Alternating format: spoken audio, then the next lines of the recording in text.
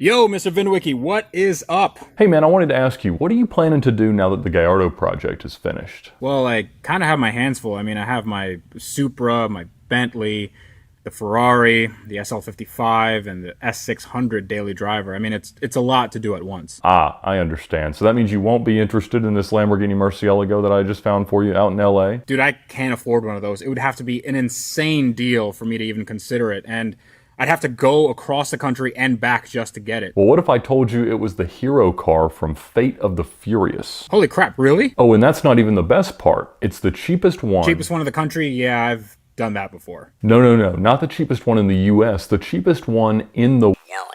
And you just have to go out there and get it. What do you think? Freddie? Freddie, can you hear me? Freddie, are you still there? Can you hear me? Did you catch on fire?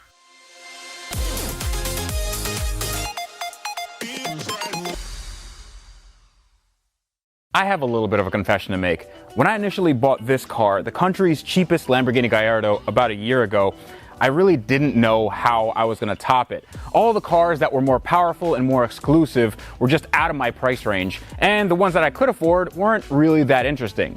That is, until I found this, a 2003 Lamborghini Murcielago that not only was the cheapest one in the country by a big margin, but it was also used on screen in one of the most popular, one of the highest grossing car films of all time.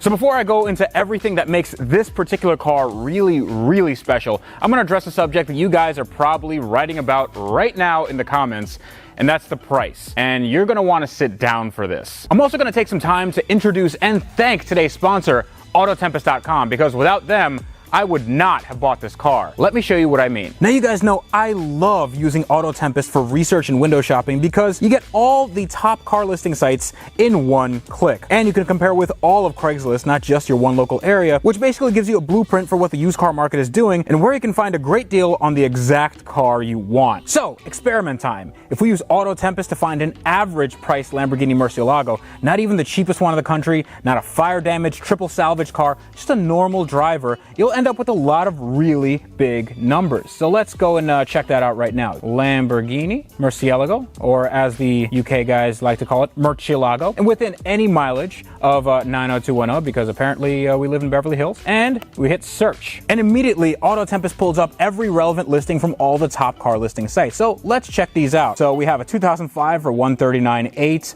A bunch of them for around 140. We have around 150, 155, 160, 162. If we keep scrolling, we realize that the average price of one of these cars ranges between $150,000 and $250,000, which is known to most people as a price of a nice house. But we can get a little bit more specific. While all Murcielagos came with the same basic 6-speed transmission, there is a huge price difference between the automated E-gear manual transmission and the actual manual transmission with 3 pedals. So much, in fact, that a late model manual transmission LP640 goes for more than $300,000 on the used market. Now, take a wild guess which transmission my car has.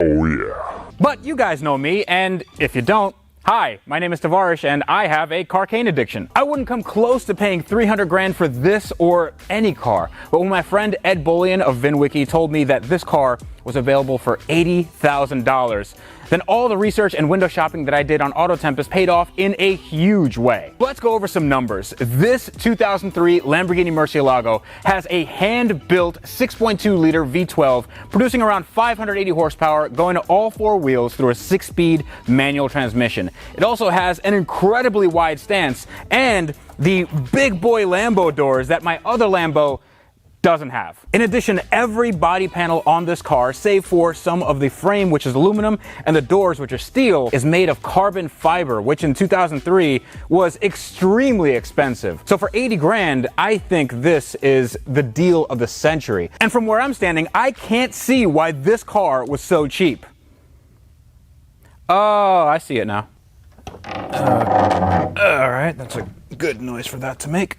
Okay, we just put that right there, and yeah, let's just call that Done. There is a lot of old school Lamborghini in this car. This V12 is the same basic block design that they used since the 1960s with the 350 GT. And even though this is a technically lightweight carbon fiber built sports car, it still weighs the better part of 2 tons. But despite that, it can do 0 to 60 in 3.5 seconds and has an utterly insane top speed of over 205 miles an hour. And fun fact, this car held the record for worst fuel economy of any passenger car ever. This had 8 miles to the gallon city and 12 highway. I'm not even mad, I'm kind of impressed. Now this isn't your garden variety Murcielago. This one was modified specifically for Fast and Furious 8 with this Arancio Argos paint job that's actually from the Aventador, and also this Veilside Premier 4509 body kit. They also fitted these massive 19-inch front and 20-inch rear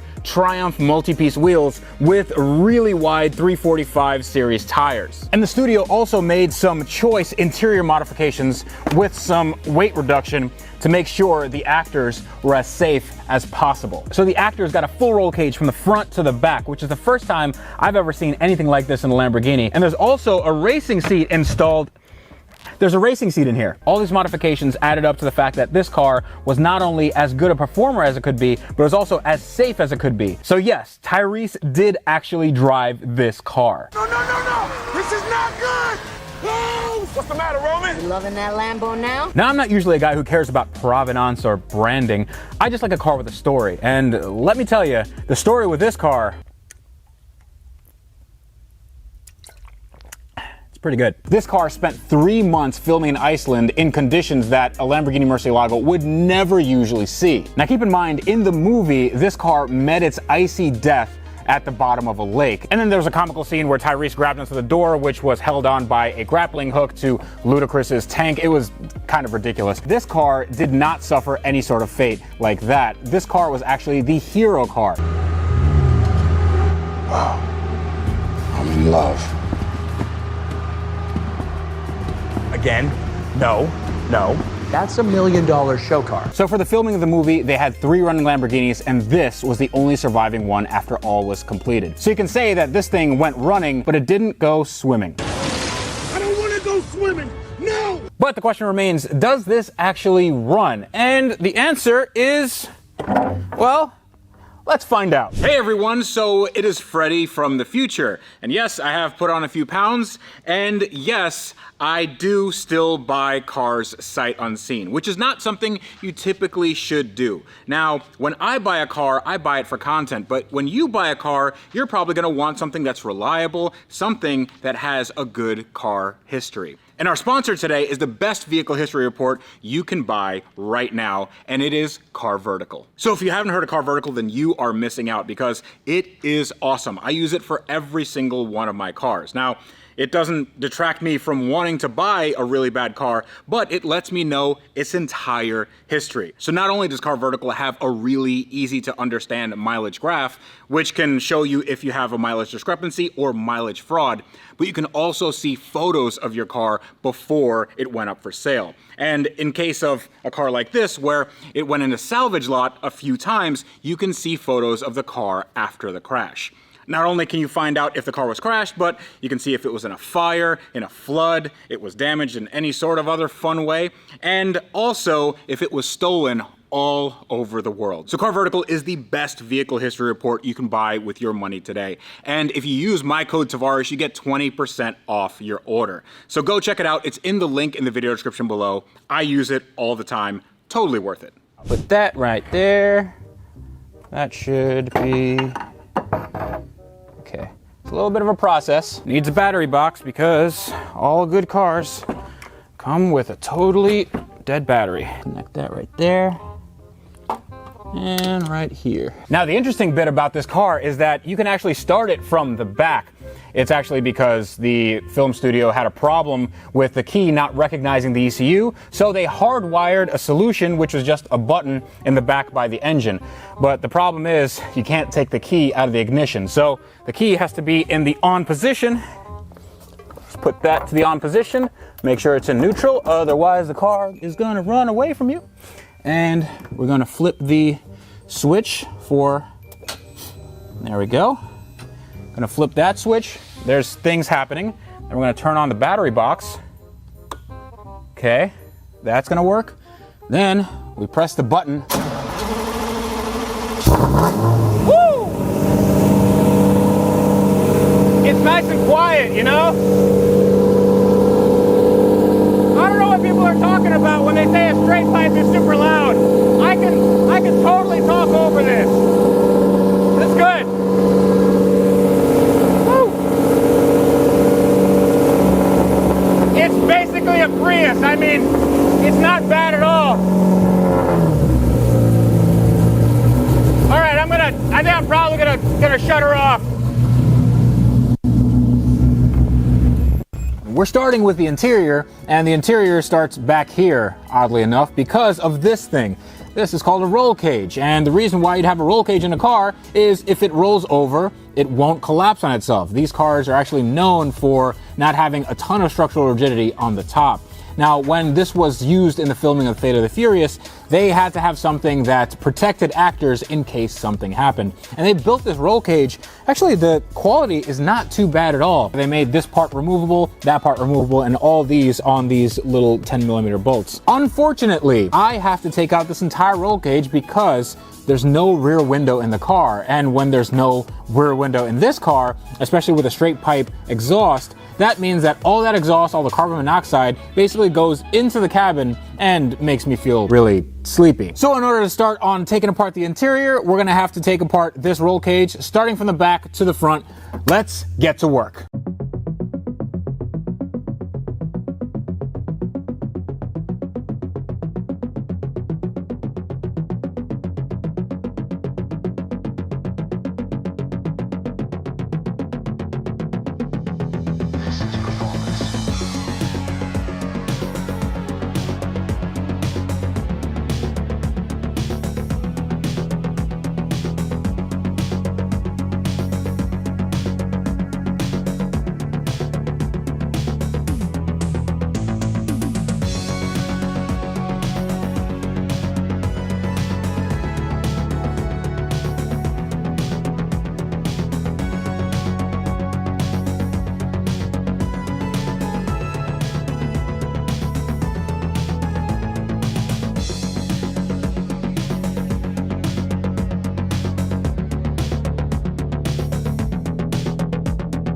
All right, now that we got all the seats and partially the roll cage taken out, I wanted to show you why I'm not keeping this roll cage in. Now, this roll cage is, it's actually a pretty nice cage. It goes all the way up, and then from here it goes into the back. The problem is, this does not have a 5-point harness. A 5-point harness would essentially mean you don't submarine in the event of a crash, but this is only a 4-point harness. I think it does have an anti-submarining device. I can't really tell. I'm not a racing person, you guys can let me know. But in any case, I don't want a 4-point harness in my Lamborghini. I'd rather just use the stock seat belts, which go right here. So we have to take this whole thing out. It is bolted down there. We have to take this out. CD changer. Actually, I wonder what kind of CDs are in here. We'll find that out later. And it's bolted down right here. These are just regular 7/16 bolts, and they are riv nutted into the frame right here. So this is all able to be taken out. Hopefully, I don't have to remove the doors. But you guys might have seen this guy. His name is Sean, and he runs an awesome company called EMF. Well, you can't really see that. Right, there we go. EMF Audio Labs, car audio. That's what you do. So the reason why we're taking all the interior out is not only are we gonna redo all the interior, but we're actually putting some aftermarket components into this car as far as audio. Sean is a bit of a mad scientist when it comes to this stuff. So we are going to build an audio system into this car because that is it's not a good head unit, and this is not a good sound system because it doesn't have a sound system. Isn't that right? That is right. Let's get back to work. Let's take this out. Let's take all these panels out and see what we're working with.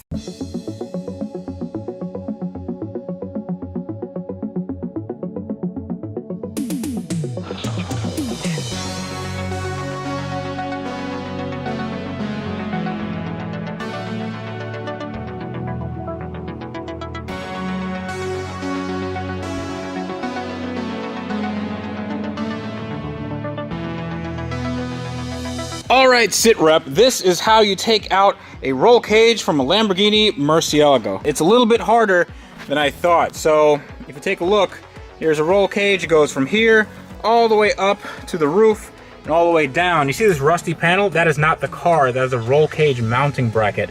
And there's 8 bolts right here all around. We took those out and we realized that we can't take the roll cage out. It is actually stuck up against the roof, and I don't want to cause any damage to the car. So what we're going to do is we're going to cause damage to the roll cage.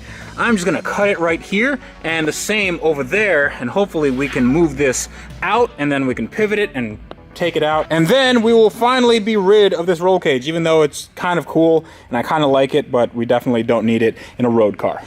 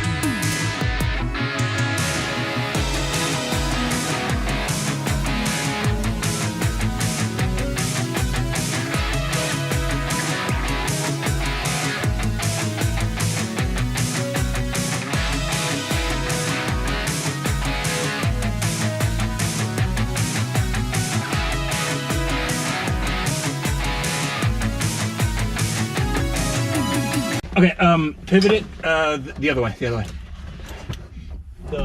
This way or the other way? The other way, the other way. Yep, more. Because I gotta it over. Yep, there we go. There we go. Now if we can go. Put it down. Put it. You good? Woo!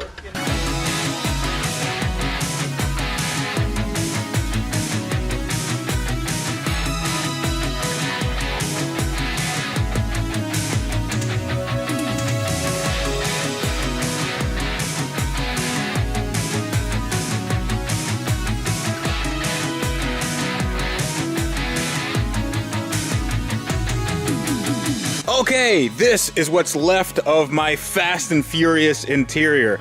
We had to do a lot of work. This actually took a long time to cut out because I didn't want to ruin any electrical equipment. There was a lot of wires around all of these bars, and I had to put a Sawzall in there, and it was real sketchy. Also, take a look at the amount of rust on the bottom of this roll cage bracket. Everything was bolted on with some quite small bolts, so I'm not sure that this would have been great in an accident. I didn't want to test that. So here's something that concerned me with the roll cage, the fact that this was right behind the driver's seat. It was actually right above it, so in case of an accident, your head would most likely hit this thing, so that had to go.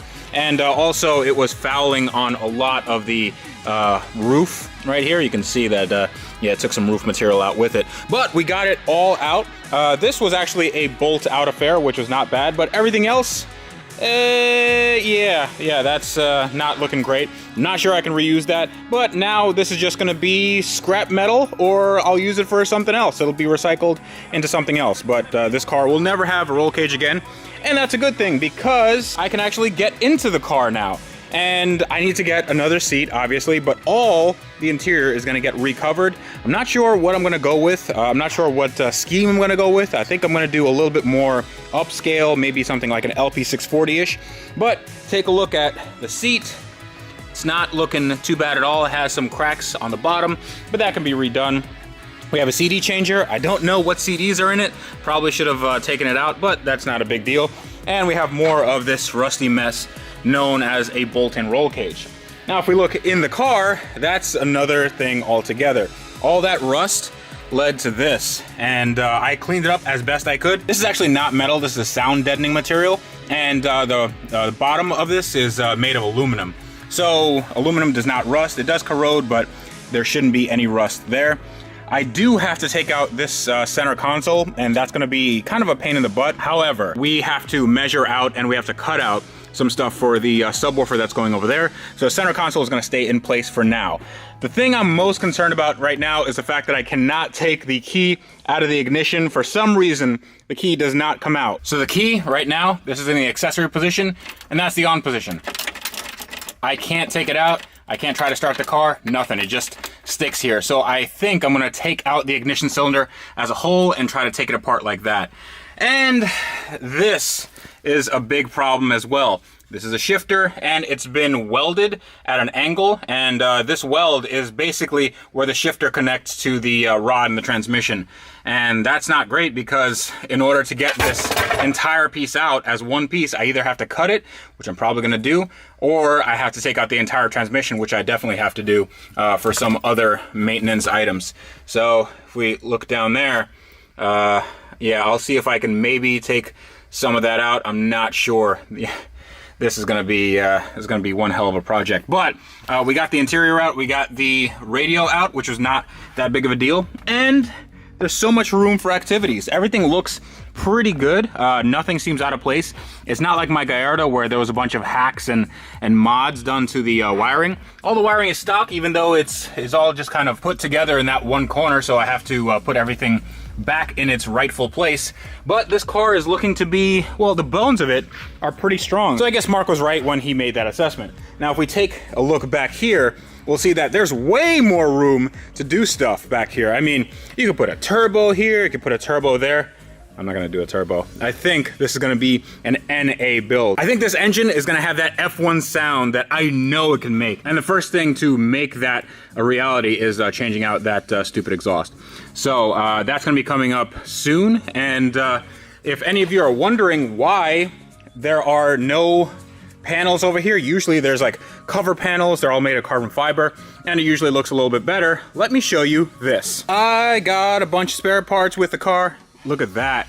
All these are carbon fiber panels. These are the engine panels, and I have extras because these were from multiple cars. They did have multiple cars in the movie. So I have doubles of these and doubles of these, and I have 2 rear windows. These are actually quite thick. Look at that. Yeah, so that's going in. I have some grills right there. I have the interior bits, and I have some more miscellaneous items right there. So this car should be sort of complete, 100%. Also, I have a hood, which is made of carbon fiber, super light. Not sure what I'm gonna do with that. I don't think there's anything wrong with my hood, but we can always, yeah, we can, I don't know, we can make a skateboard or something. And a spare door panel, I believe. So all that is gonna be going back into the car at some point. I need to get the interior done, so we're gonna be taking more stuff apart. I have to take out the center console and the entire dash, but that's not going to be today, because today I am going to be helping out Sean with making this box. By the way, for anybody wanting to know what the trunk or frunk of a Murcielago looks like, it's actually quite large. I can fit 2 carry-ons in here, and you see that I have some spare parts. This is a broken mirror, which in itself is probably like $2,000, but it's all broken here and here, so I'm probably going to get a new one. And also I have these. These are I don't know, custom made, and they go right here for that Batman look. I don't know why they made that. So have you ever had the dream that you're in school and you had a test that you didn't study for and you're super nervous? Yeah, that was a situation that I was in when I brought this car to my friend Ed Bullion of VinWiki. He is the internet's foremost expert on these cars in particular. He's had a bunch of these Murcielagos, not only the early model years, but also the LP640s. He knows basically everything there is to know about these cars, their VIN numbers and their provenance and what options they had. So when I took this car to Ed's house on the way back from LA, I got, I got an education in all things Murcielago. All right, look, dude, a Lamborghini comes with runs in the paint from factory. Right. Everybody knows that. That's I'm gonna say, this thing's got more runners than the New York City Marathon. Aw, come on. It's not that bad. It's pretty bad. It's got them. Yeah. Yeah, when we saw the pictures, I thought it was a Rencio Ishtar, and I'm pretty sure it's a Rencio Argos. It's got some metallic in it. And how do you say garbage in Italian? It's Arancio garbage? Garbaggio? Arancio orange peel. I love the tape job. I love the tape job. They just said, you know what? If we got to paint the sides of the headlights, we got to paint the sides of the headlights. Dude, this is the epitome of a 50-footer. Like, okay, if I go back, like, That's right. here, yeah, if I go back here, that car looks great, but I love also, you know, headlight washers were stupid in the first place. Yeah. So let's just delete those. Well, the reason why is because I think this bumper is not even an aftermarket bumper. I think they made this bumper in-house because they kept breaking them. So this bumper, it's actually supposed to have a little splitter there. Yeah. And if you notice, it's a little bit off kilter. It's a little bit off to the side right here. Well, like the motor, just to clear the differential, move that the side. So the bumper is there to clear the differential. To clear the extra thickness internally of this this front emblem, which obviously is. Yeah, we got some extra. It's an extra thick boy right there. So this is special. I'll tell you something. The first Lamborghini I ever sold when I worked at Lamborghini Atlanta was a 2003 Murcielago with a Premier 4509 body kit. Yeah. And it was from Alabama. We'd consigned it. It was a Hawaiian car originally, and now it is back in Ontario. So nice. Maybe it's been crashed and you can get a better version. Maybe it's this one. Maybe it's this one. You're just not noticing it. How they made these look OEM-ish. I think those might be OEM. I'm surprised it accepts them. I love how there were so many different lines in the way this was developed, and they just decided to merge them all. Yes. Like, this is the intersection. It just kind of, What sort of wheels are these? These are Triumph forged wheels. They're apparently not bad wheels. Okay. They're multi-piece wheels. You can see the bolts down there, but they're not horrible. Actually, I haven't even seen if there's no locks on the wheel lugs, which is good. That's yeah. Yeah. Otherwise, that's a real bad. I would imagine that their original strategy was to paint the car Arancio Atlas. Okay. Based on the fact that the hood that's in the back of your truck and the caliper color is more consistent with the traditional Mercy orange. So this Arancio Argos was the launch color for the Aventador. So the movie was 2017. Yeah. So obviously that would have been the most recent, kind of heavily publicized Lamborghini orange. So you think they tried to get Aventadors, but they couldn't, and they just settled for this? You know, maybe there's so many examples of movies that used a different car incorrectly because whoever made the decision just didn't know anything about cars. Right. And this sort of reflects that, I think, in a lot of ways. Yeah. But you got proper slicks here. Yeah, these are for racing. That's good. You don't need ice racing. You don't need ice racing. You don't need tread in the back, especially on ice. That's a rule. Do you like the Lamborghini sticker here? I do. You know, it's almost like they thought, we're going to try to cover up both the mounting holes for the stock script, but we can't because we didn't do it quite right. And so let's just not bother.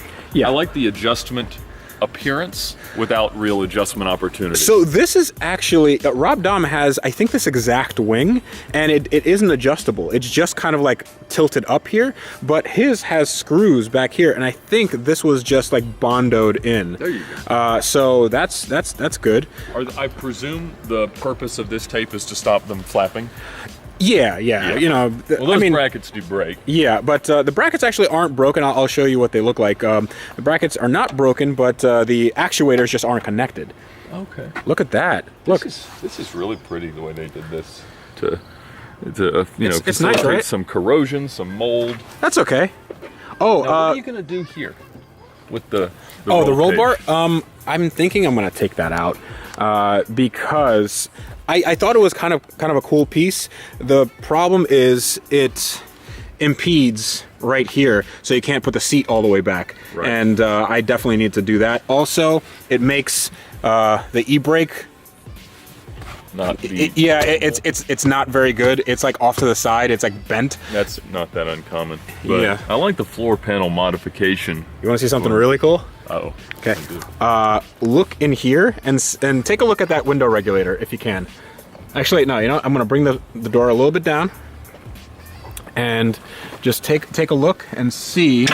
Yeah. Oh my goodness. Do you see what you're looking at? I do. Yeah. Oh yeah. Yeah. You know, Someone got a merit badge for that. I guarantee you. absolutely. There's a scout badge for that. That's just a beautiful. It's not bad, right? I was wondering why the windows didn't work, and then I found out that it's just made of wood.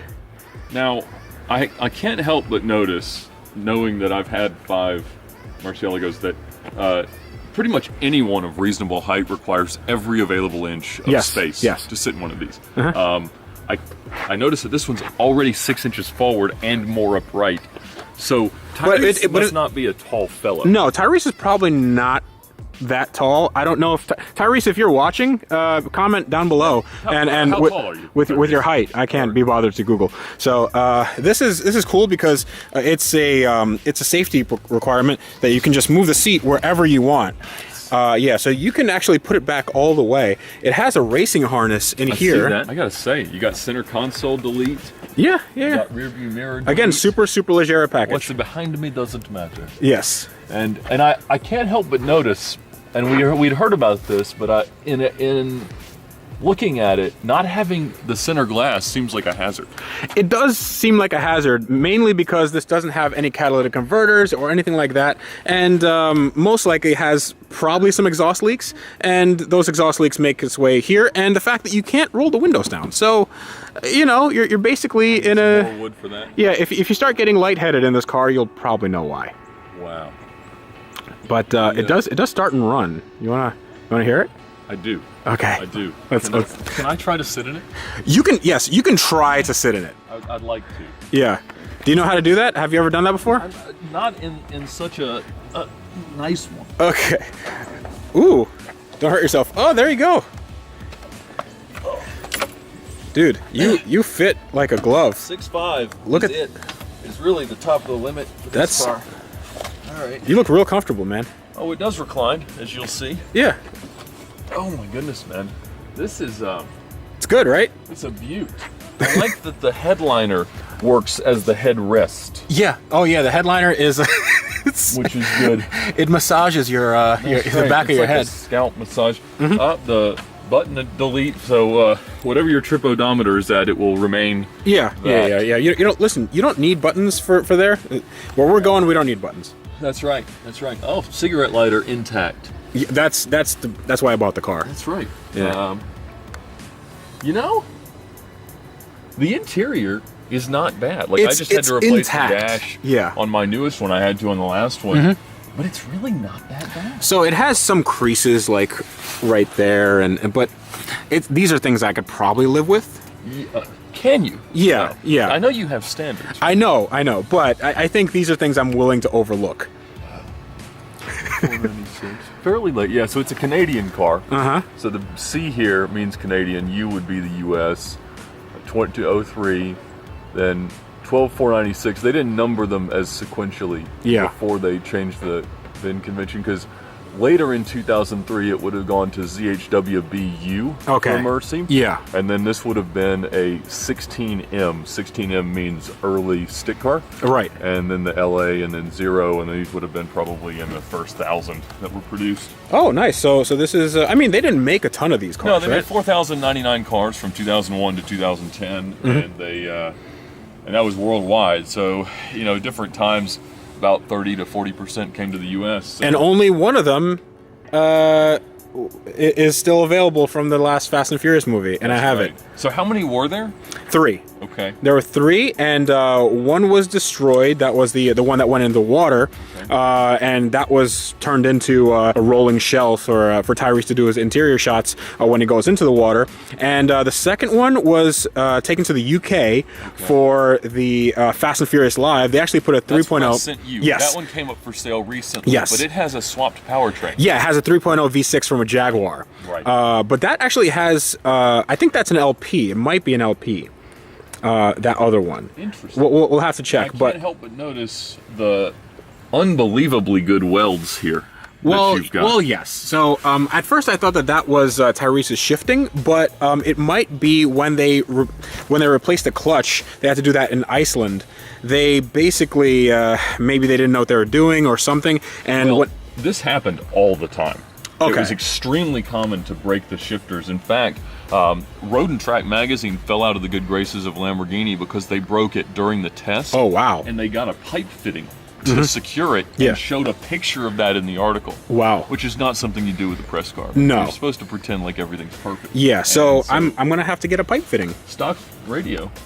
Stock radio. It needs a code, so it does not work, but it's okay because the speakers are not in the door panel, so that's okay. I also like that when they deleted the mirrors, yes, to keep continuity, they deleted the mirror adjustment. Actually, the mirror adjustment is still there. It's just in there. It's just inside. It's like a scavenger hunt. This car. Dude, I'm so down with this car. I'm just like finding everything, but it's wonderful, Freddie. Yeah, I like it. All I need is the $20,000 carbon fiber interior package. That's right. And she's good to go. This car is as much you as that Veyron was to me. Yes. This is going to be awesome. You got it. Yes. I'll let it get away. Oh yes. Dude, you can drive it anytime you want. You want to drive it right now? Actually, don't. Take it out. Let's just turn it on because the clutch is toast. What? This is a USB keychain that's attached to your car permanently. Okay. For what exactly? I don't assume that this car had USB key. Mysteries of the world. It's not a Lamborghini keychain. Is it a Koenigsegg? Do I have a key to a Koenigsegg? It's probably a Koenigsegg. It's probably or the Pagani, the one that's the car and you put it in. Yeah, it's a Koenigsegg. Yeah. I also a thing. These keys did not have holes for keychains. Okay. So someone's drilled it in. That's okay. That's good. It's more useful. That's a good thing. That's a good thing. Yeah, I like it. All right, let's start this car up. All right, so Ed, you were going to be the hood prop. It's my greatest calling in the automotive world. Yeah, so yes. That's a good sound for carbon fiber to make. That. Come take a look at this V12 awesomeness. I'm going to put this on because this is just like it left Sant'Agata. Yeah. Also 25.1. Maybe someone's bragging about how far they could run with that. Okay, let me see if we can connect this because it doesn't kind of. This is a proper Mad Max roll cage. Yeah, it actually doesn't. It's not bad. It's not bad at all. Nope. Do you have an actual battery box? No. Okay, great. So that's not going to work.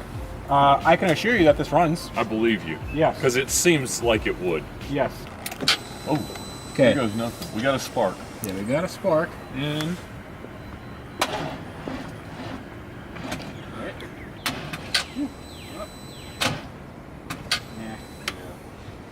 Not gonna work. Right. Okay. Well, I'll take your word for it. That was a whole lot of nothing, but we did get some good conversation. You saw the car? I see the car. I'm very happy you got it. I have a friend today. I'm Sean with EMF Audio. Yeah, he's Sean with EMF Audio, and the reason why Sean is here is because all this stuff is getting installed in that car. That's my 2003 Lamborghini Murcielago, and it was the movie car from Fast and the Furious 8, or Fate of the Furious, or Fate. Okay, anyway, this is what Sean does. He does all this sort of audio stuff.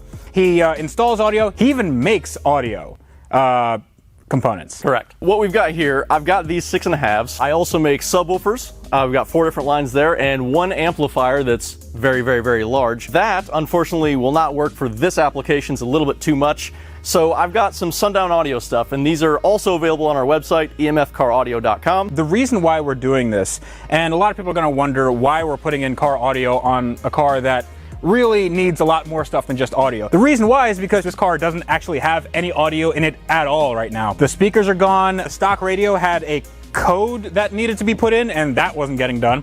And this radio is really old, and I wanted to do something that made the car as loud as it looks. Well, we're actually gonna make the box specifically for this car. Yes, I have a custom stereo that's building the enclosure specifically for this vehicle. So you guys will be along every step of the way, but before we do that, I wanna go over, I just want a rundown of everything we have on this table. Okay, well, let's start with the battery. So currently we have a dead battery in the car. So we're gonna put the best battery we can put in there, which is going to be from Excess Power. We need everything that we can get to this amplifier, which is the Sundown Audio SAX 200.4. It's 200 watts by 4 channels. Yeah. We're going to use the front channels on the 6.5s. So there's only going to be front speakers in this car. There are no other speakers, basically. It's just the front. For the mid-range, yes. Yeah. Okay. The rear channels are going to power the subwoofer. This Should it? Okay, yeah, it's pretty heavy. That's good. Okay. So this is a Sundown Audio SD3 10-inch. It is shallow, which is exactly what we need in this application. It is intended to be used in a sealed box, which is all we have room for. We have clearance in front of it because the surround doesn't protrude. Yeah. So we have the seat that goes right in front of it. This is perfect for this application. And I can also put a grill on it if I want to do that in the future. Correct. So on this amplifier, we have high-pass crossovers, low-pass crossovers, subsonic filters. This is the perfect thing for this application, especially with its size. Yeah. So this amp actually has 4-gauge inputs for power. We have a 1/0 gauge wiring kit. 4-gauge wire and 1/0 gauge wire. That just means the thickness of the wire. The lower number you go, the thicker the wire is, correct? Correct. And the larger the wire you have, the more current you can carry through the wire. So you have to have an appropriate sized wire. Yeah. Otherwise, the wire is going to get hot and then it burns your car down, which we definitely don't want. Unless you have an appropriate fuse. The fuse goes on the wire, which if you have the appropriate fuse for the appropriate wire, you shouldn't burn your car down. I feel like a lot of these cars shouldn't have burned down, but they did anyway, so. That is true. We have the 16-gauge speaker wire for the mid-range. This is OFC, this is oxygen-free copper. The best wire you can get for clarity. The wire doesn't get hot as you put power through it like aluminum can do. Right. And it is silver tin, so it's guaranteed that we are not going to have a problem with corrosion or oxidation. These speakers are actually your speakers. You make these, right? I do make these speakers. I designed these speakers with the intent of being able to use in a car, on a boat, and a motorcycle, and ATV. They're weather resistant. We have a carbon fiber cone. This is actual real carbon fiber. That is awesome. I mean, that perfectly goes with this. This is it's a whole carbon fiber build, carbon fiber speakers. We've got a titanium dome tweeter. Everything is sealed so you can have weather on it. So if you leave a door open at a show, it starts to rain, you don't have to worry about these speakers. Awesome. What about this? The RCA cables. Is there anything special about these guys? There is. So these also use OFC wire in them. So we have the best possible wire you can have in it. Right. It's a twisted pair to reject any kind of noise. Okay. The installation, very, very presentable, makes for a great installation. And these tips are actually custom tooled. There is not another set of RCAs outside of Sundown that have these on it.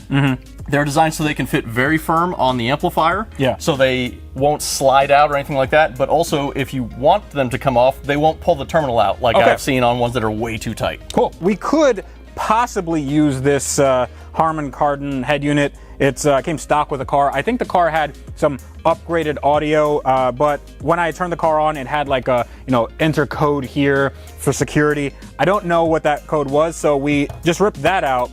And I got this Alpine head unit, and it was literally just the cheapest one that I could get on Amazon. I think it's like $70, but it's a Bluetooth head unit, and it doesn't have a CD player. Who uses CDs anyway? This fits the Lamborghini vibe because Lamborghini and Alpine have been working together for a long time.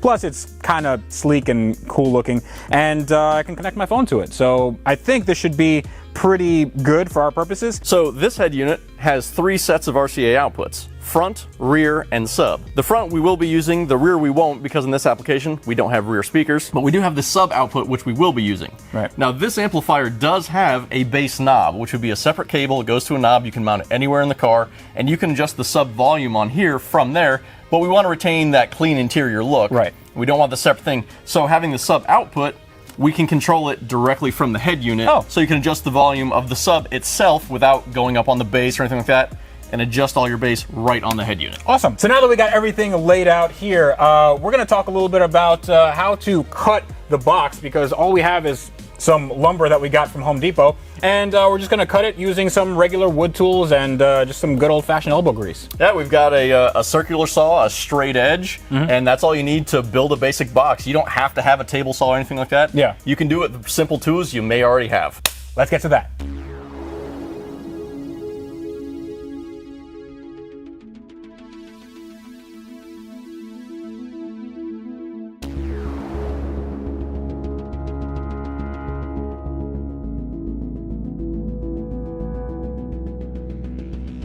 Details will be given about what to do, when to do it, and how.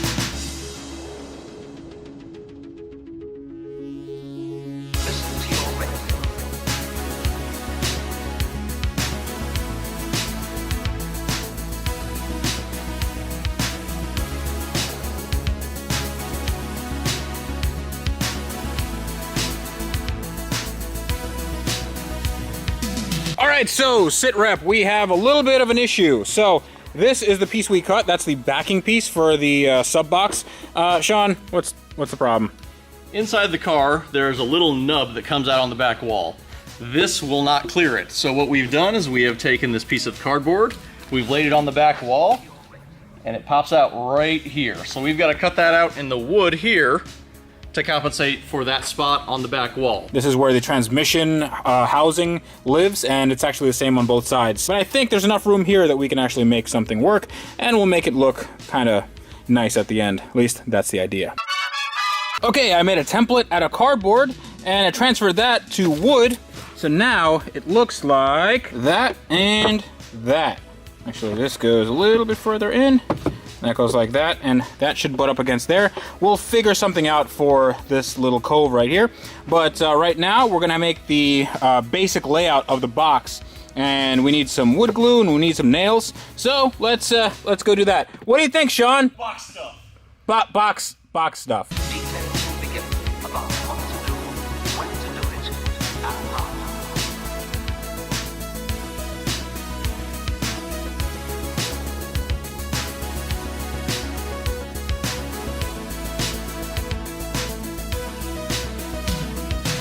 Listen to your brain.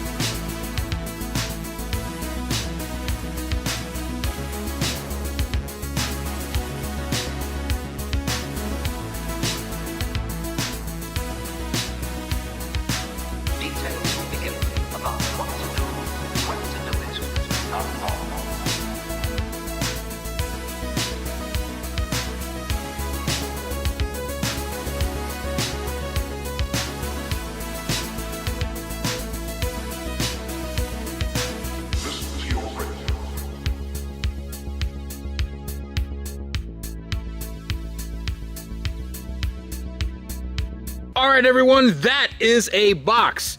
Well, most of one. So we cut the hole, we routed it, and what's this thing called that we did? That would be a roundover bit. Roundover bit. So we made it nice and rounded over. But right here is where the magic is going to happen. We're actually going to put some fiberglass here. We've already taped it off in the back and the inside. So all we have to do is lay a bunch of fiberglass on here. We have some fiberglass mat and some resin, and hopefully by tonight this should be nice and hard, and then we can put that in the car, and then we can put the subwoofer in and wire it up, and then we're gonna have some beats.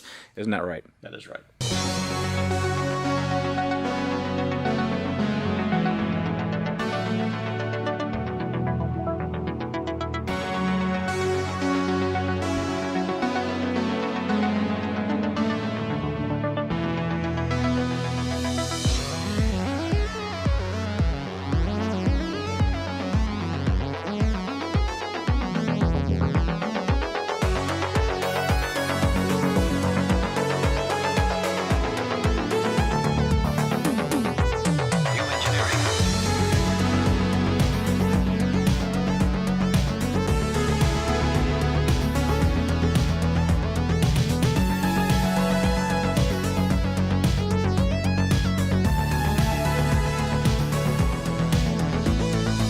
Okay, we're in the home stretch, and I know it doesn't really look like it, but bear with me, we are almost done. So I have the wheel off because apparently the only way to get to the battery is when you take the wheel off. This is the old battery. This is an old Optima that does not hold any voltage.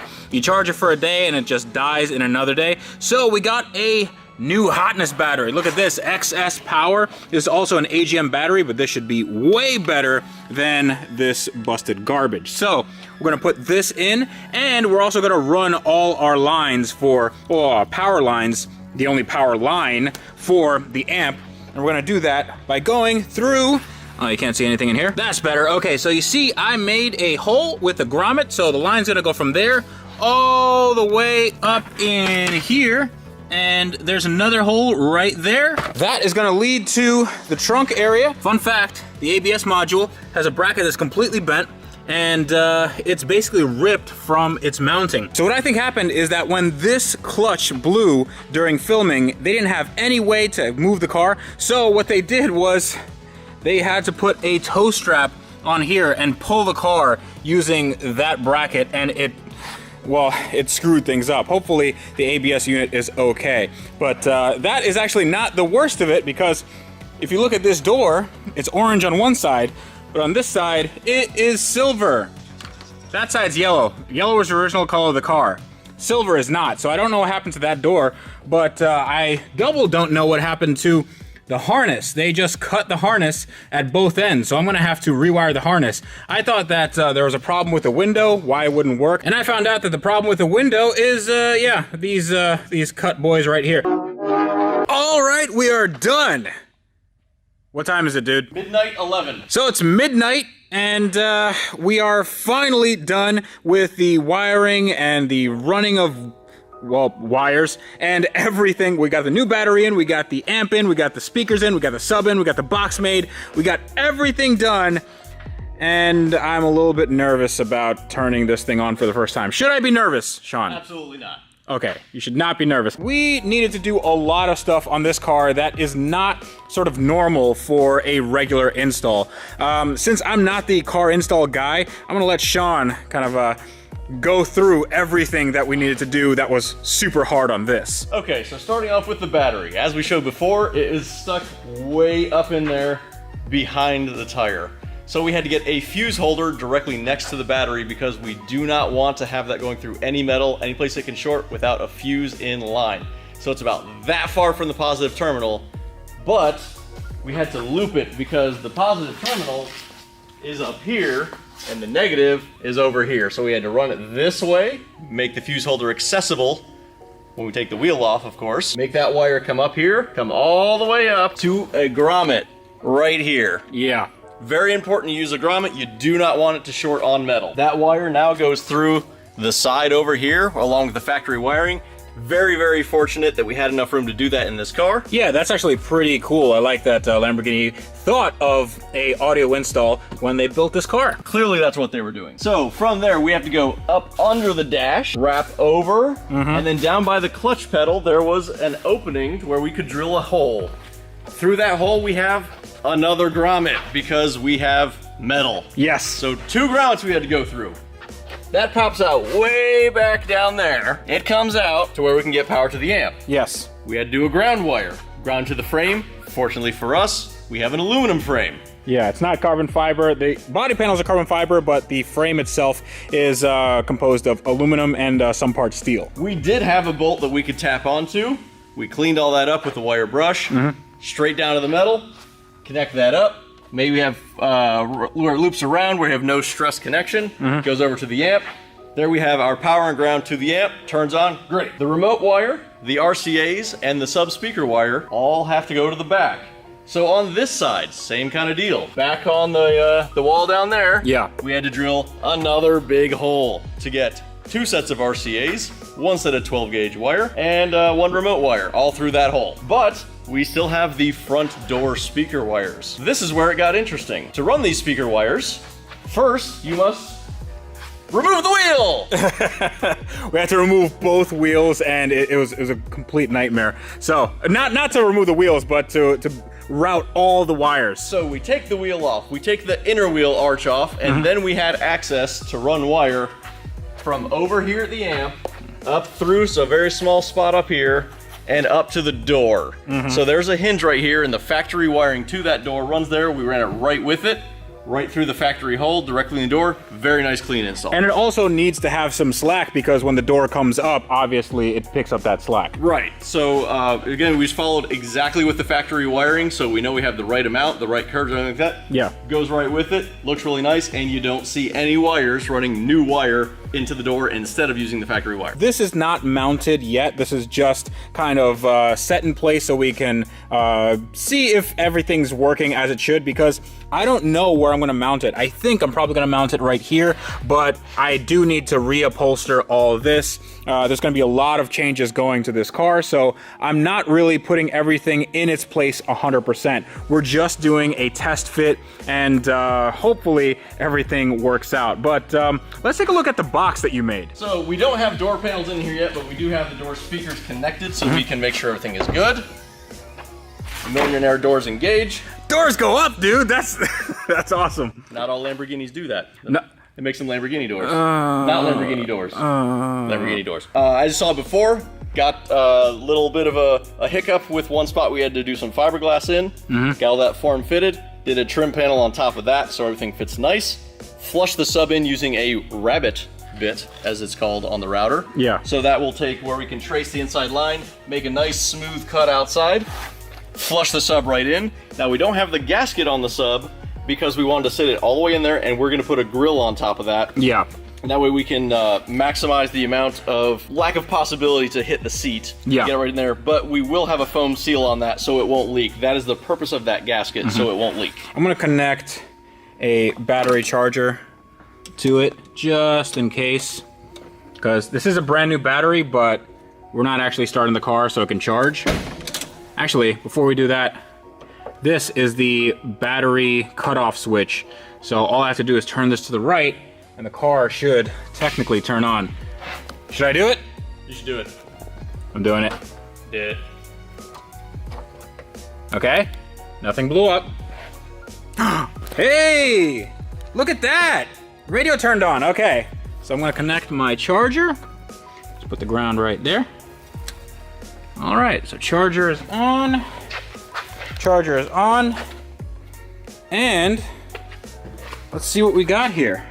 I'm gonna put it to the on position. Hopefully everything turns on as intended. All right, that is a lot of lights. Boom!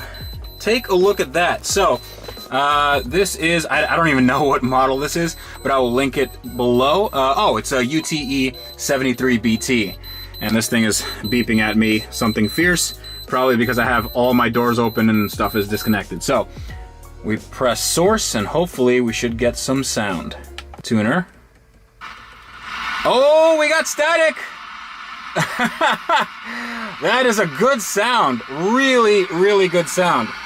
And we have those speakers with the carbon fiber cones. They're obviously going to sound a little bit different with the door panels in place because the door panels act as an insulator, and the reverse wave will be isolated from the front wave, so it'll sound much better, and we'll actually have a lot more mid-bass because it'll act more like an enclosure in the door rather than just freely mounted.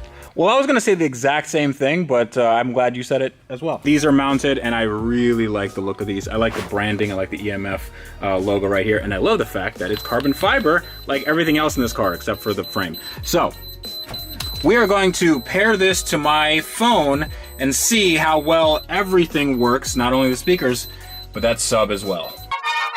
Okay, my phone is connected. Let's see if this works. Press play. All right. Ah, shut up.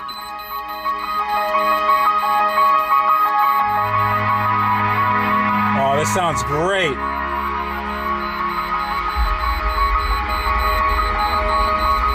I can't wait to hear what this sounds like with door panels.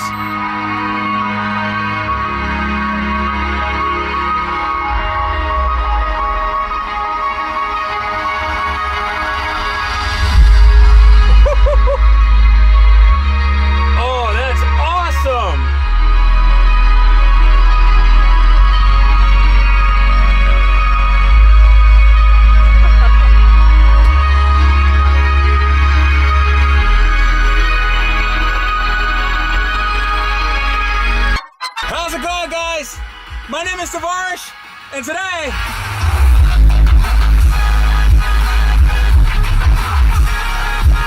Woo!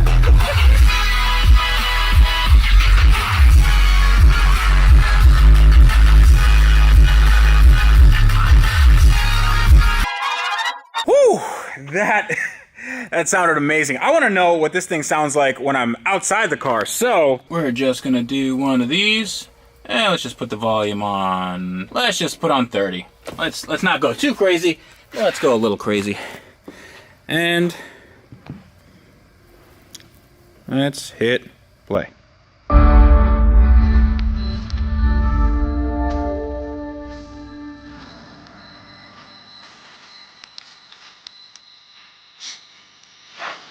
This is insane. This is crazy. There's 3 speakers in this car.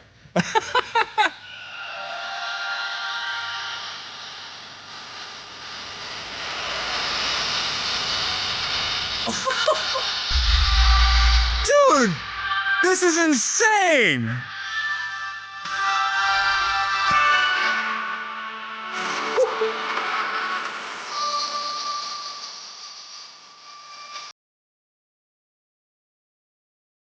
Jesus Christ.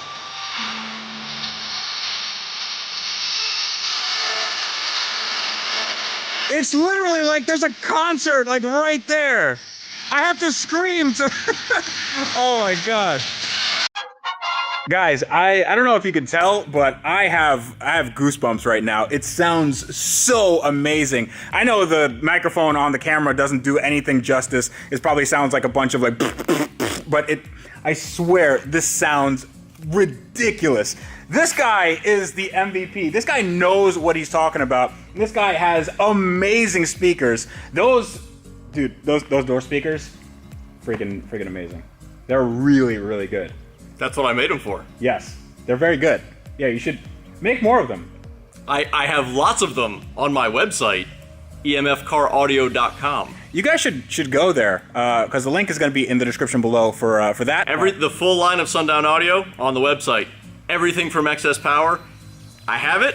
If you don't see it on the website, ask. I can get it and ship it right out to you. I am going to calm down a little bit because I am extremely excited. It is midnight, and I now have a car that sounds amazing. This is the best sounding car I've ever had, and it's not even on.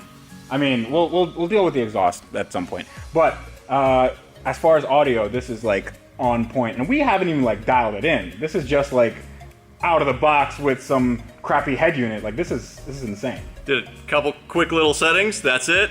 We'll play with it more after we can listen to it, get door panels on, get it really dialed in. So if you see it at a car show, you can listen to it at its best. Oh yeah, I can't wait.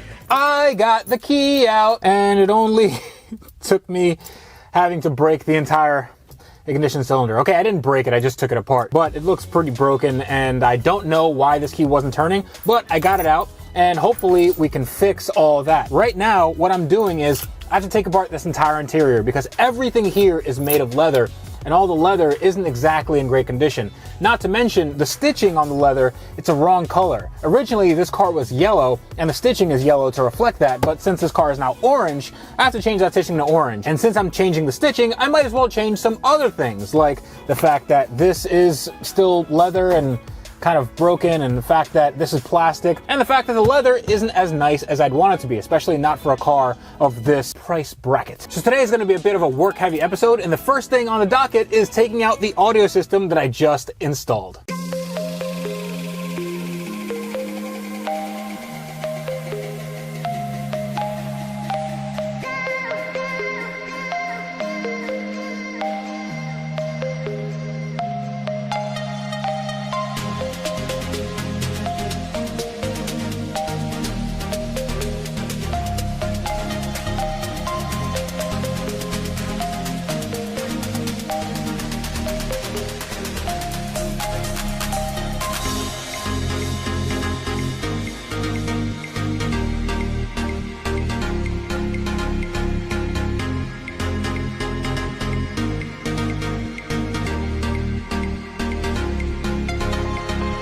All right, now that we got some more panels off, I can sort of see how to take the dash off. There's some bolts and stuff back there. I'm just gonna take them all off and see if I can get this all loose. Now, this was the most important part because every panel in the center console is gonna get redone, and not by the same place it's gonna redo my dash. And it's gonna get redone in a Well, let's just say it's a material that you haven't seen on a Murcielago before. In any case, I found something out that's actually pretty cool. So I have the airbag harness right here, and the car had an airbag light on it. And I was told when I bought the car that the car had the ABS system and the airbag system defeated, meaning that the airbags would not work and the ABS would not work.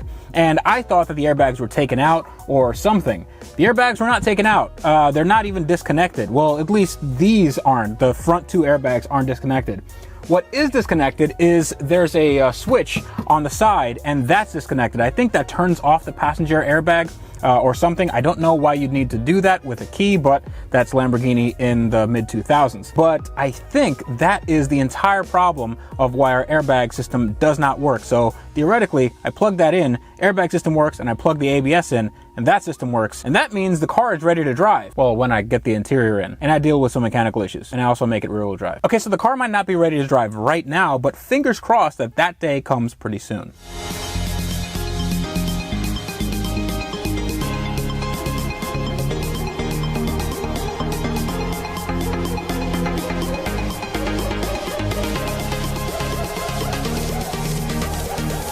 All right, let me show you around the car now that it has been significantly lightened. So this is the dashboard and it's almost ready to come out. I say almost because I have no idea where the bolts are over there, but we'll find that out. If you take a look over here, you'll see that I had to move a lot of stuff around. So these are all on bolts, and in order to get the dashboard out, there's two 8mm bolts up there, and then there's some down there, and there's one all the way up there that you can't see. And I found some really interesting stuff on the other side as well. This panel was super hard to take off because there's bolts, and the only way you get them off is on the inside. I cheated a little bit and I just I just bent it. This is supposed to be straight, so I bent it and I got to the bolts, and now it's off. I didn't break anything, and I can bend it back. It's not a big problem. But what I do see down there is, you take a look, it's like a switch panel. I don't know what that switch panel does, but it looks like it says Kony Diagnosis. It says DRL USA version and output diagnosis. So I don't know if this is a dealer level thing, but I definitely found an Easter egg in the car. That's actually pretty cool. But as far as taking this apart, there's a bolt right here. There's 3 bolts, or just 2, I'm not sure. There's a bolt right here. I'm not sure I'm gonna take that out, and just I don't know why that's there. That seems kind of out of place. It's just a self-tapping screw. So just take all these bolts out, and hopefully there's none up there because I can't get my hand in there. And then this thing should be good to go. At least that's the idea.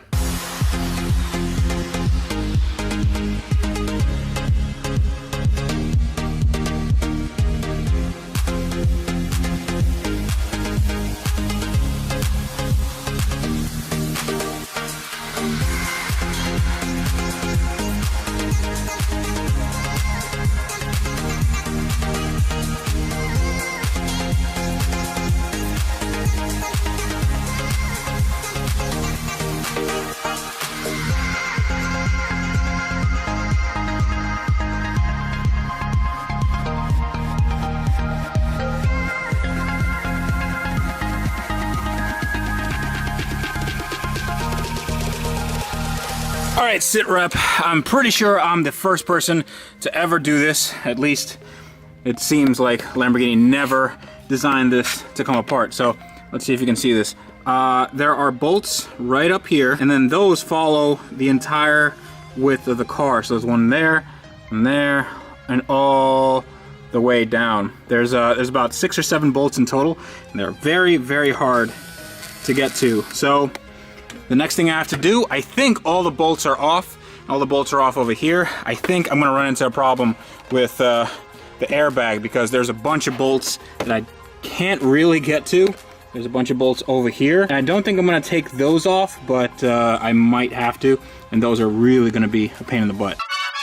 On second thought, that actually wasn't that hard. So I took off the bracket in front of the bracket, and now I believe I can move this ever so slightly. So I just have to do the same to the other side, all the way in there, and then hopefully this dash can come out. Man, this thing is hard.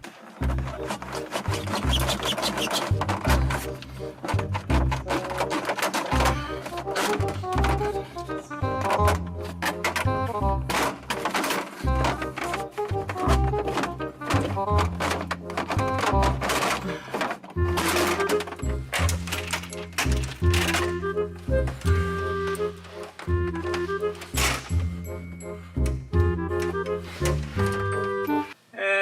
see, I knew we could do it. I wasn't worried about not being able to take out the dash and not being able to recover everything and not being able to have a nice looking car. I wasn't worried at all. So here she is in all her naked glory. This is what a Lamborghini Murcielago looks like without a dashboard. And there's a lot of stuff going on here.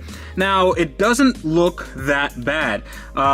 There's no frayed wires. There's no signs of water ingress, except for, if you look over there, can you see that? That's where there is an air gap, and that's gonna need to be filled in with some window sealant, because when they install this window, they definitely didn't do a great job. So that's where air and water comes in. Thankfully, no water came in and nothing shorted out any electronics. But the rest of this seems pretty serviceable. You see that the passenger airbag is still in its place. I didn't touch anything with that. And this wire right here is basically what had my airbag light on. This is what disabled my entire airbag system. And as soon as we connect that, the entire system should work. These are the weird switches that I have no idea what they do. Maybe there's some super secret US to Europe conversion. I don't know. But we also took out the center console. I still haven't taken out the back or the headliner. The headliner is actually glued onto this very thin roof, so all I have to do is just rip this off. I don't want to rip it off right now, but everything else is going to get recovered. I'm thinking about doing this in leather instead of cloth,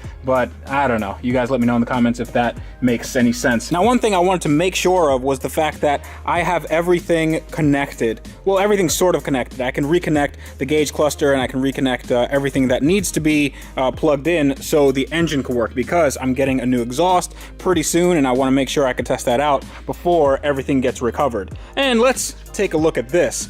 This is the entire interior, save for some of the headliner, of a Lamborghini Murcielago, and it's not real bad.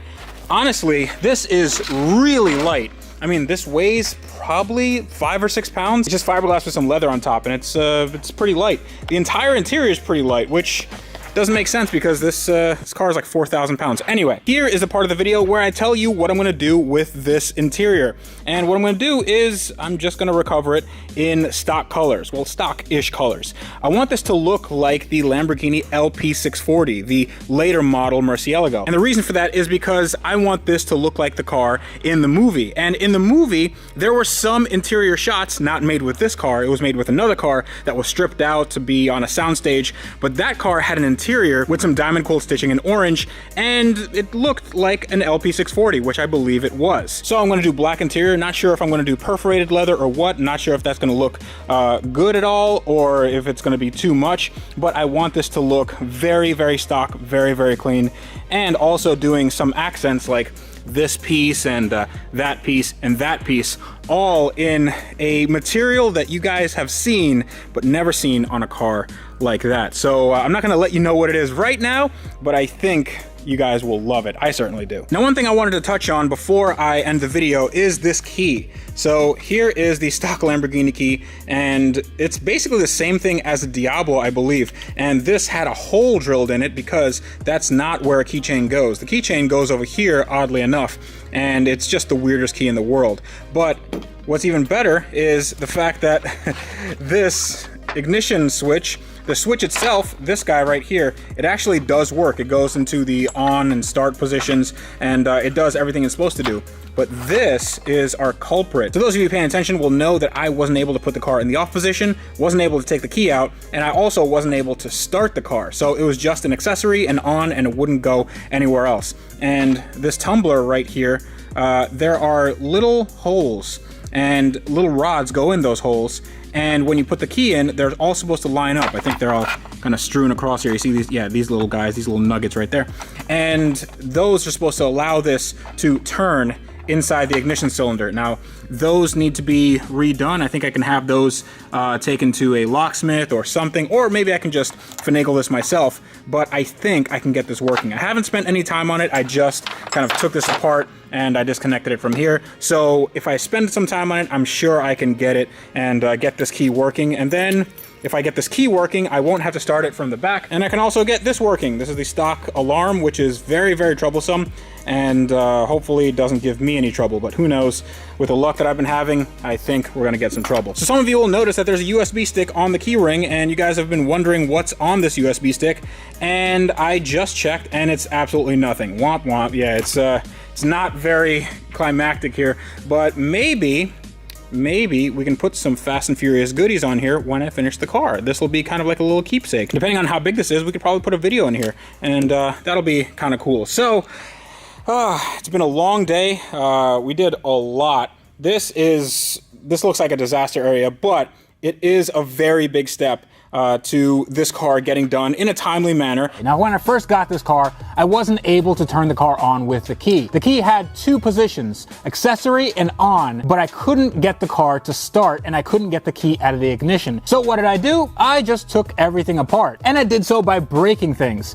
And it's not because I didn't know how to do it. You actually are supposed to break things to take this apart. This is the ignition cylinder for this car, and let me show you what I did to take it off. All right, check this guy out. This is a Cyper 50050 ignition cylinder, and it was made in Italy. Now, these were made between 1985 and 2000 something, and these were in a lot of Italian cars. They were in Fiats, they were in some older Ferraris, I believe the Testarossa had this, and also the Lamborghini Diablo and early Murcielagos. And an interesting feature about this is the fact that you're not supposed to be able to take it out of the car, like I obviously did, and that is indicated by these. These are self-shearing bolts, which means that when you get to a certain torque at the head, it just shears right off, meaning that you can't take these out. So what I had to do was I dremeled a little slit right here on both sides, and then I used a flathead just to get these things out. Now this is a regular thread. I think it's like an M8 thread,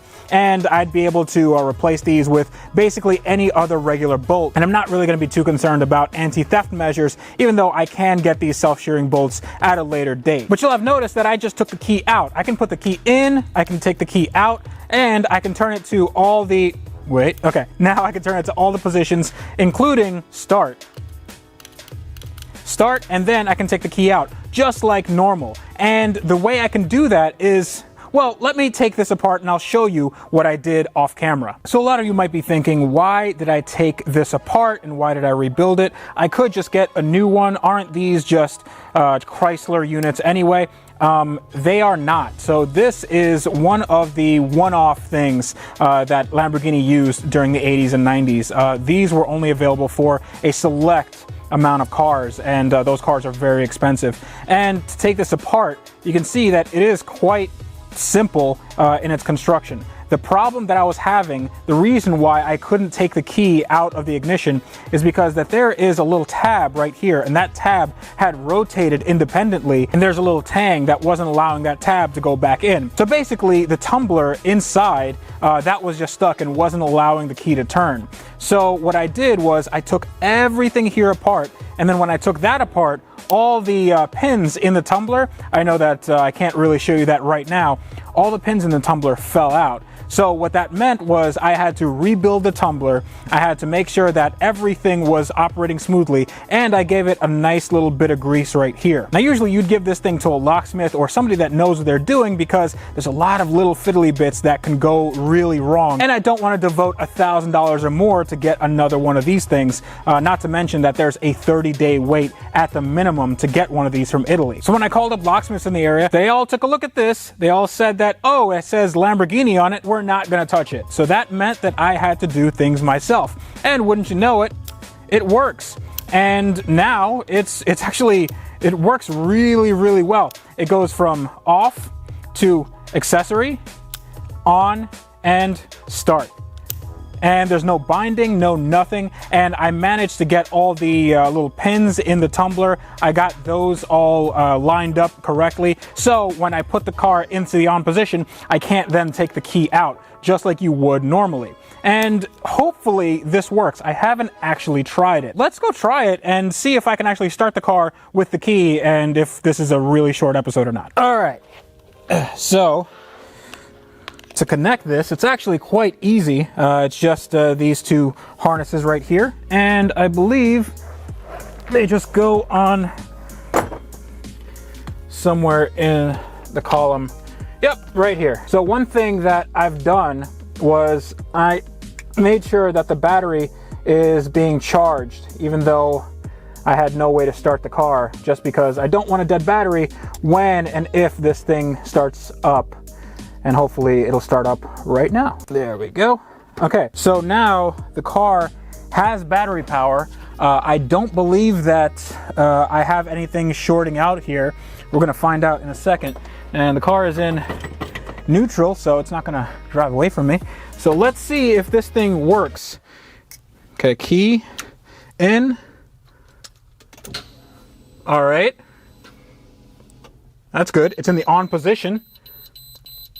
Let's see if it starts. And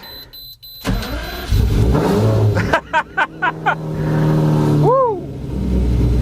Right on the button. Wow. And let's see if it turns off and I can take the key out. That was a little too easy. Is the car on fire? That was easy. Okay. I guess this is a short episode. Actually, no. Actually, let's do some more work. All right, let's start back here. Those of you with smell-o-vision will know that this is a straight pipe exhaust, which makes a lot of noise and it doesn't have a ton of tone. And I really need to change this thing out. But before I can change that out, this orange thing, it's called a back bumper or a rear end, needs to come out. So I actually don't know how to do this. I have never taken a Lamborghini Murcielago apart, and I can assume that this has already been taken apart lots of different times by the production company. So it's probably gonna be easier in some respects and harder in others, but I see that there's a bunch of Phillips head screws which are not standard, and that'll just make it a little bit easier maybe, but let's just start taking stuff apart and seeing where we end up.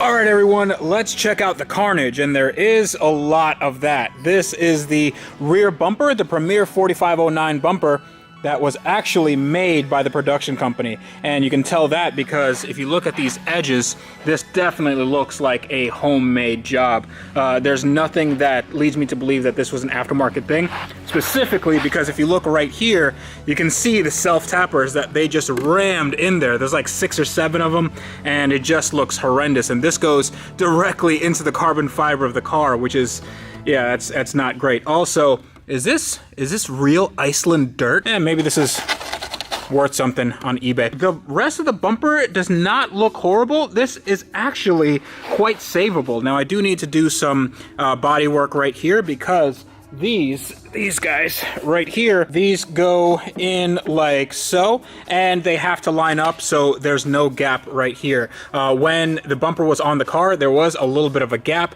and it didn't look very good. So I have to address this. I also have to address this. This is just a painted bar where there should be a vent here.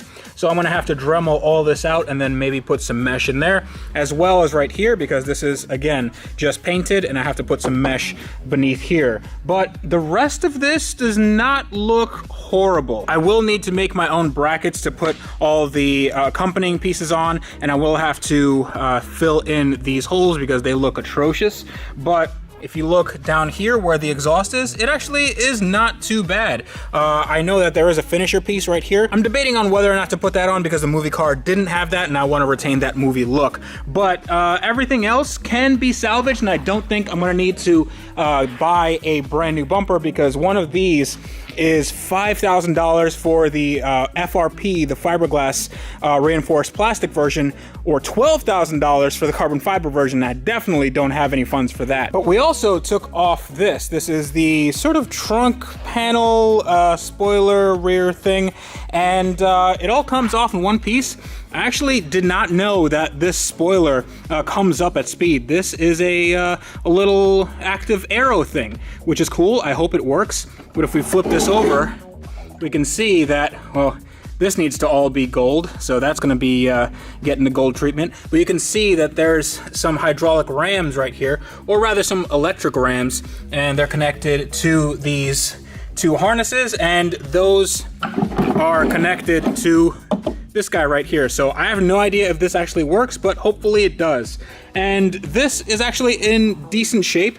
You can see that the holes for the Lamborghini emblem are still there. So this is just a sticker. I can take that off. Not going to take it off right now. But this just needs to be sanded and then painted, and then this will be good to go. Now, one thing I did notice is that this was misaligned, and this can align up or down in the engine bay, and on here rests the latch for the rear bonnet. That's where the engine is. And honestly, all I needed to do was just raise it up a little bit, and the bonnet would have closed normally, because my bonnet, as it stands right now, does not close. So let's go check out the car. That looks freaking insane. Look at look at this Mad Max thing that lay in front of you. It's crazy. I've never had a car that looks this cool underneath the skin. And there is a lot underneath the skin, a lot of overspray, that is. I mean, you can see this orange paint that's just everywhere. It is on the radiator, it's on the fans, it's on this heat shield, and other than the paint, it doesn't look all that bad. Oh, it's also on the exhaust. The more layers I take away from this car, the more I like it. I see that the bones are actually pretty good, nothing to write home about, and I can put this back to a stock-ish condition. I can make this into the F1 Screamer that I know it can be. Now, speaking of F1 Scream, this car definitely does not have that F1 scream.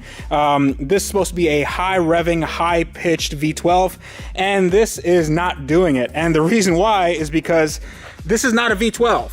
And I know you guys are saying, oh, look, it says V12 on it. And yeah, not according to the exhaust. So if you follow this, if you follow the exhaust, let's pretend like you're an exhaust pulse from the engine. So an exhaust pulse, it's born right here, goes into the header collector, then goes down here through the straight pipe section, then goes up through here, crosses over to the left side of the car, then crosses over again, and then goes into a 1 to 2 collector, and then the 2 to 1 collector, and at no point does it meet its brethren on the other side of the engine. So according to the exhaust pulses, it's 2 inline 6s, and never shall the 2 meet. And what I'm gonna do is remove this muffler section, well, the muffler section where the muffler's supposed to live. What I'm doing with this is I'm taking this off, and then I'm having a merge pipe made for me by the guys at Velocity AP. Now, I don't have the exhaust just yet, but they did send me a little picture of it on email, and this is what it looks like. Oh yeah, I can't wait to get that on, because that's what's gonna give this thing the high-pitched scream that I really want in this car.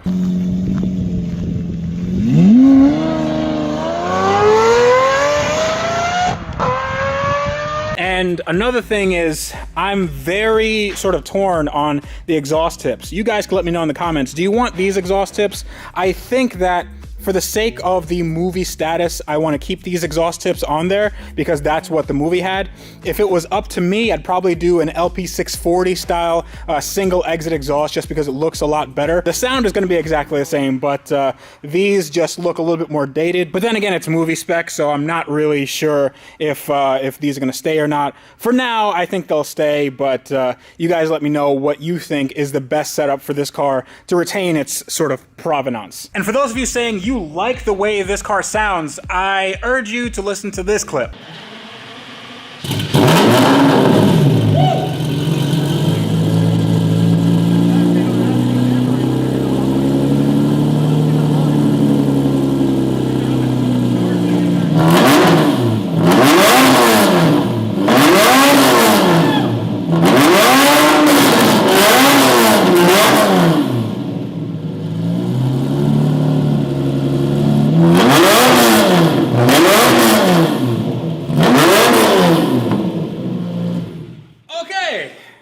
Andrew, did you hear that? Huh? Yeah, that does not sound good at all. And I don't want to have a Lamborghini sounding like that. So I can't wait to take the exhaust off. And I don't know what we're going to do with this one. Maybe I'll sell it. Maybe I'll throw it out. Maybe I'll give it to one of you. Who knows? But right now, I have to get the exhaust ready to be removed. And who knows how long these have been on there. They look a little bit on the rusty side. So we are just going to douse them all with some penetrating fluid, WD-40. And hopefully by the time I get the new exhaust, they will be nice and easy to remove. And I don't have to resort to cursing. Also, fun fact, I wanted to mention something before I ended the episode. You guys see this 25.1 all over the car. It's there, it's there. It's actually engraved right here. I was wondering what that 25.1 was, and the people that built this car, the production company, I got an answer from them. Apparently, it was the 25th group of the filming of the movie, which means that there's 25 groups of cars, and this was the first car, so this was the hero car, like I knew. And this wasn't a stunt car, and this wasn't any sort of weird kit car that they then put into the water, or anything, but we know that already. So that just confirms that this was the best of the best, at least when it came to filming that movie. And a lot of you are looking at this exhaust system and saying, hey, this is a straight pipe system on a Lamborghini V12. It should sound great. Wrong.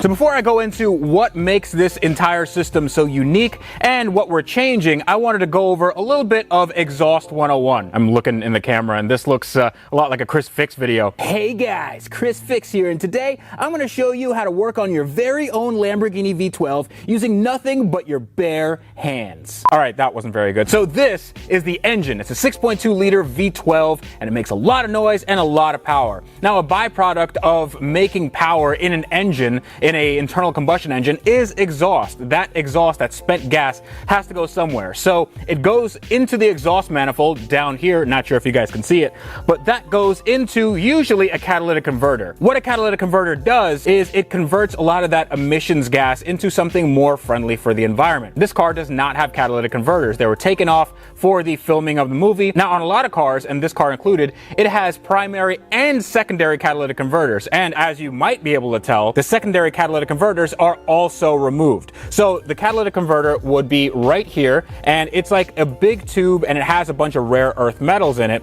And then that goes into another big tube that has a bunch of rare earth metals, and those heat up and it burns off those harmful chemicals. Now, this has just been replaced by a tube. And as you can see, it crosses over from the passenger side to the driver's side, and it does so also on the driver's side to the passenger side. No idea why it does that, it just does. So then it goes onto this tube. That is the muffler section, but the muffler has been demuffled. There's no muffler here. So when we talk about straight pipes, this is exactly what we mean. There's no cats, no mufflers, no resonators, nothing to muffle the sound or hinder flow in any way whatsoever. So this goes from the driver's side back to the passenger side, and then it goes down into a 1 to 2 collector, and then a 2 to 1 collector. So it goes into 2 pipes and then 1 pipe, and it doesn't make any sense. But what's interesting about this system and why it doesn't really sound all that great, in my opinion, is the fact that well, it doesn't meet anywhere in the middle. According to this system, this is basically 2 inline-6 engines mated at the crank, and never shall the two meet. It's not a very good system if you want maximal flow, if you want the car to sound more uniform, and if you want the car to sound more exotic.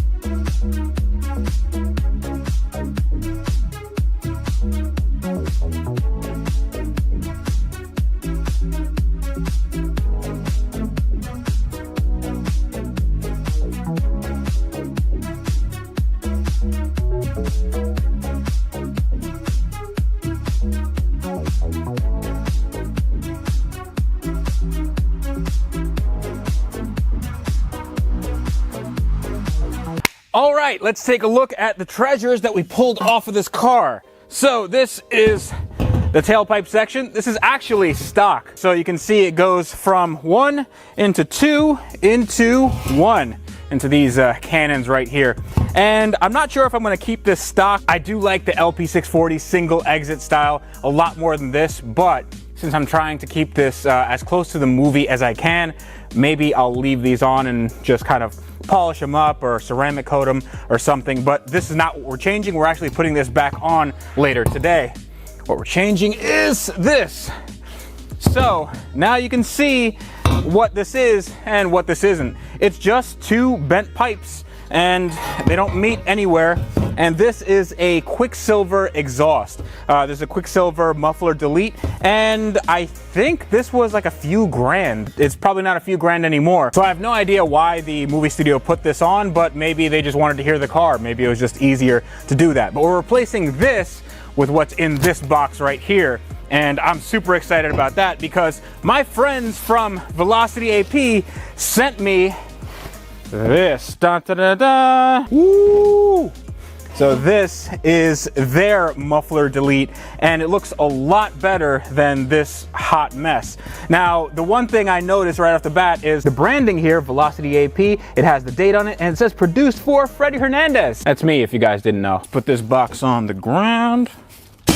All right, so Velocity AP doesn't just do stuff for Lamborghinis. They do stuff for Lamborghinis, Ferraris, Maseratis, Bentleys, Aston Martin, Mercedes, basically any luxury or exotic car manufacturer. They make the best parts. This is entirely handmade. They have a jig. This was hand cut, handmade, TIG welded. They asked me if I wanted it dirty or clean. That's a welding term, meaning that the welds are a little bit dirtier. They didn't clean them off, so you can see this cool rainbow effect. I kind of like the rainbow effect, even though I am going to be ceramic coating these guys. So when other manufacturers of aftermarket products charge anywhere between 10 and 20 grand for Lamborghini and Ferrari parts, Velocity AP doesn't do that. This was a fraction of that, and I will link to them in the description below. They have legitimate race components. They have their parts on factory race teams, and that's really awesome. They have amazing quality and fitment. I can't imagine that this is going to have any issues bolting up to the car. So when you take a look at the old versus the new, you'll see that there's a 180-degree crossover pipe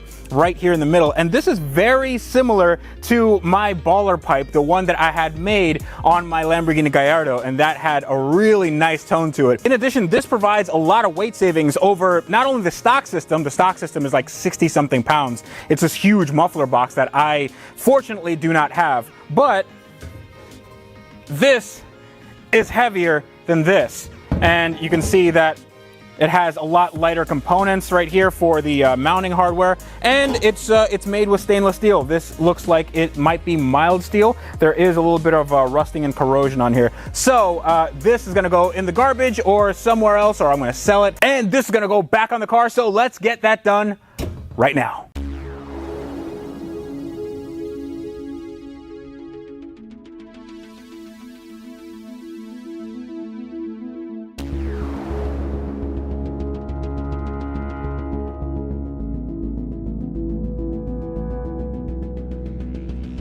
Details will be given about what to do, when to do it, and how.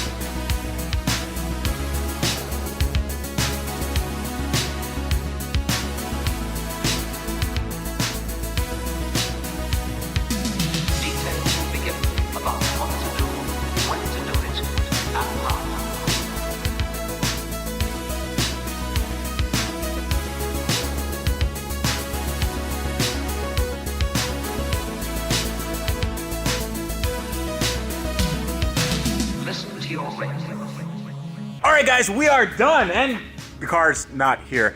I put it outside. It's outside. I didn't push it out there. I did start it up, but I didn't rev it, so you guys can hear the full volume of this new system. And also, Andrew's just standing there for some reason. I wanted to show you guys what we did, and it looks freaking fantastic. Also, check out this awesome orange color on this Lamborghini. I mean, I don't really see it out in the sunlight too often, but this is a very, very orange car. Would you say it's a very orange car? Not as orange as my beard, but it's getting there. So here's what we did, and it looks it looks amazing, especially with the branding here. Love that. Thanks to Velocity AP. And take a look at this. So this is the baller pipe. This is a baller pipe version 2.0 on my Lambo version 2.0. So now the exhaust goes from the headers all the way back to a straight pipe section, and it goes across here. It loops around, merges with the second pipe over here, goes down here, and then out into the world to sing the song of its people.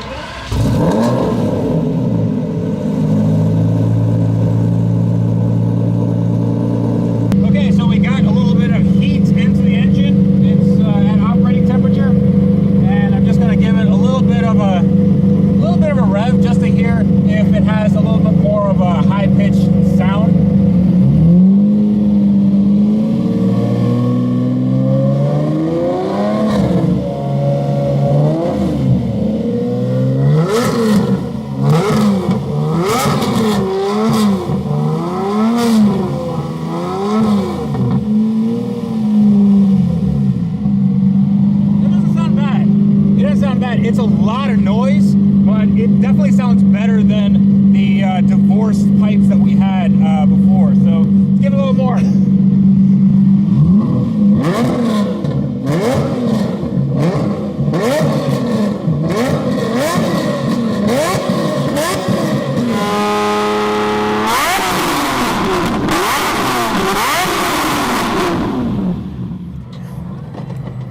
All right, this is the exact way to drive your very expensive Lamborghini. The seating position is a little odd, but I have really good visibility right here. So it's pretty easy, actually. Quite comfortable. You can do a road trip in this.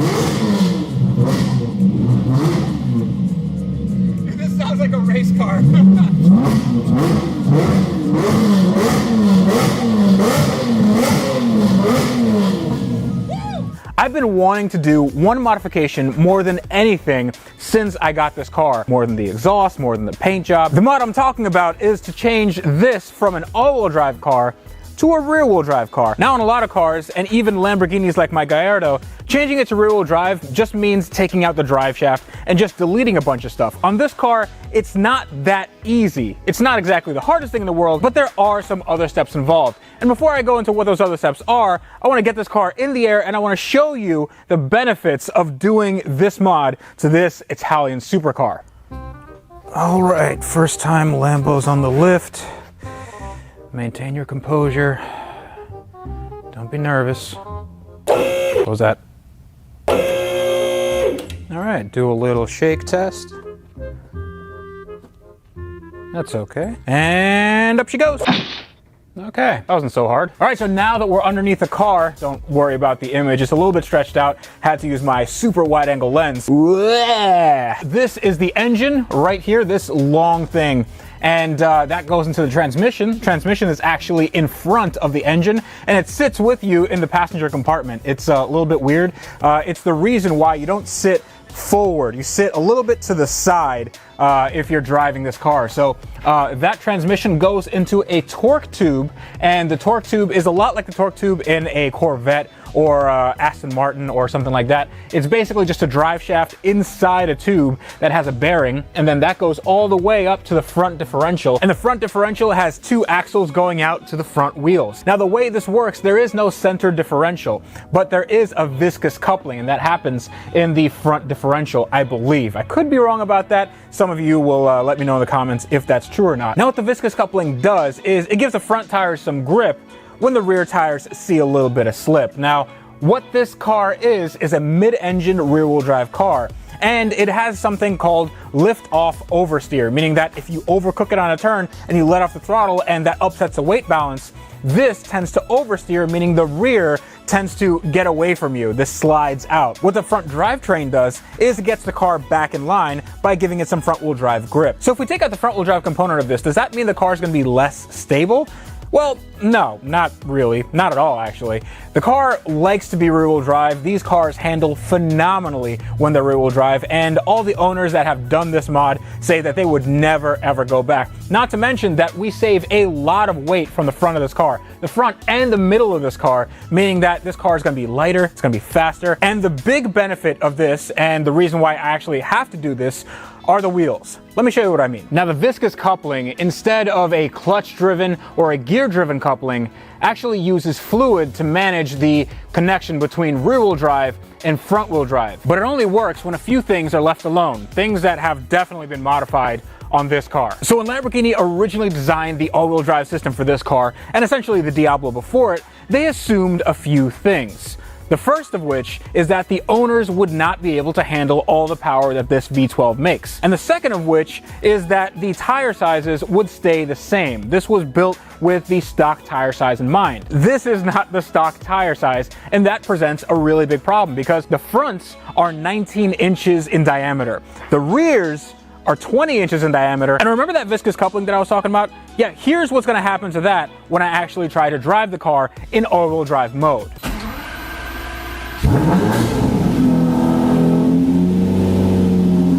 Pretty quiet. So when I put it into a gear, you can see that all four wheels are turning. However, the front tires are turning at a different rate than the rear tires. And that presents a problem because that viscous coupling, when it's given some load, when this car is actually on the ground, that viscous coupling will heat up and eventually the entire differential fails. And seeing as how this car can handle some pretty high top speeds,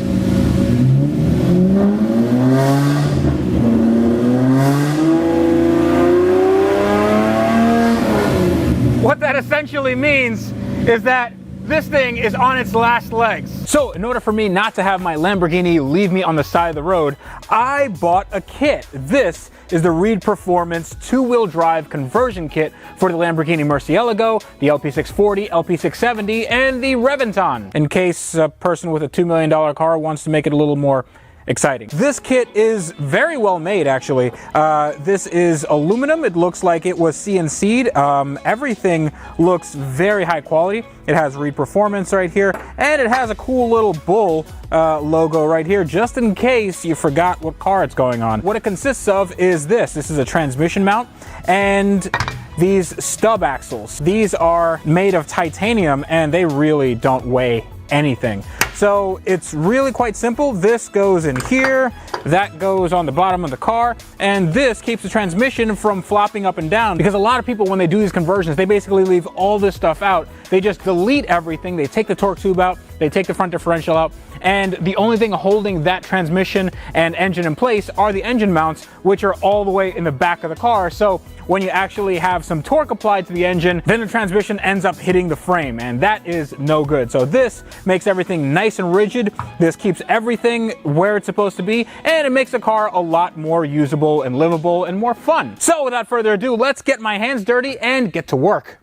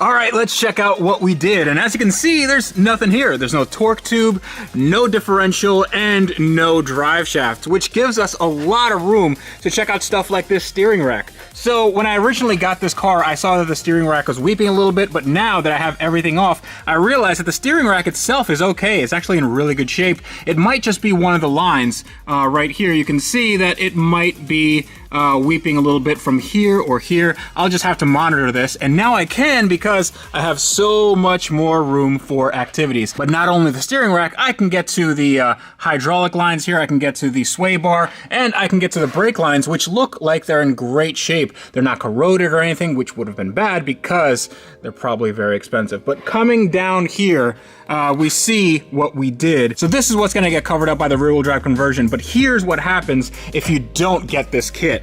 And it's not very good. So this right here is, well, there's a small gap in between the transmission and the frame. And what happens when you lower this down, let's lower this down a bit. With no support on the transmission, you can see the transmission is lying on top of the frame. So when the engine torques, then it just smashes the transmission to this frame, creating a lot of clunking, and it's just no good for anybody. So all we have to do is install this guy right here, like that. And then we put the mount on, and then we're done. Actually, no, we're not done. There's another really easy step that I think I'm forgetting. The titanium stub axles. And all you have to do is put them right in back here, and they are installed. That was super easy. And then you just put a nut on here and torque it to spec. But on the floor is what I took out. Here is the differential, and this is pretty heavy. I mean, if you're not ready for this, this might land on your head, so just be careful if you're taking this off. Make sure that you have some kind of grasp on it, because it can come down and it is quite heavy. So this is the differential, this is the torque tube, and here are the axles. The axles gave me a little bit of issue because they have these bolts which are Allen key, and this one, the Allen key, completely stripped out. So it took me about 2 hours to get this thing out, and what I did was I used a chisel and I just hit it until it well, it broke free. And I got that tip from Mercedes Source on YouTube, so shout out to him. But everything here is weight reduction. There's about 150 pounds we're removing from this car, which makes the car, well, it's already 4,000 pounds, but makes this car more fun, more lively, and the rear-wheel drive is just gonna make it more fun to drive. So let's get on with it. Let's install that rear-wheel drive kit, and let's see if it works. Fingers crossed. Oh, geez, that's dirty.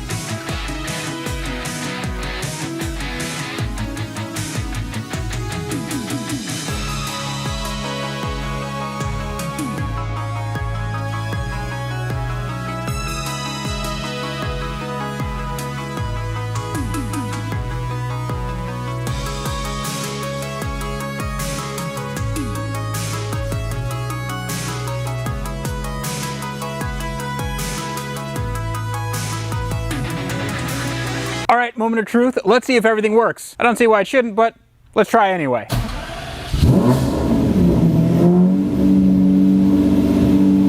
It's just too quiet. I don't know. It's just something about it. It just doesn't make enough noise. I can't say that with a straight face. All right, here's the fruit of our labor. Put it into first and... oh yeah, rear wheel drive. Oh, I can't wait to get this thing on the road. Let's get the wheel speed up a little bit. That's third. Speedometer works.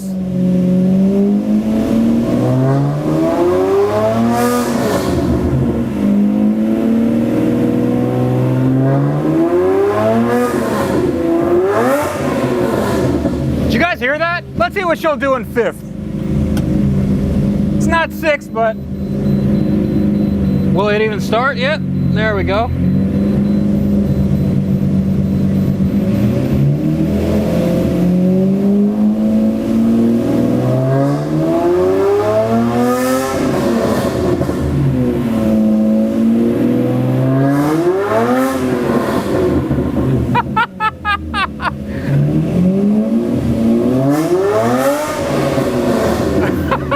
That was 150 miles an hour. Oh boy. Okay, enough of that.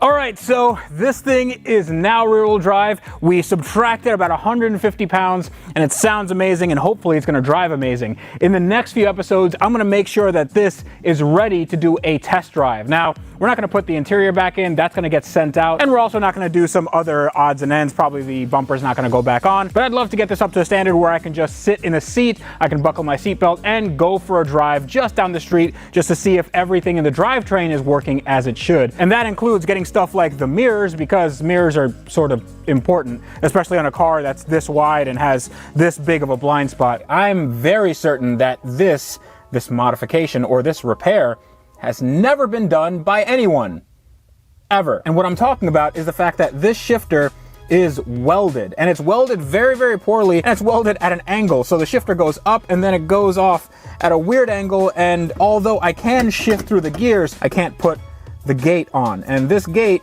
I had to get on eBay because the car mysteriously didn't come with one. This cost $700. But the reason why this came off in the first place was when this car was in Iceland and it was filming for all the scenes, this actually broke. And that, believe it or not, is a common issue with these cars when they're in colder climates. You see the metal fatigues. I know that the later LP640s did not have this problem, but the earlier O2s and O3s did. And there's a lot of threads on the Lamborghini forums about people with broken shifters. The thing that makes this such a pain in the butt is the fact that Lamborghini, in their infinite wisdom, made this shifter rod very, very hard to take out. It's not impossible, but it is very difficult to take out while the drivetrain is still intact. A lot of Lamborghini techs will tell you that you have to take out the transmission to do this job, to take out this assembly. But I don't think that's the case, and hopefully we won't have to figure that out. I think I can do all my repairs here in the car, which is gonna be a daunting task, but if push comes to shove, hopefully I won't be underneath the car getting demonetized from all the cursing I'm doing. So what sets this shifter apart from any other shifter, including the one in my Gallardo, is the fact that the shift knob does not come off. The shift knob and the rod is one piece of turned aluminum, titanium, steel, I don't know what it is, and it only comes off right here. And it's a threaded rod into this lower rod right here. So what we're gonna have to do is we're gonna take off all this welding and maybe repair it with some tools I have. And I'm gonna attempt not to weld this just because I don't know what kind of metal it is and I don't know what the integrity is, and also I'm not a very good welder. So I'm gonna run what I brung. Let's get to grinding. That did not sound right.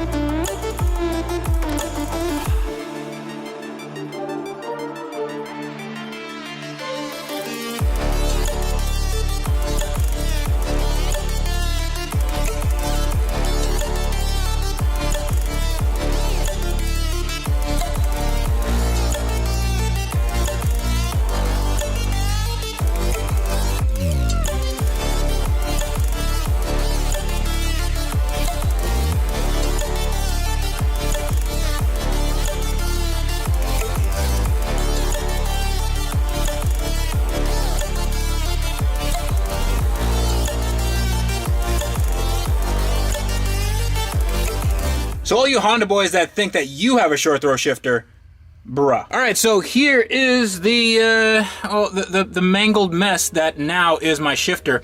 And as you can see, they did a lot of hackery. So this is all weld that I still need to take off with a grinder. If we move it back a little bit, I need to figure out if I'm going to be tapping this, maybe just shortening it and tapping it to just screw on the shifter, or maybe welding something on, but my welding skills are not that good, so I'm not sure what I'm going to do there. But let me show you what the shifter looks like. Ta-da! Take a look at that. This is a shifter for a Lamborghini Murcielago, and it is made out of one piece of, looks like steel, or it's coated in something, so I'm not sure what it is. And also I nicked it right here, so that can be on the other side of the shifter. This was pretty easy to take off. As you can see, I actually ground this down a little bit on my grinding wheel, and if you take a look inside, there are threads. And these are threads that aren't too exotic. They're M8 by 125, and it's something that I could probably thread a bolt through if I need to weld something on to there. So this is actually in pretty good shape, and I don't have to do anything to this, but the majority of the work, actually all of the work, is going to be to that. Now let me show you another issue with this. So there's a little piece that goes on here, this guy that goes on there, and then this guy goes on here. So as you can see, we need to really make this clean, and if I go too far down, it's not going to be able to shift into the gears, especially reverse, because it has to go all the way across and then up. So I have to be as close to stock as humanly possible, but thankfully I have a friend. You guys know him. He's Tony, the Welding Jedi. Hey there. How you doing, dude? Haven't seen you in a while. Very happy to be here. Yeah, awesome. What do you think about the car? It's going to be amazing. Work in progress. See, I like that you have that kind of confidence, because I certainly don't. Tony's here because I think I'm gonna weld this, and when I say I'm gonna weld it, I mean he's gonna weld it. And I mean, you could teach me how to weld it, but I think this is kind of a big thing that I don't want to screw up. And you know, I can be behind the camera and I can show them some nice slow motion shots of you doing some TIG stuff. Yeah, a little bit. Yeah, you one day. Definitely. So what we're gonna do is I still have to grind this flat, and then I'm gonna show you what we're gonna do to weld on a new piece to make sure that it never, ever, ever breaks again. All right, take a look at that. I cut a little bit more off and I ground it down just to make sure that everything is flat. Now, what I have to do is, let me show you right here.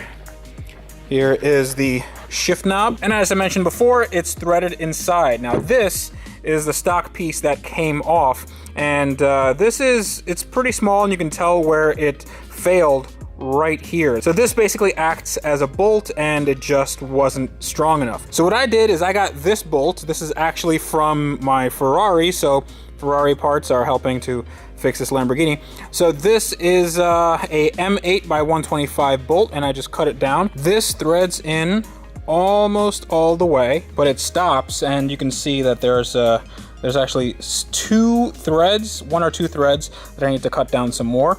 But I left a little bit here just so it's gonna go into the gate. Now let's assemble this and see if this is the length that we need. So this is a little bit crudely put together, but you can see what I mean. So this is as far to the side and as far up as it's gonna go. And I'm not seeing a lot of room that we can just weld on some threads. So we're gonna have to actually put in a little bit of that, the bolt shaft. That's gonna look okay, but I want this to be as flush as possible to make sure that we don't see any of the bolt if we can spare it. We're gonna have to mess around with sizing, but I think this is totally doable, especially because there's a really good surface to weld to, both on the bolt and on the rod. All right, fingers crossed. Let's get this done.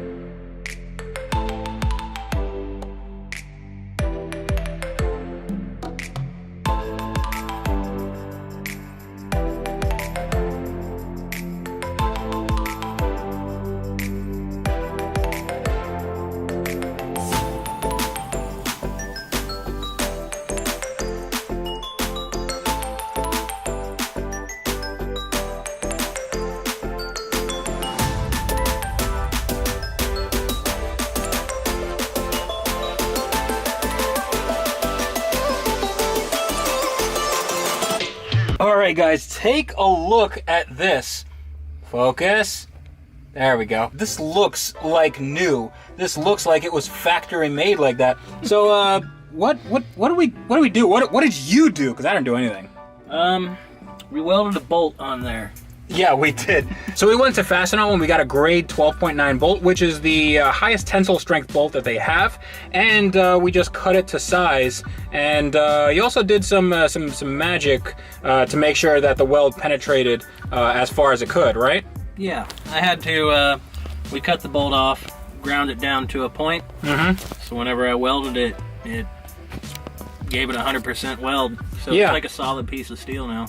Awesome. So yeah, basically we made like a little V right there. So you didn't really need to weld it all that much. You just needed to put like, 4 or 5 tacks in there, right? Yeah, they're deep tacks though. They go on both sides, and it looks really good. So there's a little bit of discoloration here. So how can we get that out? Emery cloth, sandpaper, just even a file. And what kind of welding wire did you use? I used stainless steel 316. I'm obviously worried about this, breaking off if I'm shifting sort of briskly. Is this something I'm gonna have to worry about in the future? I'd like to say with my welds, no. So what I think is the weld is not gonna break. If anything, what's gonna break is the bolt. What's gonna break is, right up here. But I don't think so, because that's where, this bolt is really tough and really strong. So this should last a very, very long time. And so we can see what it all looks like, let's kind of put it together. So this goes right here. So the way we got this all straight is we put the shifter on while it was still tacked up, and then we just kind of put it, we just kind of gave it a few whacks to one side or another. So let's put the all-important piece on. Ooh, look at that. And the piece de resistance. Yeah. Now I can take it on and off. Dude, that looks fantastic. Are you proud of yourself? Yeah. You should be, dude. This is amazing, and it feels really, really good. I can't wait to bolt this down, and I can't wait to actually drive this on the road. This looks freaking amazing, dude. This car has a little bit of a drone. It has a lot of noise, and well, let me show you what I mean.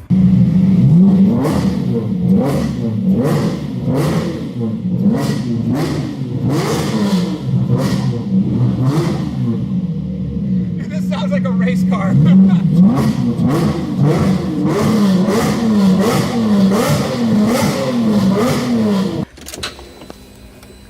All right. And here we go. All right.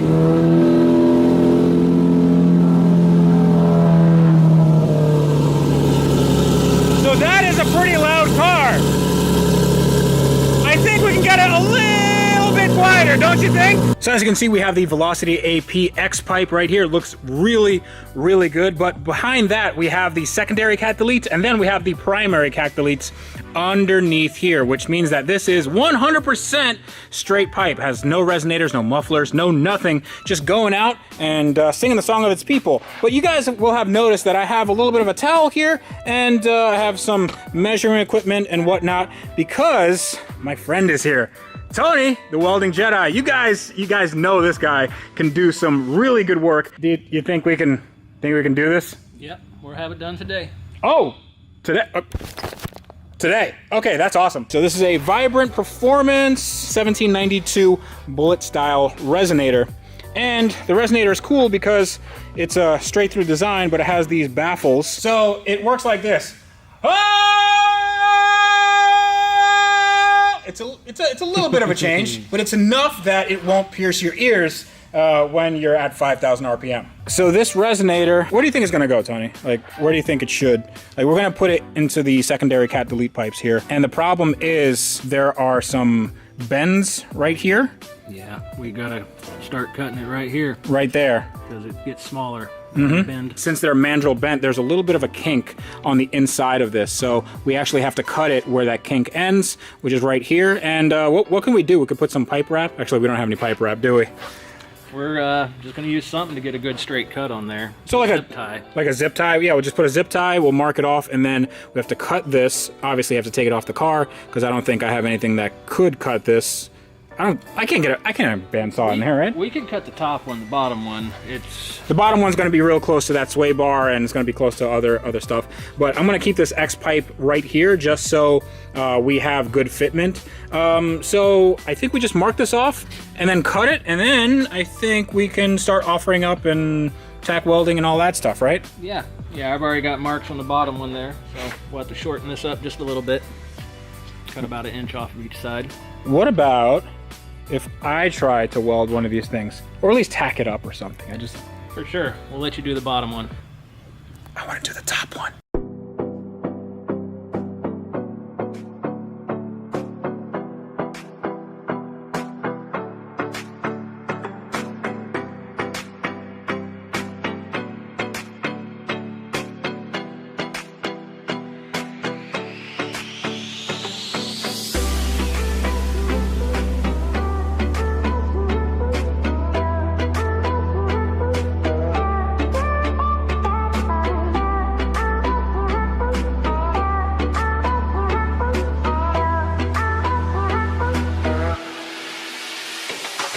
All right, now that we got everything off the car, this is what we're working with. You see that the diameter of the pipe, it takes, there's a little bit of a kink here, and we can't cut this anywhere here because that's gonna introduce a gap into whatever we're welding. So we have to make sure that it is as straight as possible. So we need to mark off where the straight pipe ends and starts. And it's weird because on the bottom piece, this is the bottom, this is the top. On the bottom piece, the straight section is actually a few inches longer, I believe, right? Yeah, a little bit longer. Yeah, so we only have about 8 inches to play with here and about 10 inches to play with right here. And that sounds really weird, but just go with me here. We're talking about pipes, and that also does not sound good.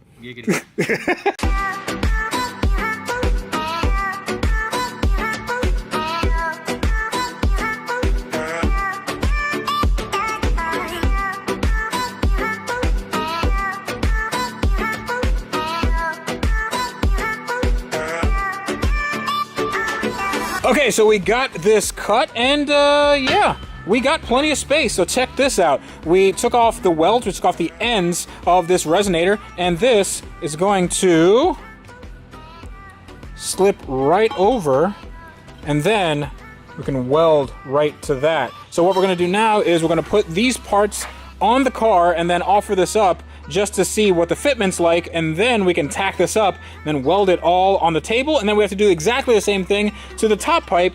Then we're gonna be done, and I wanna see what this thing sounds like. Hopefully it sounds a little quieter than what I started with. All right, so Tony cut these with extreme precision, and he also wire brushed this just to make sure that we have the cleanest weld possible. Now this is all just mocked up, nothing has been welded yet, but take a look at it. It looks pretty good. So we have the vibrant canisters right here, and obviously it's not completely perpendicular because nothing here is perpendicular. We had to make do with what we had, and we had the stock fit cat deletes. So that's basically the only thing we have to work with. But this is gonna look good. We have these razor blades in here to act as a spacer to keep the space around the pipe uniform, and when we tack it up, well, when Tony tacks it up, then it's just gonna not want to pull in as much. So what I'm gonna do right now is I'm gonna take off this top one so we can put some tacks on the bottom one and weld that up, and then put some tacks on the top one and then weld that up, and then we can start the car. You excited? Very. I can't wait.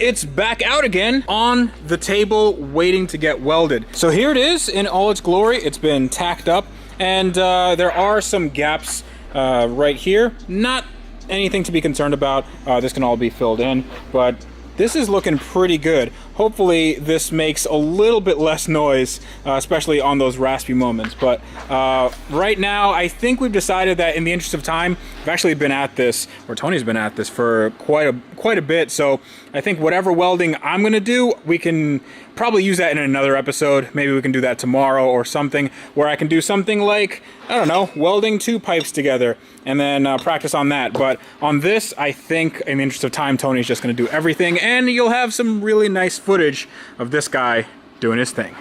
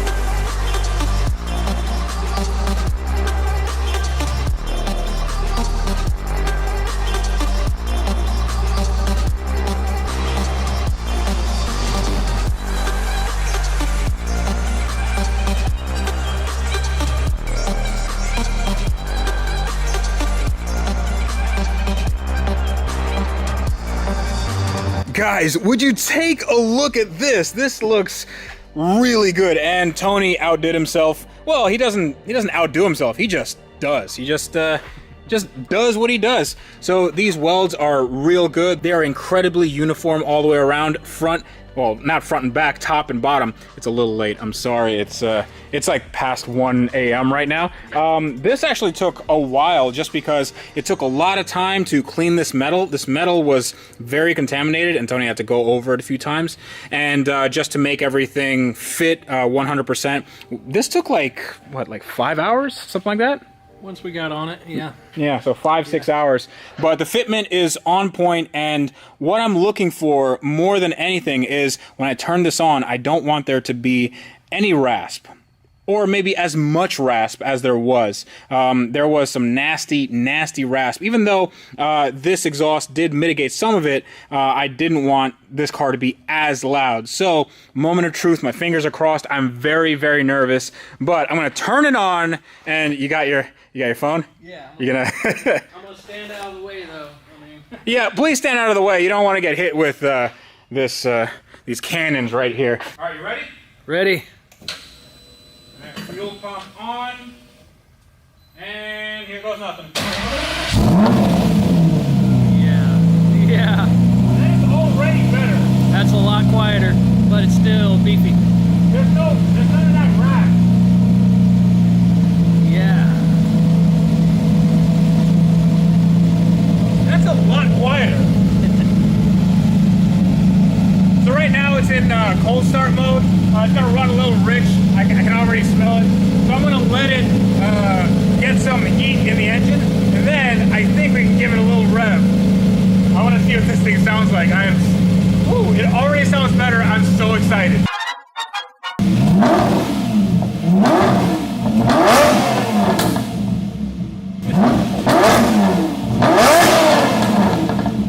Wow. Dude, that sounds so much better.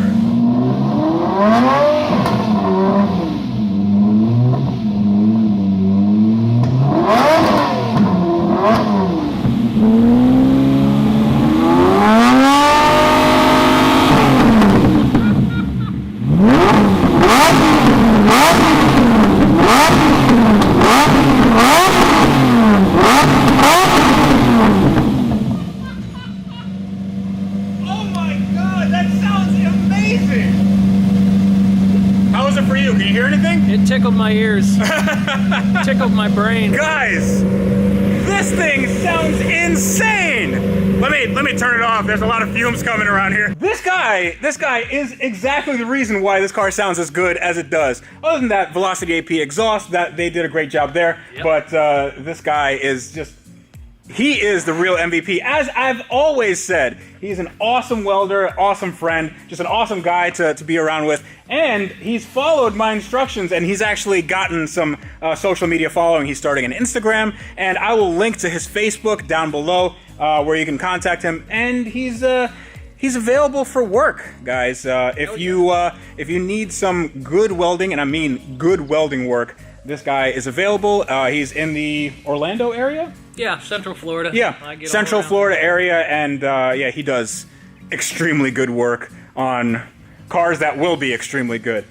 Oh, dude, I got goosebumps. First thing on the docket is what you guys have all been messaging me about, the fact that this car doesn't come with side mirrors. And the side mirrors are actually a little hard to come by, and when you do come by them, they are pricey. I actually got a set.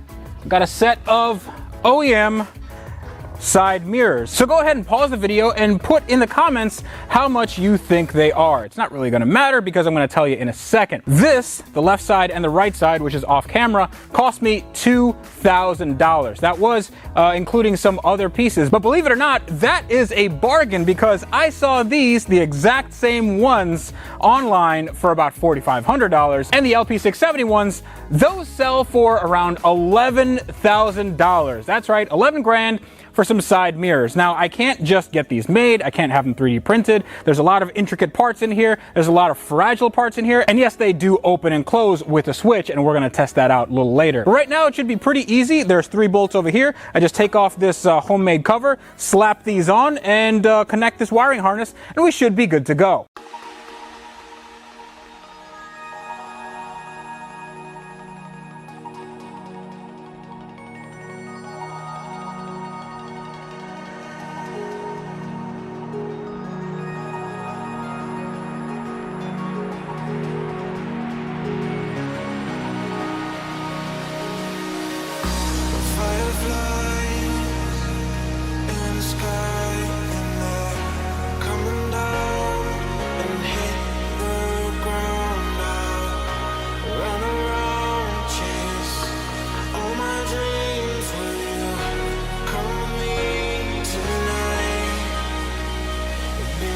All right, that looks really good. It was a little bit finicky. I needed to put some washers in there and then some seal oil just to make sure that rainwater didn't collect underneath here. But I mean, it transforms the car because it makes it that much wider and that much harder to get into parking spaces.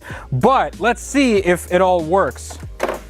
Oh, those doors, just the best. Okay, so the ignition to the on position, and let's see if the power folding function works as advertised. Oh yeah. Whew. All right, so that's one job done. I have to do the other side, but the other side comes with its own little issues, and you'll see when I get there. But right now, we're gonna pay some attention to this door, at least what's on the other side of it. So if you guys are avid viewers of this channel, you'll know what the issue with this door is. But if you don't, let me give you a little demonstration. Again, I put the car into the on position and I try to lower the window.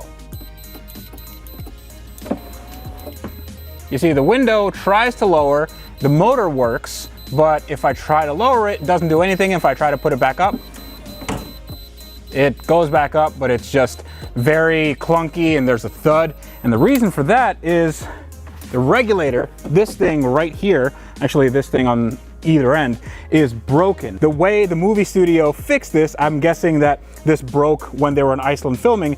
They just put a block of wood and they wrapped it with, looks like masking tape, and then they put 2 Tech screws in here. And honestly, it's not too bad, but obviously I don't want to have wood holding up this, especially because I can't open the door. There's no door handle here that I can open. I have to have that ordered. So if I'm going to be driving this thing, I need a way to get out, which means that I can't have this window here. So I have to take out the regulator, I have to take out the window, and I definitely need to take out this wood. So Let's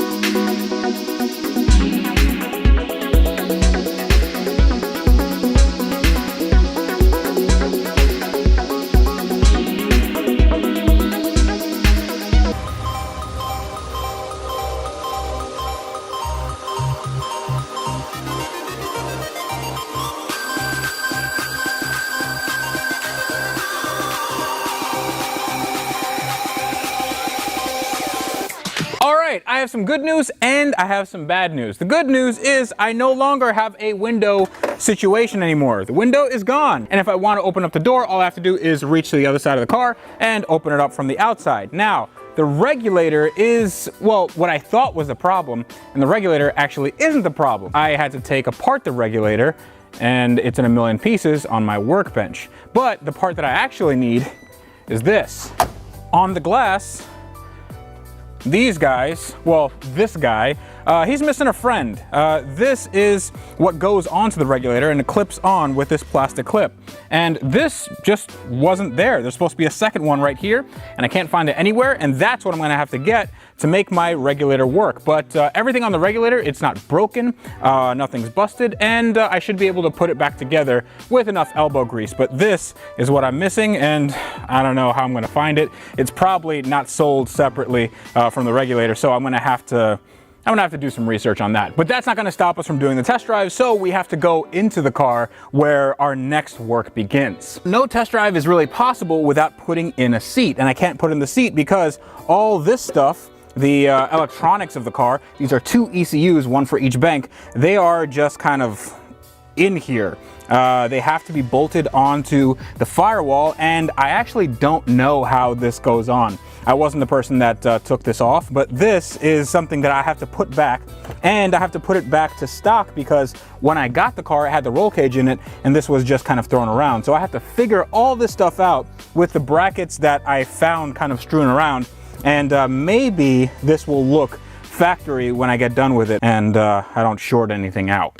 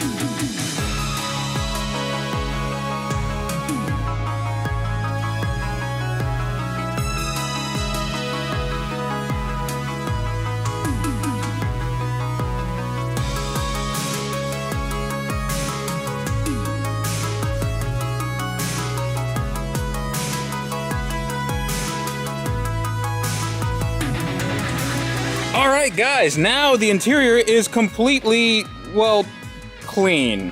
You can see that the wire management is managed, and this I need to get some glue on here, even though this is really sticky. Yeah, need to put some glue on there so it stays on. But the ECUs are in their place. I have the fuse block right here, have some other fuse blocks right here, some connectors, and there were some weird brackets that I had to put in, but everything fits in its place and nothing is shorting, and everything looks pretty good, and I can cover it up with a panel. You can see this wire. This is the AUT 1 gauge wire that goes from the battery to the new sound system. But this whole thing, this interior, it's a weird shaped thing, meaning that like everything here is handmade, and everything here you can tell that there are tolerances on everything. It doesn't really fit together as well as it should. Also, that just fell off again. So I also took off the headliner, which was just glued in place. And for those of you wondering, that is just the roof metal.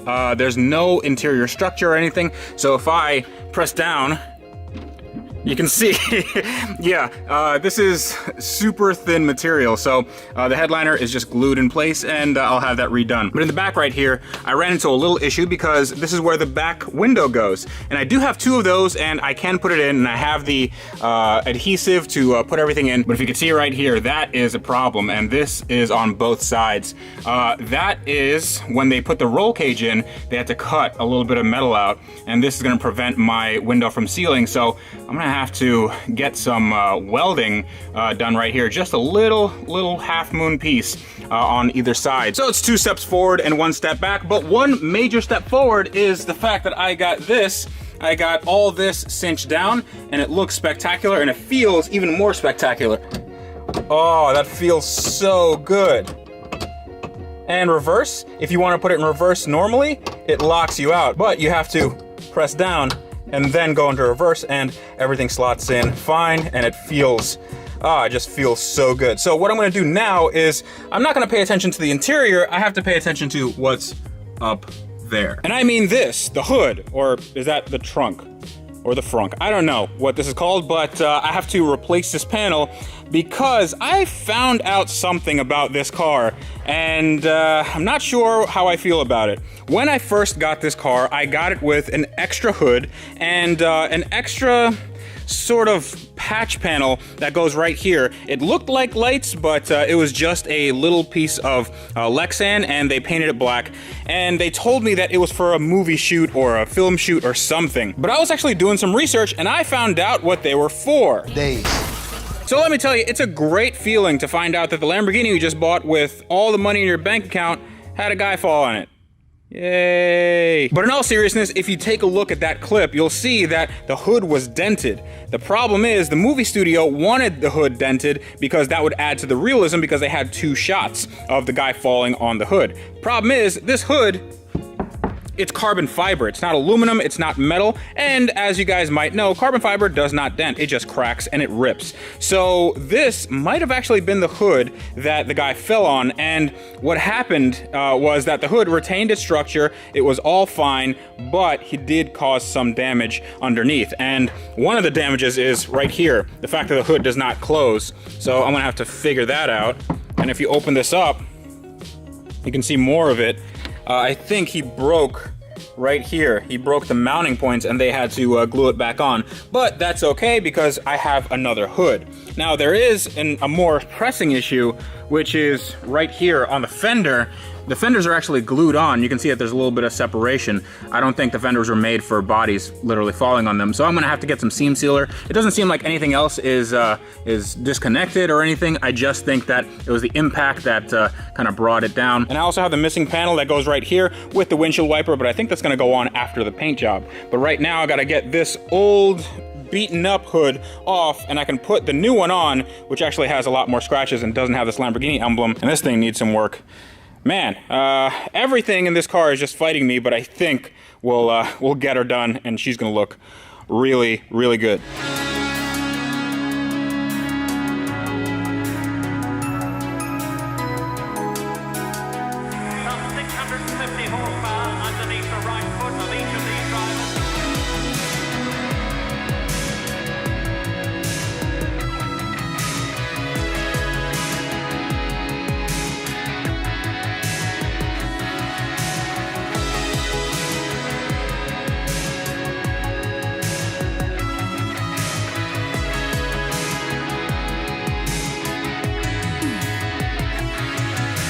All right, the new hood is on, and I believe this might have been the stock hood for the car, because if you look past the orange paint, you can see that it was once yellow, and this orange paint does not match that orange, so I'm not sure what the story was there. Also, when we drove across the country to get this car back, this was in the back of my truck, and it suffered some pretty good scratch damage, but that doesn't matter because it's not the right color and it's gonna get repainted anyway. But the fitment is what I'm most concerned about. See, right here on the other hood, that's where some repairs were and it wasn't really lining up all that well, and the same on the other side. But this seems like it's the OEM hood. It has the OEM stickers here, Lamborghini stuff, I guess that's brake fluid. And I also made sure that the latch here was aligned, so when I close it, just give it a little tap like that, and it's closed. So that closes, it's not gonna fly up on me.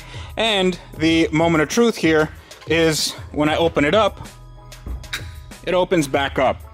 And as you can see, it lines up pretty well. I think I might need to move it a little bit that way because the gap here is just a little bit smaller, so I'll just move these brackets to the side, but it'll open back up again, I believe. Okay, yeah, it opens back up, and there we go. So that's one step down, but the next step is this door, and I've been dreading doing this door because it's a lot harder than doing that door. Here's why. Now, the passenger door is a little bit different from the driver's door, mainly in that this is not the door to the car. This is not the original door. This is from a silver car. Don't know what they did with the original door. Maybe it's still in Iceland. Maybe it's on another car. Who knows? But when they put this door on, one, they didn't align it very well with the body. There are some weird panel gaps. But also, take a look at that. This is just a cut harness with all the wires, and the same goes for right here.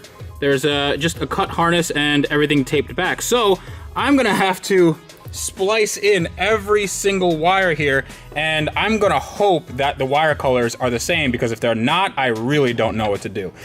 So what I'm gonna do now is, in order to get this out, I obviously can't splice it in that small of an area, so I have to take that wiring harness out, I have to run it through the door, and then over there in that area, that's where I'm gonna do all my splicing, and then we're gonna hopefully get all this stuff working, because the regulator, the window, all that stuff supposedly works. I don't see any reason why it wouldn't, so it would be awesome if everything on this door worked as it should from the factory.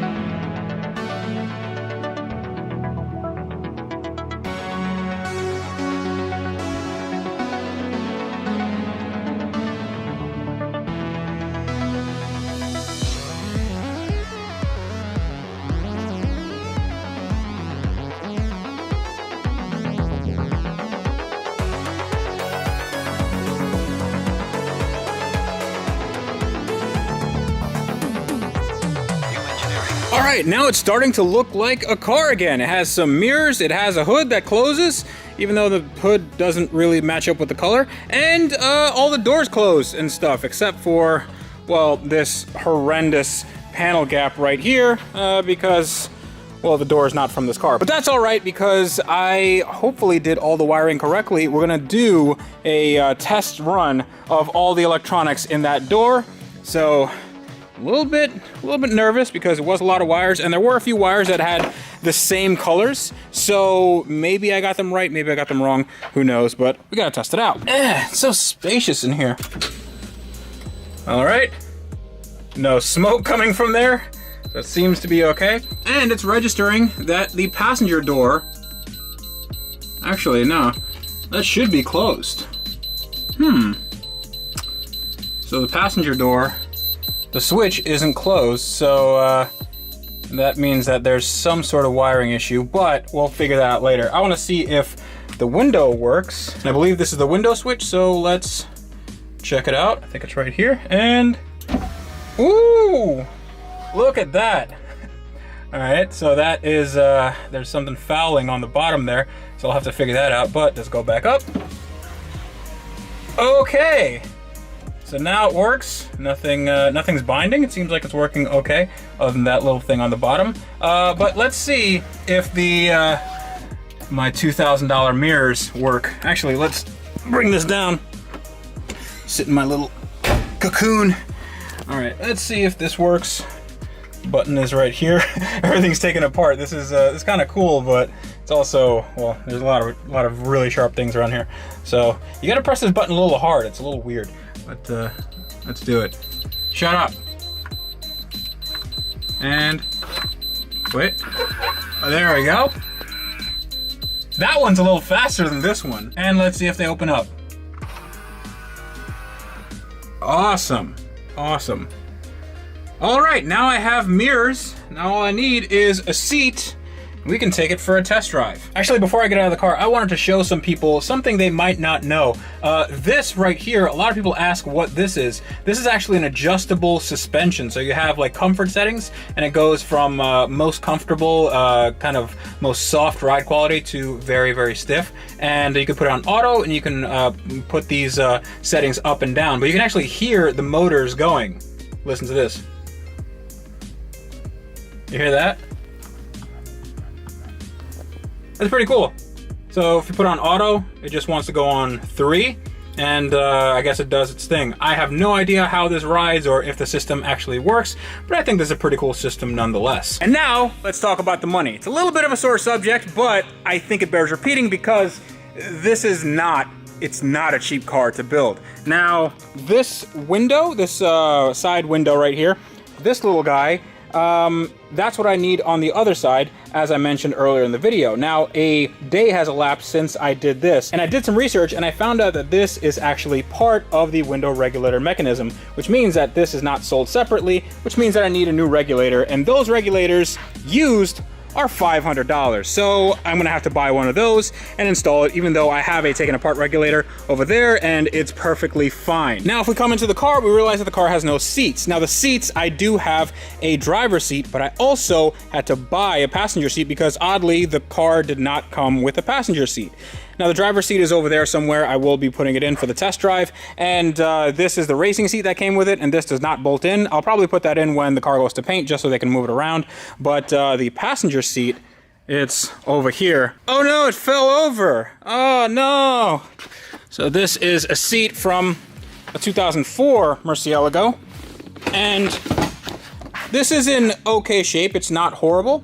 But I think it's from a burnt car. You can see that there's some burn marks right here. And underneath, there's also a little bit of singeing. And also the stitching is different from that seat, which was my original seat. But it doesn't matter because I'm having this all reupholstered.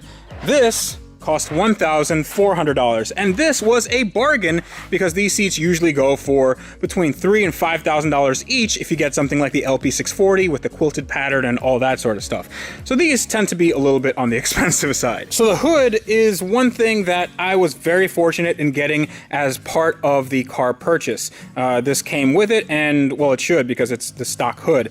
But this hood, if you got it used, probably in this condition, it would be between $1,500 and $2,000. But this, in perfect condition, if you didn't need to paint it or anything, that would probably set you back around $4,000. And if you got it new from the dealer, that's like $8,000 because it's carbon fiber, and they didn't make a lot of these cars. So this was a freebie, but it still is very, very expensive, and I'm glad I have it. Now, the last thing I spent money on, I might have mentioned in the past, but I got another bumper. And this bumper is a Premier 4509 front bumper, and it's supposed to mimic the look of the LP640. This one is not exactly a aftermarket bumper. This was made in-house by the production company that built the car. So this was a mold that they made from an original bumper And yeah, this is just painted. It's not supposed to be like that. So I ordered a new one. So a new front bumper is about 12 grand, but it's 5 grand if you want a fiberglass version. The 12 grand is for the carbon fiber.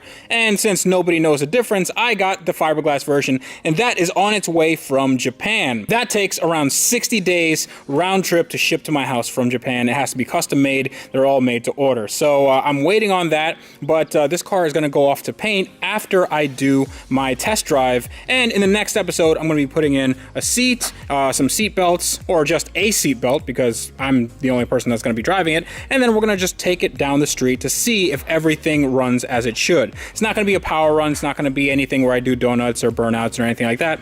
But it's just going to test if everything in the car stays together, if the clutch is okay, if there's any weird driveline vibrations, that sort of thing. But I think this thing is going to be really solid. Speaking of really solid, notice that this was just hanging off.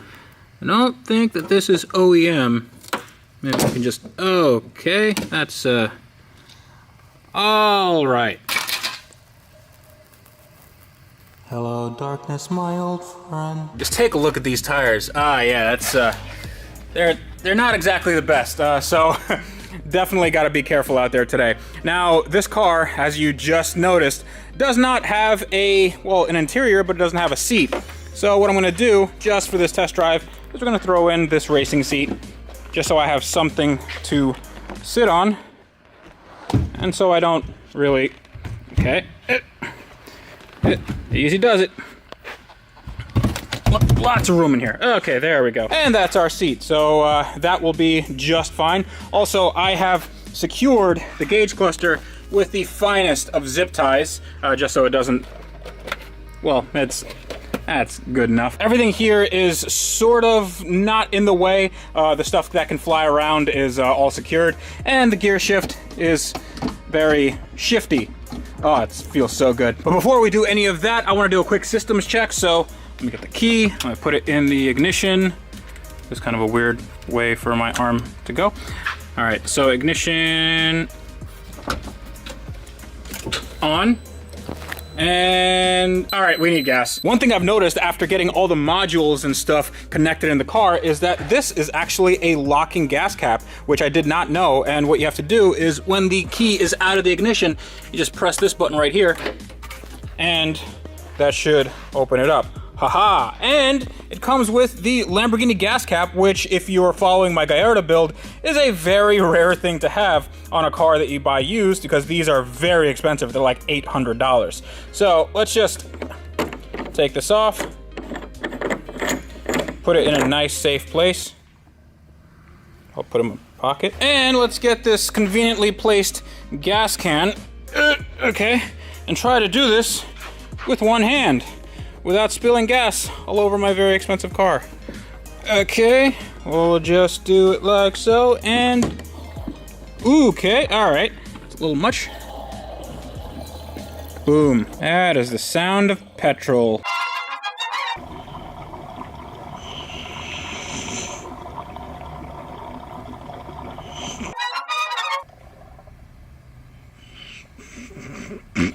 Oh, we're done. Now, one last thing, just a visual check of the engine, just to make sure that there's nothing that could potentially foul on anything. And it seems like, actually, let me just go over here. And let's move this guy somewhere a little more. Okay, that's not moving. Okay, now I think we're ready to go. I torqued the wheels and I have a fire extinguisher inside just in case, so this car doesn't turn into that car over there. You know which one I'm talking about. Just gotta open up this door. Look down, look down, don't look 'em in the eye. Oh, that's comfortable. All right. Yeah, that's a... Let me just bring my seat up real quick. All right, that's good enough.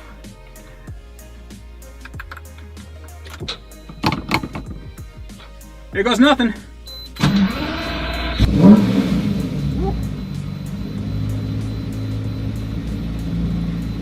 You hear a lot more with the engine right here There's nothing really protecting me from that engine. I think we're okay.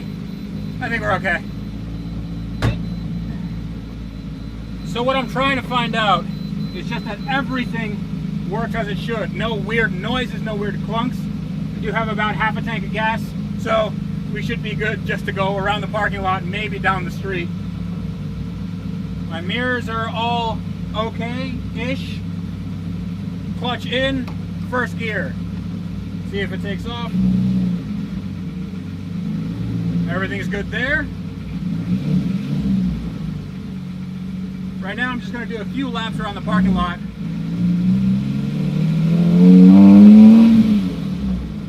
Alright, that's nice and smooth. The brakes are a little spongy. They haven't been used in a long time. Turning radius is not exactly the best, but it's not horrible.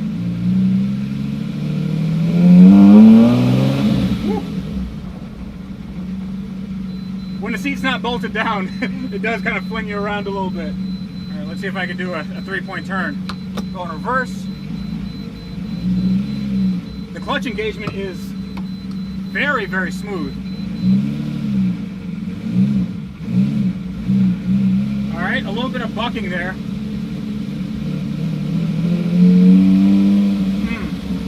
A little bit weird.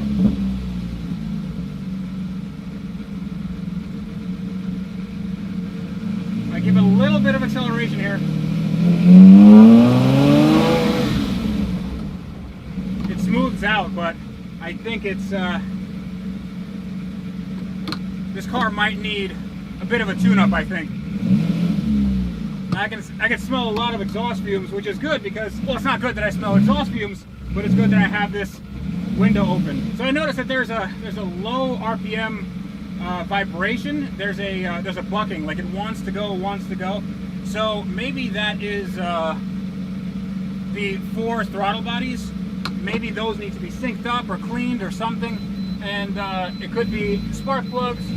Could be the fact that this car just hasn't been driven. All right, I think it's time we just got up to maybe 20-25 miles an hour. Just see if it goes through some gears. All the temperatures are good, the pressures are good. It's still not completely at the temperature right now. The oil is just off the peg, so I'm not gonna go, obviously I'm not gonna go crazy. The seat's not even bolted down.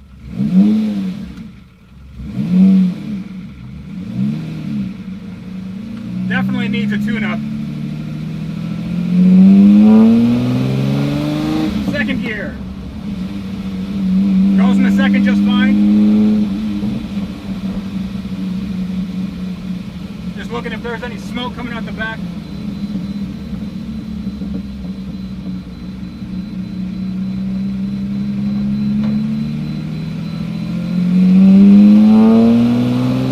Third gear.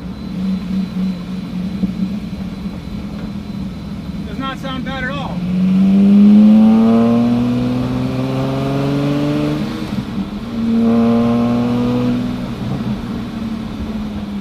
Not too shabby.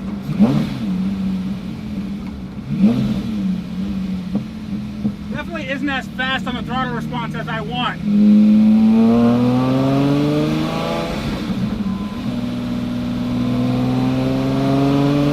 It's pretty smooth. There we go. I'm just so nervous. I'm listening for everything. It actually seems pretty composed. It actually seems like it wants to go. And my seat is definitely wanting to go. Now I am getting a little bit of smell of clutch. And that hesitation, it's just a little bit worrying.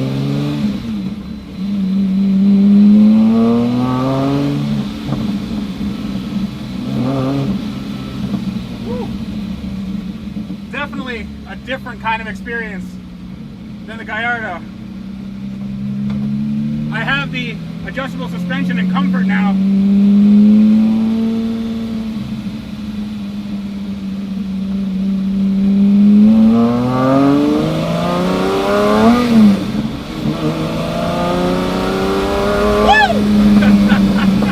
This car drives pretty good. I need to figure out what to do with this right here. And The clutch seems like it's holding okay.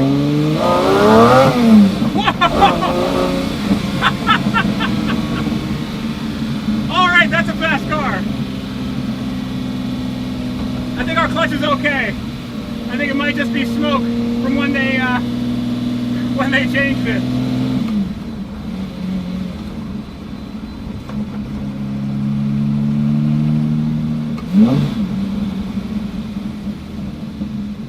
Wow. It's so immediate. It's, you just put your foot on the throttle, it just boom. All right, it's getting nice and toasty. All our temperatures are fine, pressures are fine. Car hasn't stalled. I call that a good day. Call that a really good day. Guys, this car is super solid. I'm so impressed by how this car rides and handles, even though my seat wasn't bolted down, and even though I have a lot of things not installed on the car. But we will fix that in the coming, well, I guess weeks when this car gets done with its paintwork. But before the paintwork, I have to actually get this car prepped. I have to take off all the body panels, just make it as easy as I can for the paint shop to do its job. And also, I might do one of those tune-ups that I was talking about in the video, because I really don't like that hesitation in first gear, just getting into gear. It doesn't seem as smooth as it should be. And also, I don't know when the last time this car actually had any sort of maintenance done, so I should probably do that instead of revving it to redline.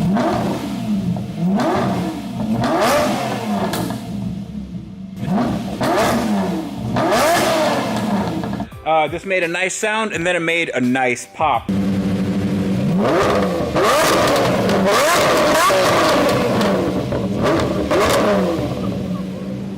on fire! Uh-oh, fire extinguisher. Fire extinguisher. Well, it's okay. It's okay. What just happened? Explain to us what just happened. What happened is my car, it's been holding it for a while. You know, it's been holding its wheel in, and it just kind of went.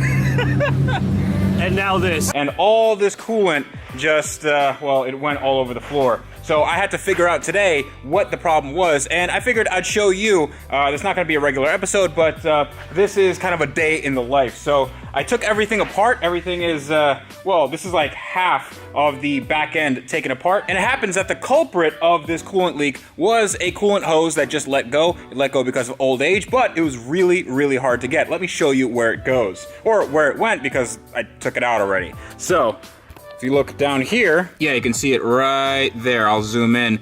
And yeah, I had to get a coolant hose off of there, and then that goes all the way over here.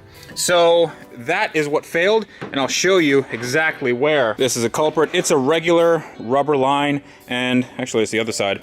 Regular rubber line, and you can see it's failed right here, and it just split. This is just old age. And I assume that the vibration and also the heat from the engine didn't do this any favor. So what I'm gonna do is I have this new heater hose, and then I'm gonna wrap it in this DEI. It's not Reflecta Gold, but it is definitely just as good. This is insulating wrap.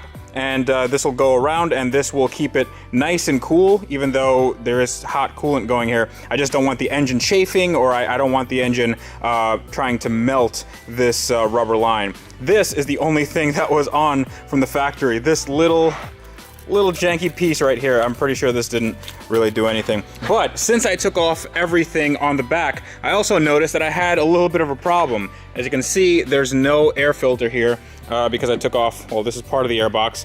And take a look at this. This is, let me set that down here. This is what was underneath the air filter, and I think this was robbing me of some power. There's definitely a mouse or something living in here. You can see the bottom of the air box. Yeah, by the way, this air box, very expensive, made completely of carbon fiber, and a mouse just made its home in there. So this is a washable filter, so I'm just gonna clean this out. I'm gonna wash it, and I need to figure out if this is oil or not. I'm not sure if this is K&N or something else, but this is definitely something that can be salvaged and cleaned. But I have no idea how this engine even ran. Not only is there dust, but there's all these particles in here, and the engine was super choked. And I haven't gotten to that side. I'm probably gonna get to that side maybe in the next video or just off camera sometime. But in the next videos coming up, what I'm gonna do is I'm gonna do a entire tune-up. I should have done this from the beginning. I don't know why I didn't do it, but I'm gonna do spark plugs, oil change, coolant. Well, coolant I need to do now. And after that, I'm taking all these body panels off because this car is getting ready for paint. But if you take a look over here, Tony, the welding Jedi, actually welded up this and this.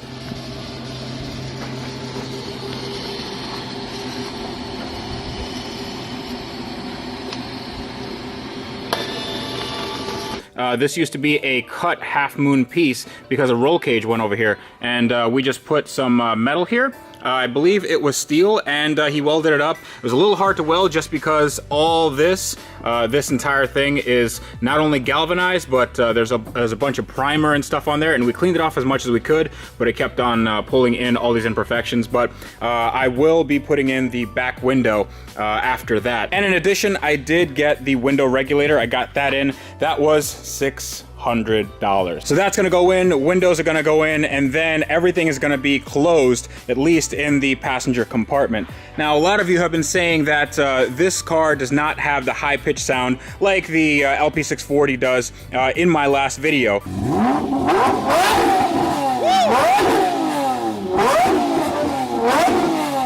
Or the one from Supercars of London. He has an awesome setup with Fab Speed.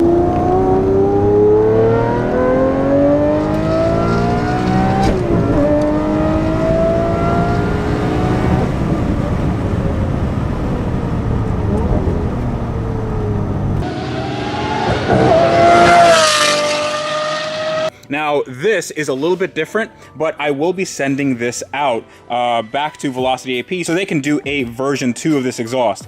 This is going to be reminiscent of the LOC, the Lamborghini Orange County exhaust, and I want to put another pipe from here to here and here to here, and that is what gives its F1 sound. And also, we're going to be deleting these this 2-to-1 and 1-to-2 collector. So that's going to be one pipe going out, and that should improve the sound quality quite a bit. I also ordered some brand new Michelin tires. Now, Michelin does not carry this size in the rear. It's a 345/25/20, and they have a 345/30/20, which is actually going to make this a little bit thicker, which will fill out the wheel well a little bit better. And in the front, since I don't really like the gap, I looked at this car versus the LP640, and the LP640 looked a lot more menacing. I'm going to lower that since this car comes with adjustable suspension, so I'm going to lower it a little bit, maybe half an inch, just so it sits like right there. And this is going to have the same size tire. I believe it's a 235/40/19. So this is going to be very safe to go on the road. I don't trust those Nittos, especially because they're bald at all. But behind the tires is something that I want to order pretty soon, and that's the brakes. Now, these brakes might look okay if you put them on a Civic, but on a 4,000-pound Italian supercar, these aren't cutting it. So I'm going to get a bigger brake package, and that actually comes from the Gallardo. The Gallardo has bigger brakes than this. It has some upgraded 6-piston calipers, and the rotors are a little bit bigger because I'm going to get those from the LP640. So I'm going to try to work with Fur Parts, the people that have all the Ferrari parts for my build. So they might be sending out some stuff on that. And I'm going to try to have this be a Canyon Carver, and for that you need good brakes. And lastly, to answer a question that I've been getting a lot in the comments, these bat wings that go up and down, do they work? Well, yes and no, because this is an electric actuator right here. This is what controls the bat wings, and they come up when it's at a certain temperature, and I believe you're at speed. So these are actually not connected to anything. You can see on the other side, they're the same. And I don't know why the movie studio did this, but nothing is actually preventing this from working. So I think all I have to do is connect this, and then they can move up and down, and then I can do a little trick to keep them up all the time. I think you have to keep the car running and then turn the battery switch off, and then that fools the ECU. But I'm definitely gonna have those up because they look awesome. I pulled out this coolant hose, and this coolant hose was split pretty good. But the reason why is not because I did the rev battle or anything like that. This coolant hose split because it was just old. This car, even though it only has 14,000 miles on it, this car is 16 years old. So I need to make sure that all these hoses are in really good condition, and the ones that are very inaccessible, I need to change them right away. Now, there actually aren't any more hoses that I can't get to, so this is the only one. This is the trouble hose. So I got a length of heater hose hose, which is rated for coolant. You definitely want to get one of these, and I'm going to install it here. It's very, very hard to put a camera down here, and you can't really see anything. I need to actually use the flashlight, and there's no space for a camera, so we're just going to take this as a given, and we're going to go on to some other things, but this might take me a little while to do. Come on, you piece of... Ah! All right, the hose is done, and it wasn't actually that hard. So the next thing we have to do is the actual maintenance tune-up part of the job. And the first thing I'm gonna do is this air filter. Now, in the previous video, I showed you how this air filter was the subject of a mouse invasion. There was definitely a mouse living somewhere in the airbox, and all his mouse droppings went all over the air filter when the engine turned on. So this is actually a K&N air filter, and I can actually clean it. So what we're gonna do is we're gonna take all this junk out, and we're going to clean it. And since this is a K&N, it has a special oil that I need to apply here, and I have to wait till the oil dries, and then we can start the engine. But before I do anything with this, there's also another air filter on the other side, so I'm going to take that apart, and hopefully it's not as bad as this one.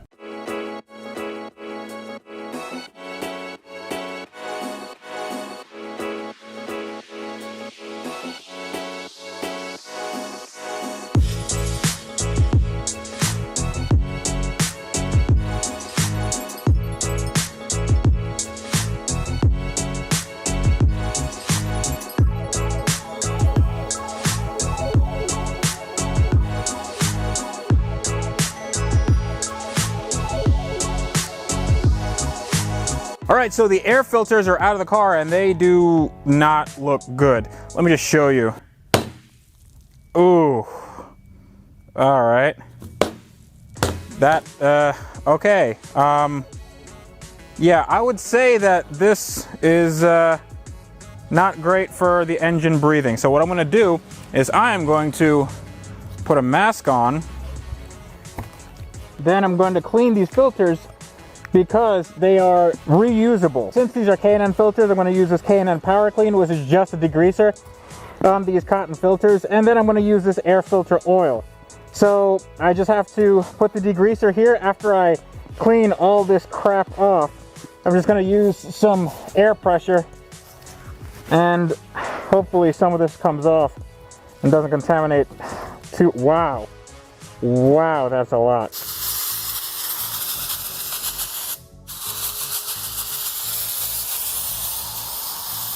All right, that's coming off pretty good. Then I'm going to saturate the entire filter with this for about 5 minutes, then run it through some water, then do it again a few times because this is actually really bad. And then I'm going to re-oil it, and then it's gonna dry, and then I can put it back in the car.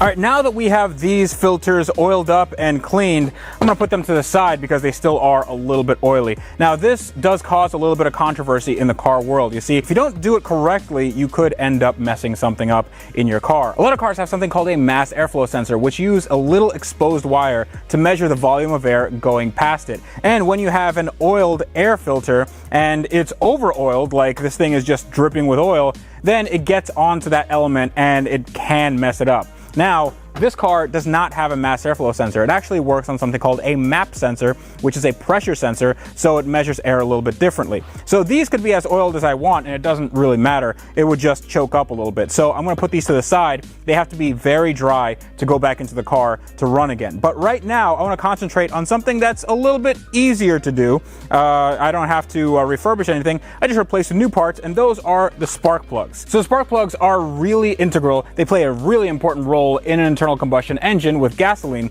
because they provide the catalyst for the power stroke. The suck, squeeze, bang, blow, they're responsible for the initial bang. And in this car, it calls for some cheap Champion spark plugs, and I thought I'd do a little bit of an upgrade. I got these NGK Iridiums, and they are DCPR 9EIX, or 2316 if you just want to type that into Amazon. These don't provide any performance benefit at all. And the reason why is because spark plugs are basically like an HDMI cable. They're either on or off. They either provide a spark or they don't. And the reason why I got iridiums versus some coppers or even platinums is because iridiums just last a little longer and it's going to be longer between changes. But before I get these spark plugs in, I have to do something called gapping them. And a lot of people think that these spark plugs come pre-gapped. Well, they don't, especially not for Lamborghinis. So the Lamborghini gap is 0.6 millimeters, which equates to 0.023 inches. And what I do, well, you know what? I'll show you what it's like to gap one spark plug. It's really exciting.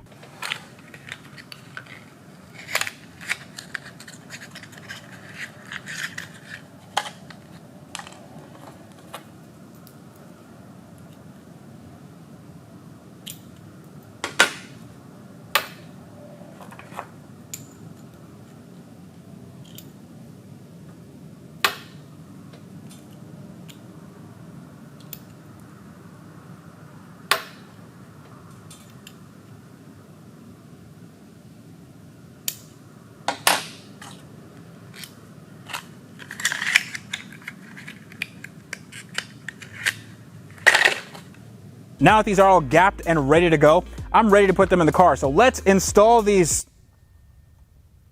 bougies.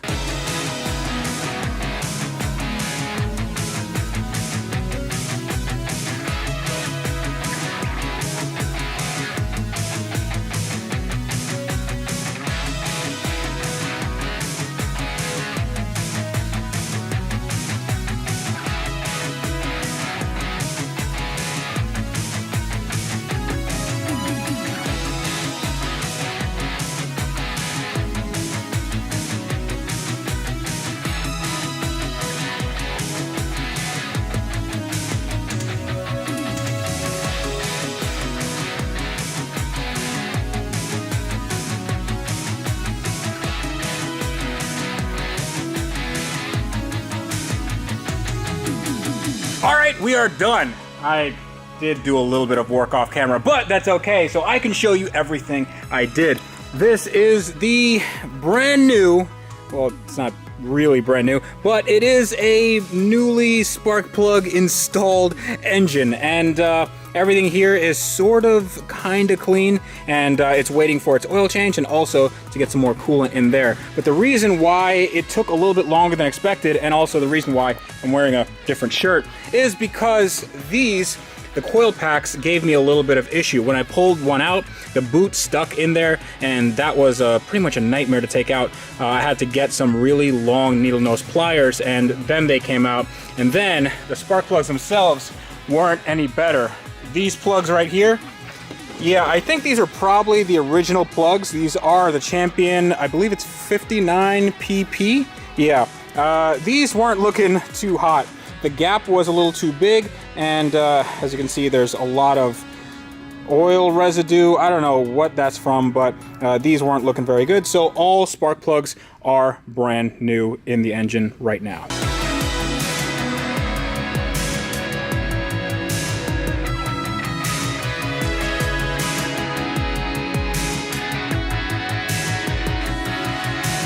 All right, so now that we're under the car, we can get to the meat of the tune-up, and that is the oil change. Now, this is a little bit different than your garden variety Civic or Corolla. This is what's called a dry sump system, meaning that this is not a sump for where the oil sits. The oil actually sits in a oil tank somewhere up there. I can't really show you because I can't really see it. So the bottom of this engine doesn't really have a ton of oil in it, but we do have to take off this oil sump, actually two oil sump drain plugs, one right here and one right here, and then we have to take off the drain plug for the oil tank itself. So theoretically, when we drain the engine and the oil tank, we should get around 12 quarts. Now, I don't know how much engine oil is left in this engine, but hopefully it's enough to do rev battles that I definitely should have been doing. Uh-oh, fire extinguisher.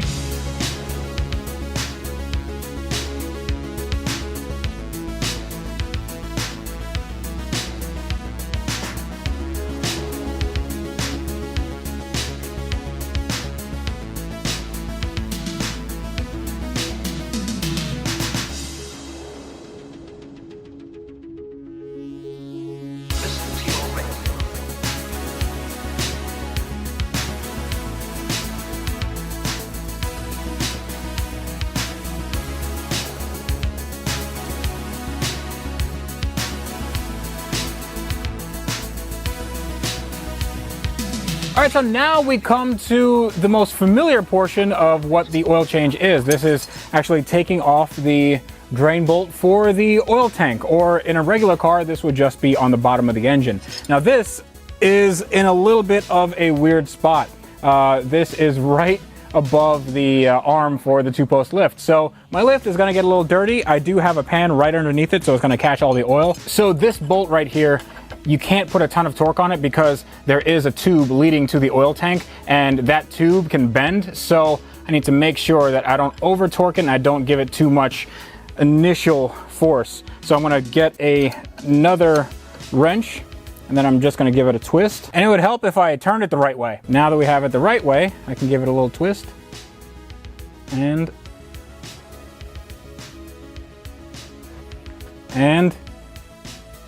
come on. There we go. All right, woo. That's great, we didn't break anything. I really hope so. Okay, we're good, we're good, we're good. Nobody panic. Okay, that's oil. Woo! So, the good news is the oil does not look too bad, actually. The oil looks in decent shape. It's not too black, but it is coming out at an alarming rate, and it is making quite a large mess. Okay, I'm gonna get some rags. Oh, okay, now it's slowing down. Only minor casualties. I call that a win. So the last thing that I'm gonna do while I'm down here is change the oil filter. This oil filter looks pretty bad. Should oil filters have rust on it? I think this should be a firmly grasp it type situation. And, oh, that actually came off pretty nice. Okay, I was gonna make a joke about that, but that worked out pretty well. This is an OEM style filter that is about to get OEM all over my hand. Okay, there we go. So that was full of oil. What you need to do is make sure that you don't leave the gasket on there like this just did. Gasket comes off with the filter. You clean all this off, you clean off the threads, and then you put a brand new filter on here, but I'm not gonna put just this filter. Since I am putting it up basically upside down or upwards, I am going to pre-fill this with some brand new engine oil, and then I'm going to put a nice little, actually I could do that right now. I'll just lube this gasket with a little bit of engine oil, then just put it hand tight because I want this to come off as easy as this came off.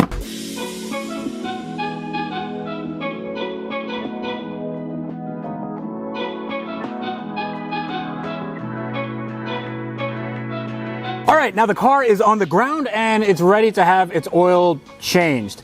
Now I did a few things underneath. I did torque everything to spec, and I did replace the crush washers. That's very important. You definitely want to do that on a car this high strung, and you definitely don't want any oil leaks. Now the oil that I'm using, it can be contested, but I'm using a 5W40, which is what this engine calls for, and I'm using a synthetic liquid moly. And a lot of people use Motul. I use Motul for my other Lamborghini, but liquid moly seems to be good, and it's also pretty economical. I'm not going to say cheap, it's not a cheap oil, but it does have everything that this car calls for as far as requirements, so it should be good enough. Now the procedure is really easy, and it's actually easier than what normal dry sump engines would call for. You actually have to put 4 quarts in the engine and then 8 quarts in the oil tank, and then you should be good to go for this thing to start. I don't think I'm going to start it because I do need to take off more panels because this car is going to go out for paint. But this car, at least I'm going to know that this has fresh oil, fresh spark plugs, and we have to put in the coolant. So it's going to have fresh coolant as well. All right. Okay. This shouldn't take long at all. All right, we are almost done. The only thing we have to do now is put in the coolant, and that is what the whole point of the day was. Hopefully this does not leak anymore, and hopefully this does not overheat and pop a hose and embarrass me in front of all my friends. But we can't just put in the coolant. We have to make sure that there's no air bubbles in the system. This system is actually quite simple. It goes from this coolant tank from here to the engine. The engine goes to here, splits off 2 ways into a Y, and then it goes into each radiator. The radiators are actually in the back of the car, which is kind of interesting and also weird. But in order for the radiators not to get air bubbles in them, we have to use this 13mm. We have to disconnect the breather on each side, just a little bit, just a crack. And then we have to fill the reservoir so the breathers have a little bit weeping out of them, a little bit of coolant coming out. That's how we know that all the air bubbles have come out, and then we can start the car. So the coolant that I'm using is actually something I got off the shelf at my local auto parts store. This is Peak Original Equipment Technology for European vehicles, and it is the same hue that I need, the same color, and it will do everything that I need this car to do. So this should do the job, and we're just going to put it in here. The eagle-eyed amongst you will notice I am using the same funnel. I did clean it, so yeah, it should be okay. Doesn't even smell like oil. Make a slight incision with your thumb. It's 50-50, so you don't have to pre-mix or anything. It's already diluted. A lot of you have told me that doing this sideways eliminates the glug glug.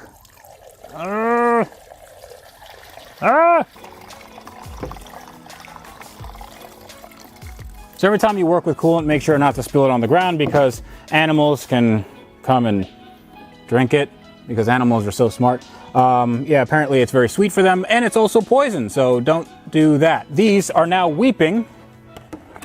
They're weeping. I gotta stop them weeping. Yeah.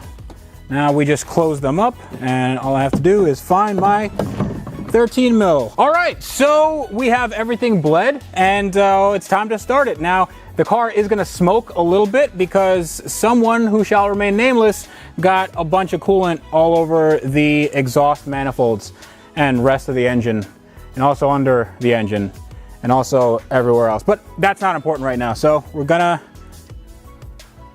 put the battery to the on position, and let's start it up. Might be a little bit loud, and it also would help if I had the keys. Okay, got the keys.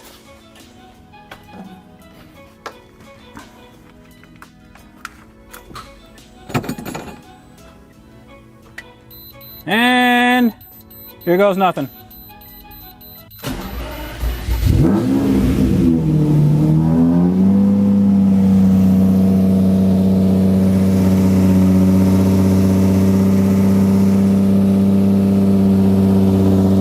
Seems okay.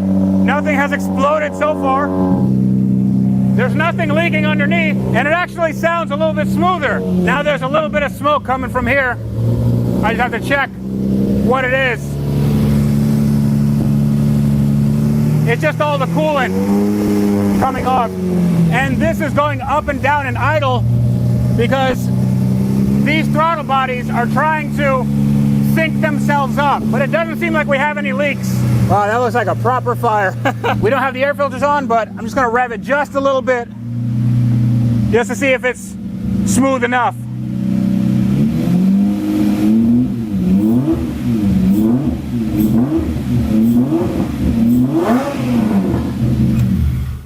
All right, I think that's good enough. This is all sort of normal. Let's just call that good. All right, that is it. This has now a new lease on life, and it's ready for more rev battles.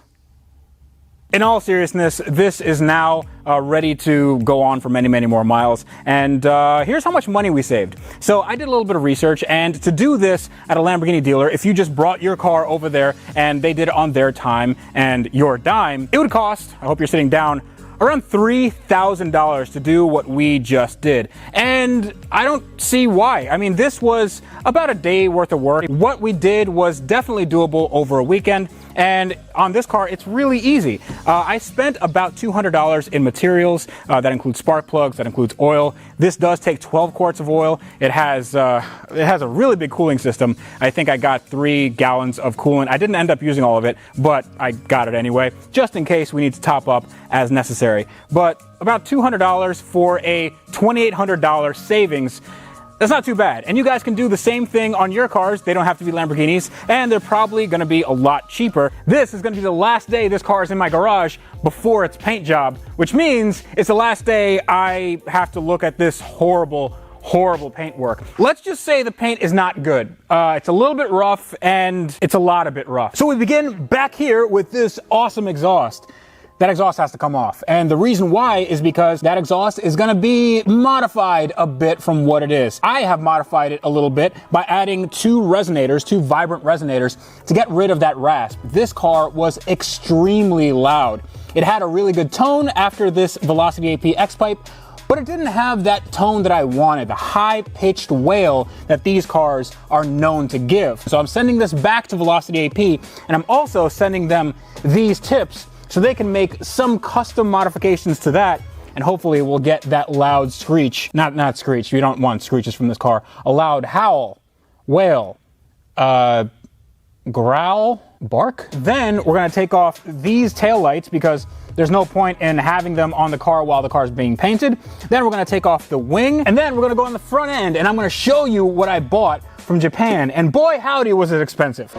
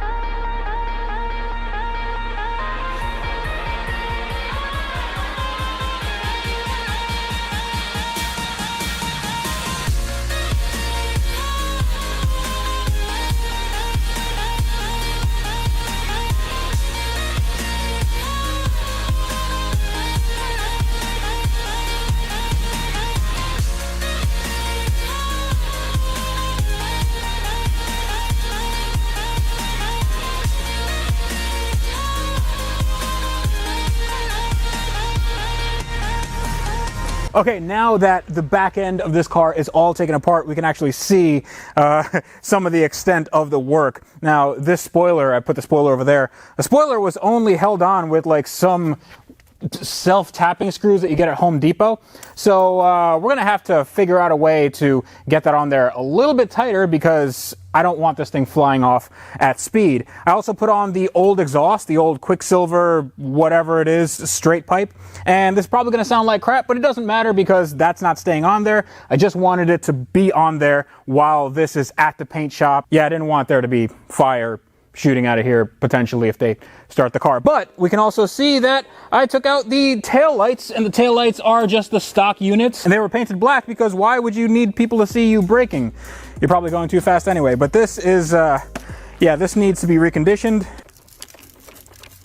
Yeah, it doesn't sound very good. These are actually very expensive, and I plan on doing an upgrade to the LP640 taillights, which are really expensive. They're like $5,000–6,000 for taillights. Welcome to Lamborghini ownership, everyone. But now that we're done back here, I can finally show you what I have in the front of the car. And this is what we've all been waiting for, and what I've been waiting for about 2 months.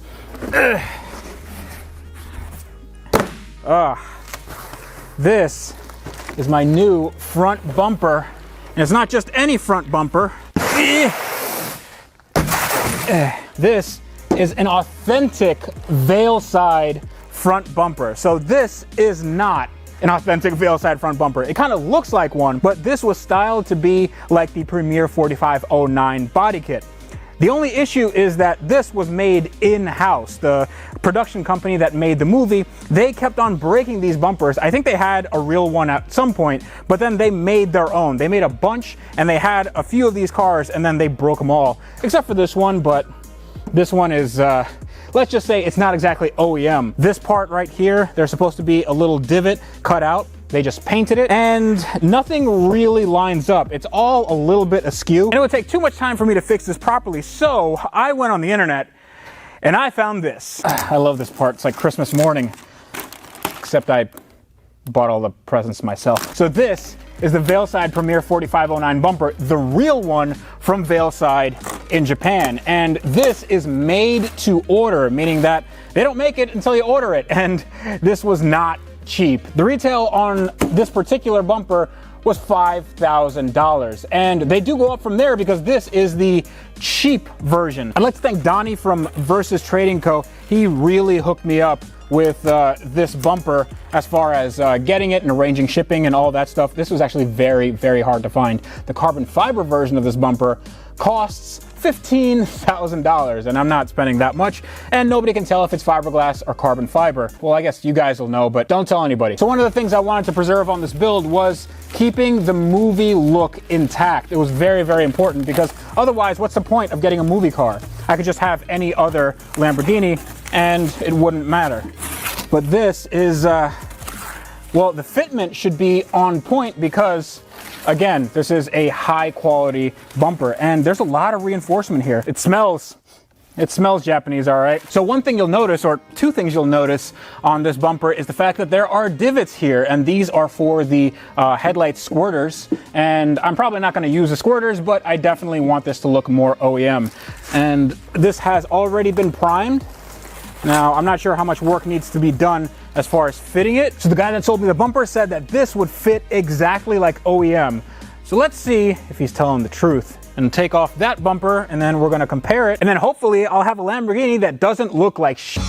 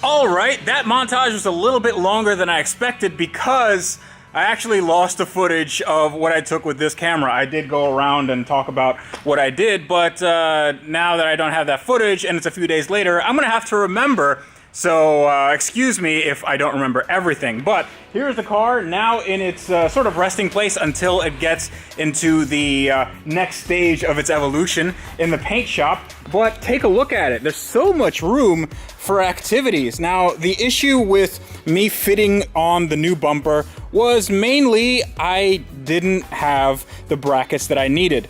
Apparently, this bracket right here, this angle aluminum, is not stock. Lamborghini did not equip their cars with this. Apparently, there's a bracket, two brackets actually, that go right here. They have 3 bolts right here and 3 bolts right there. Each bracket is around $500. So I had to get a used set. I think I spent $600 on the pair, which is a bargain. But I think that with that, I'll get the bumper on. I'm not really concerned about it at all. Coming down here, we can see that there's a lot missing from this area. I think this is where the windshield washer reservoir went, and also this thing, I think that's also maybe washer thing. There's so much overspray here, and there's a bunch of disconnected plugs. Not sure where this all goes. I don't think it's all from the washer reservoir system. This carbon fiber is definitely carbon fibery. Now, one thing I wanted to call attention to, excuse me, other Lambo, is this.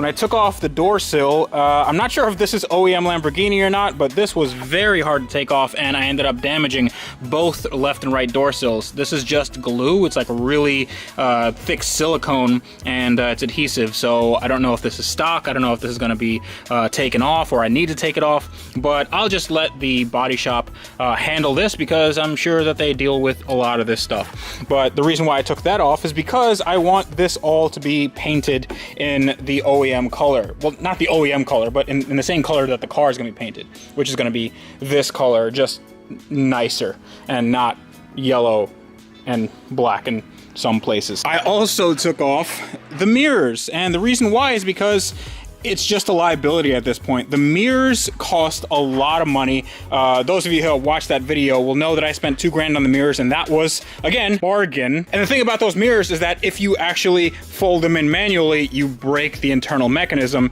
and basically I need to get a new mirror. So that is no good, and I didn't want anybody mistakenly pushing them in because they stick out a lot. They're like really, really long. But both mirrors are done. The interior is stripped. I have the door sills off. I have the bumper off. I have all the brackets and all the headlights off. I have the hood on. This was not the original hood that I got with the car, but I think this is the original hood to the car. In the back, I have everything taken apart so they can paint it individually. I have the exhaust put on here, the old exhaust put on, but the new exhaust is getting sent out. I took out the tail lights, I took out all the trim in the back, and I will be doing something about that overspray nastiness that you can see right here. I have this on a trailer because I am at a professional paint shop called Color Recon in Orlando, Florida. And I have the owner here, Juan Rodriguez, and he's willing to take on this project. And it's a big project, isn't it? I think the name project is an understatement. So let's take a tour around your shop. I want to see what you guys got going on in there. Sure, let's go ahead and let's check do it it. out.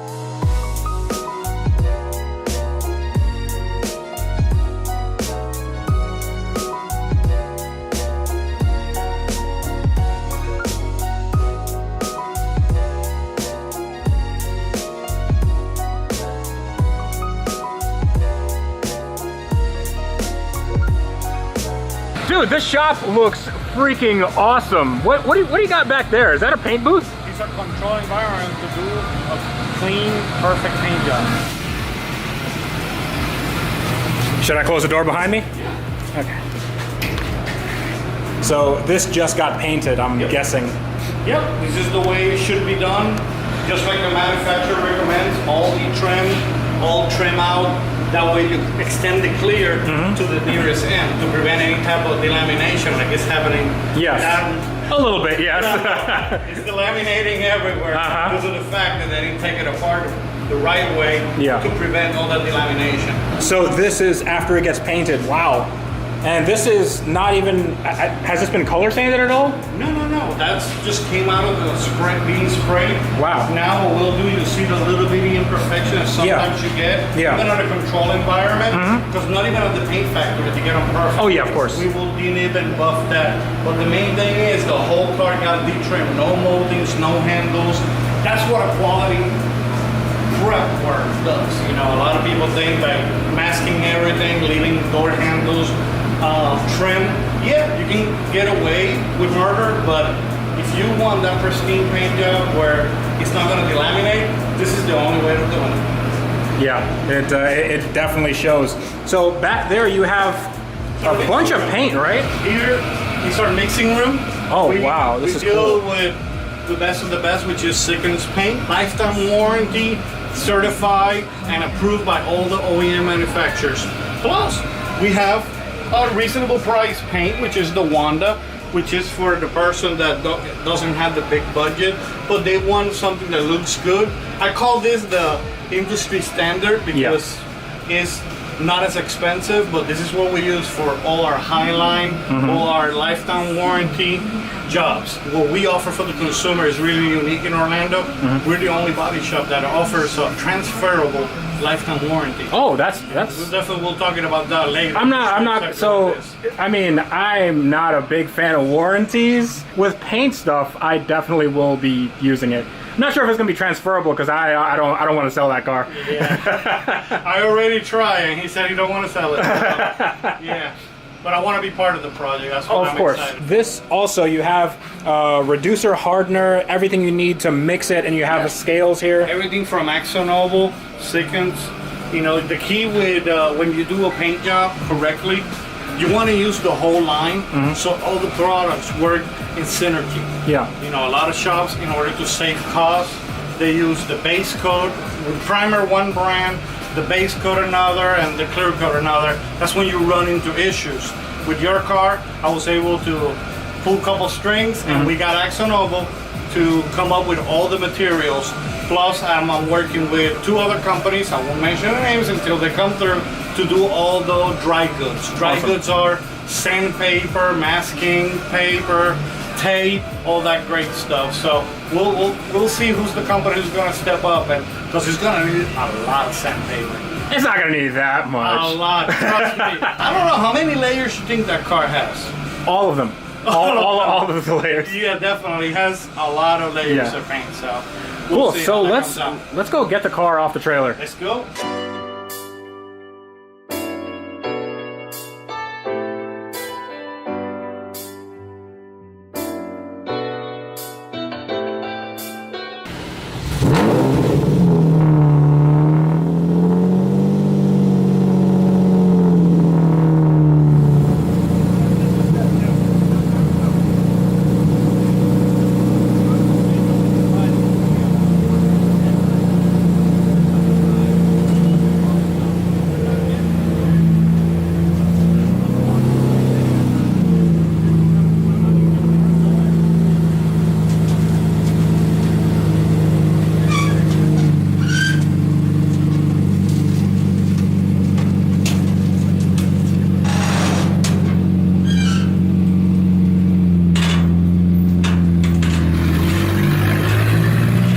It is in its final resting place. Not final. This is just the beginning, actually. Have you ever seen a nicer car than this? Yeah. Let's go over a few of the things that we're gonna need to do, because I know what the issues are with this car, but I don't have the painter's touch. I don't know everything that needs to. What you see is not what we see. Okay, so tell me what you see. Look at all the layers of paint that you have. Oh yeah. That's my main concern, how much material there's on the car. Yeah. And if you have not such a great quality paint job underneath, you're gonna put a really nice Sikkens paint on top, it's gonna adhere to whatever's at the bottom. Yeah. A lot of waves. We have waves everywhere. So when you saying waves, like there's waves in the panels here from when they were doing some sort of body work. I don't know what they were doing. When the cars are transported, people are not careful, so they ding them, and panels get waved. Yeah. They create waves and indentations. And when you look at the car on the light, you look at the reflection, it's wavy. Yeah. And we want to get this car as straight as a ruler. And I want it to be better than the factory. Okay. That's how I want it to be. Well, Lamborghini in the early 2000s wasn't all that great. So when you take a look at this is, I'm not sure if this is how they put the door sill in stock, but that's how my door sill came. And it was really hard to take out. Now, this is gonna obviously need to be taken out. I don't think it's that big of a deal. You could probably pry this up with something. They use windshield urethane glue to stick the rocker, like a window weld or something, right? But Freddie, if this is aluminum, we'll be able to probably use our induction machine to heat up the metal, and it comes right up. Oh, cool, awesome. There's a lot of overspray. You could see that this panel is supposed to be black. You can see that there's the cutoff here from the factory, cutoff here, and it's just like a splotchy mess. This is the original color of the car. Yeah, what we'll do there is we use what is called a fine line tape, and it's all about paying attention to detail. Having somebody who is taking their time to do it correctly. But the way we're gonna do it is we're gonna be clear coating the black too. So we're gonna be using flat clear coat. So it's gonna be durable, not just rattle can spray paint. Yeah. So we want that's probably what I would do. But is this also normal? Should you have overspray on the exhaust? Is that That's extra, right? You pay extra for that. That's free. They just didn't take their time to mask it. First thing we're gonna do tomorrow, it will be masking this car, protecting it. To protect all that factory overspray that you brought. The factory overspray, let's just call it that. Yeah, so when I get this car home, I see that there's a lot of overspray here. What can I do to get this off? Is it like a paint thinner or just like a, you know? The best thing to do, Fred, is take it apart and clean it. See if you got different methods of getting overspray out. But at the end of the day, if it's too hard to get it out, you might as well just paint it black again. Okay. On top with a good quality paint. Okay, sounds good. So what I'm gonna do now is I'm gonna get all the other parts that came with this car. I have all the trim, the bumpers and stuff. I wanted you to take a look at that, and then I'll leave it here in your hands, and I'll come back when you need an extra pair of hands to sand this thing, because I think you're gonna definitely need that. Trust me, we're gonna need your hands. I guarantee you, you're gonna be an expert. Okay, I wanna be an expert. I always wanted to do more body work. Like body work is one of the things I can work on that all day, every day. But the second it goes down to here, I just completely lose it. I would like to ask the audience, would you like to learn and us taking our time to detail and do more videos? I'm gonna speak for the audience. The answer is yes. The answer is yes. We're gonna learn. We're gonna learn. We're gonna learn, everyone. All right, so we got all these panels here. It's weird because you see everything in one plane, and it just seems like so much. It doesn't seem like all that goes on this car. So what do you think about these panels, especially that homemade one? Do you like it? I'm second guessing myself what I got myself into. Okay, listen, it's look at it. It's not so bad. Come on, this isn't bad at all. Obviously, this is a lot of work. I mean, we see a bunch of fisheyes, even in the $5,000 bumper, ready for paint. Ready for paint. That's what they all say. Yeah, but then you see all these imperfections, and you know, all this stuff has to be sanded out. So that's all part of the process. Now, this process, it differs a lot from when you get it like Mako or, you know, Earl Scheib or something like that. Because a lot of people say, hey, I can get a paint job, you know, for my car for like $500. It looks cheap and rushed.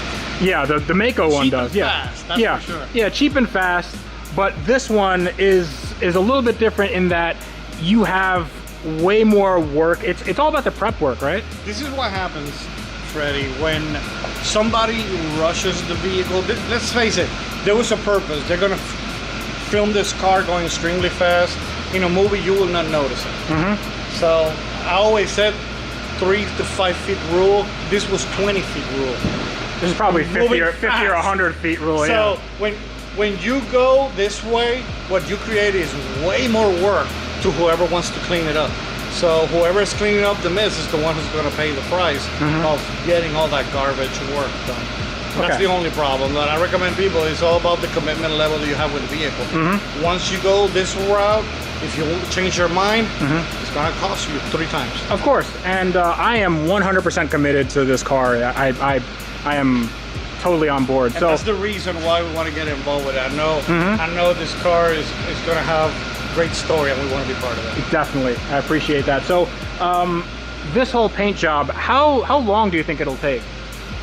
Our target date is going to be 4 weeks. Yeah. I know we're definitely going to spend some late nights working overtime with the guys, but we're excited. We want to get it done, and it's all a matter of getting to work. In the last paint job that I did on my Lambo, it came out great. Their prices were sort of on the low end, and you know, that was like very surprising to me that they got that much work done. They didn't actually paint the whole car. Yeah, they did what is called spot repairs. Yes. And that's a way of definitely keeping the car in a factory finish. But definitely, I know on the white Lambo, they treat you extremely well. So on this is more of a show car build. How much would this like reasonably cost? Let's say if somebody brings you something like that, how much would that cost? We're going to put an exact damage analysis in it. We're probably going to do that tomorrow. We're not disassembling the whole car like drivetrain and all that. You said just focus on what the painted areas are. Yeah. But like,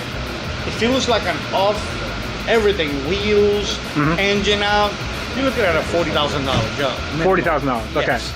All right. On this one, you're gonna be pitching in I think it's going to be probably in the 20s. Okay, so my labor is worth a lot of money.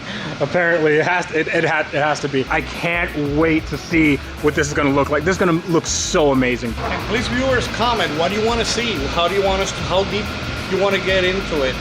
We can show from paintless dent removal, from how to do body work, how to wet sand and buff, how to prep the vehicle, how to color tint and get that color right where the manufacturers recommend the different variances. Trust me, we can do a lot. So it's up to you. Just put in the comments if you really want. So I'm thinking we do all of that because why not? We got time to do it. So we got time, and I want to learn how to do this. I don't know how to paint, so let's do it. Exactly. All right, dude. Well, thank you so much. This is. We're gonna get it done. You'll be proud of me. Awesome. All right. Bye, Lambo. Bye-bye. All right, we are back at Color Recon, and I can't wait to see what these guys have done with my car. Where's my baby? And wow, this is nuts. So they already got all this sanded off, and you won't believe how many layers there were on those fenders. Juan and Mario are using the induction machine, and they're taking off all this adhesive. That's how the side skirt was being held on. But what the induction machine actually does is it heats up the metal without heating up the adhesive. So it's actually a very efficient way of doing it. So the reason why we're doing this is because the side skirt has to come off on both sides because they need to be sanded underneath, and we have to see if the bodywork is okay. One of the reasons that we noticed why the yellow paint delaminated when we heat it up, because typically this won't even harm the paint. Yeah. There's no primer underneath. Okay. So that's why it wasn't adhering. So what we'll Interesting. we'll sand it all down, epoxy primer and everything, so yeah, that will not happen again. So there was so much work done on this car. I mean, all the orange is gone, but the orange is not the only part of the story that you guys need to know. There were 8 layers of paint on this fender and 11 layers of paint on this. I have no idea why. Probably because when they were filming, they wanted to repaint every time they had rock chips or some debris, but there was so much paint, and this took all day. You can see it's all the way down to the primer here. And this door needs to get done, but the rear quarters are looking amazing. So they need to sand this down, then they're gonna epoxy primer it. They're basically gonna seal it, then it becomes really super hard. Then they're gonna sand that down, and then after they block sand it and make sure everything is 100% straight, then they can finally put the paint on. But the paint, we're actually gonna check out today. We're gonna see what the paint code is. We're gonna see what the paint is gonna look like on the final product, and oh my God, I can't wait. All right, so that's the induction machine working. It's like a magic wand. You see, it's not hot at all. Yeah, that's not hot, but it comes off like butter. That's crazy. Wow. And that will not distort the metal. Yeah. Because it just heats up perfectly what we need. Especially now, this car doesn't have ultra high strength steel or anything like that. Yeah. But in the newer vehicles, that's a big deal. When you heat up that metal, you're actually straining it. You heat it up over 400 degrees. And you can also take out the windshield with that, right? Yep, you can actually do that. The windshield on this car is not in the best shape. Well, it's not exactly original. Look at the gap there. This is way taller than the roof, so we're gonna have to figure something out. Maybe take out the windshield and then bring it down, or get a new windshield. I'm not sure, but this is gonna be a challenge.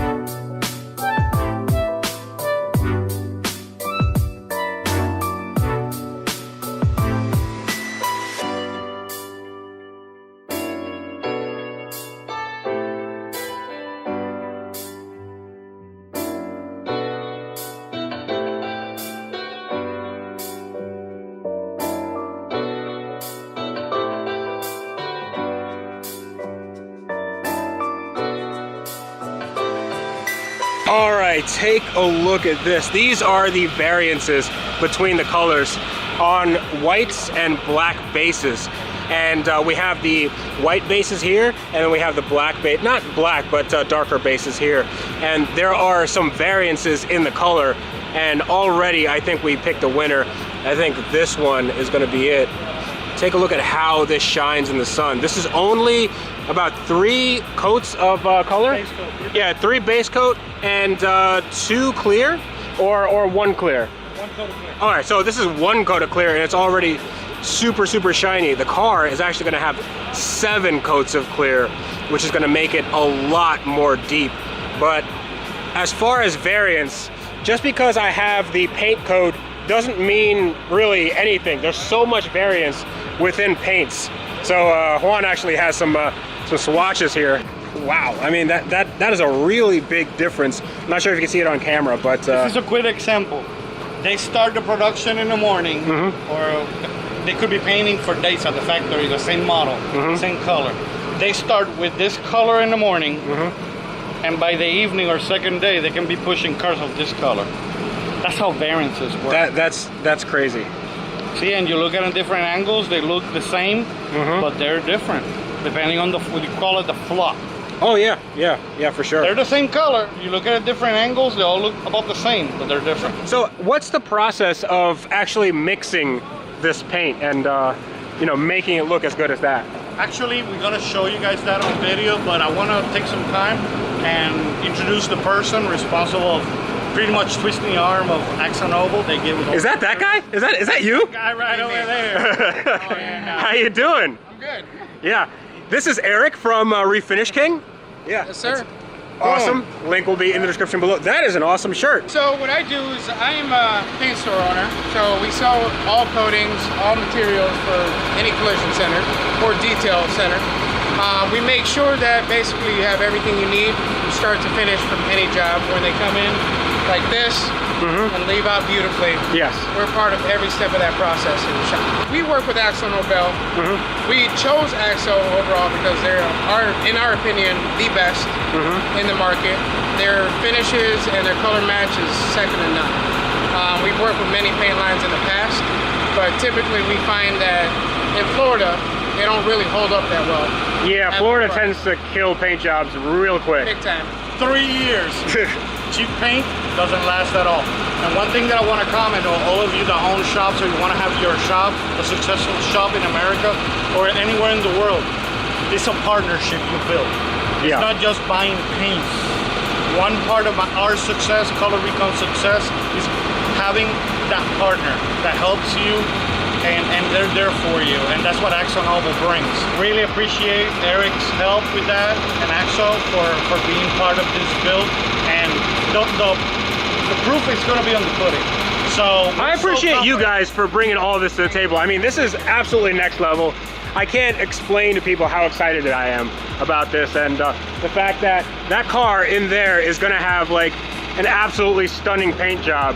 It's really a huge deal. Let's go and check out how to mix this paint. Let's go.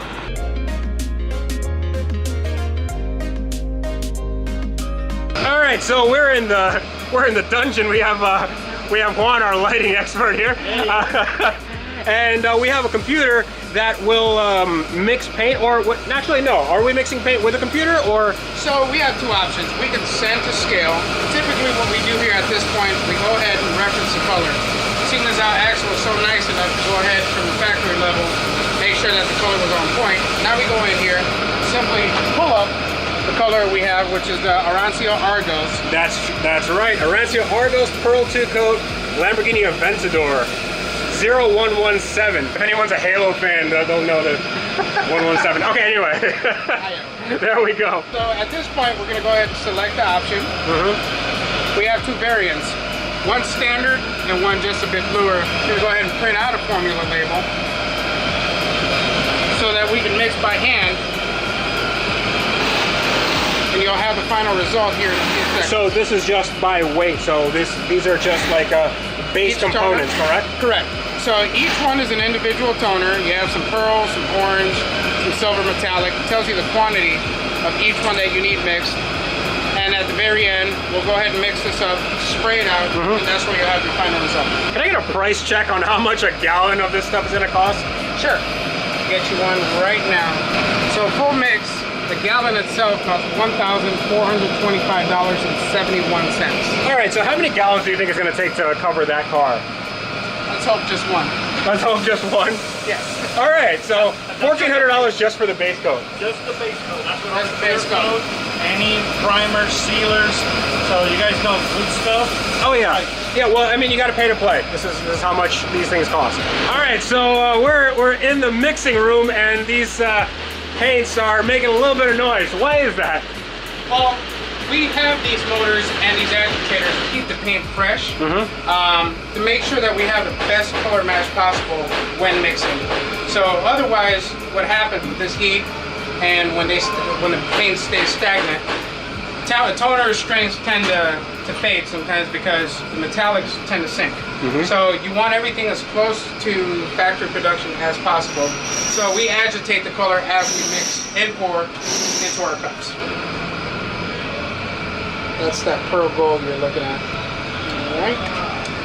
That's number one. So how much variance can you put in there? Like, can you be off by, by a slight amount? There's a tolerable amount that you're able to get away with, either over or under.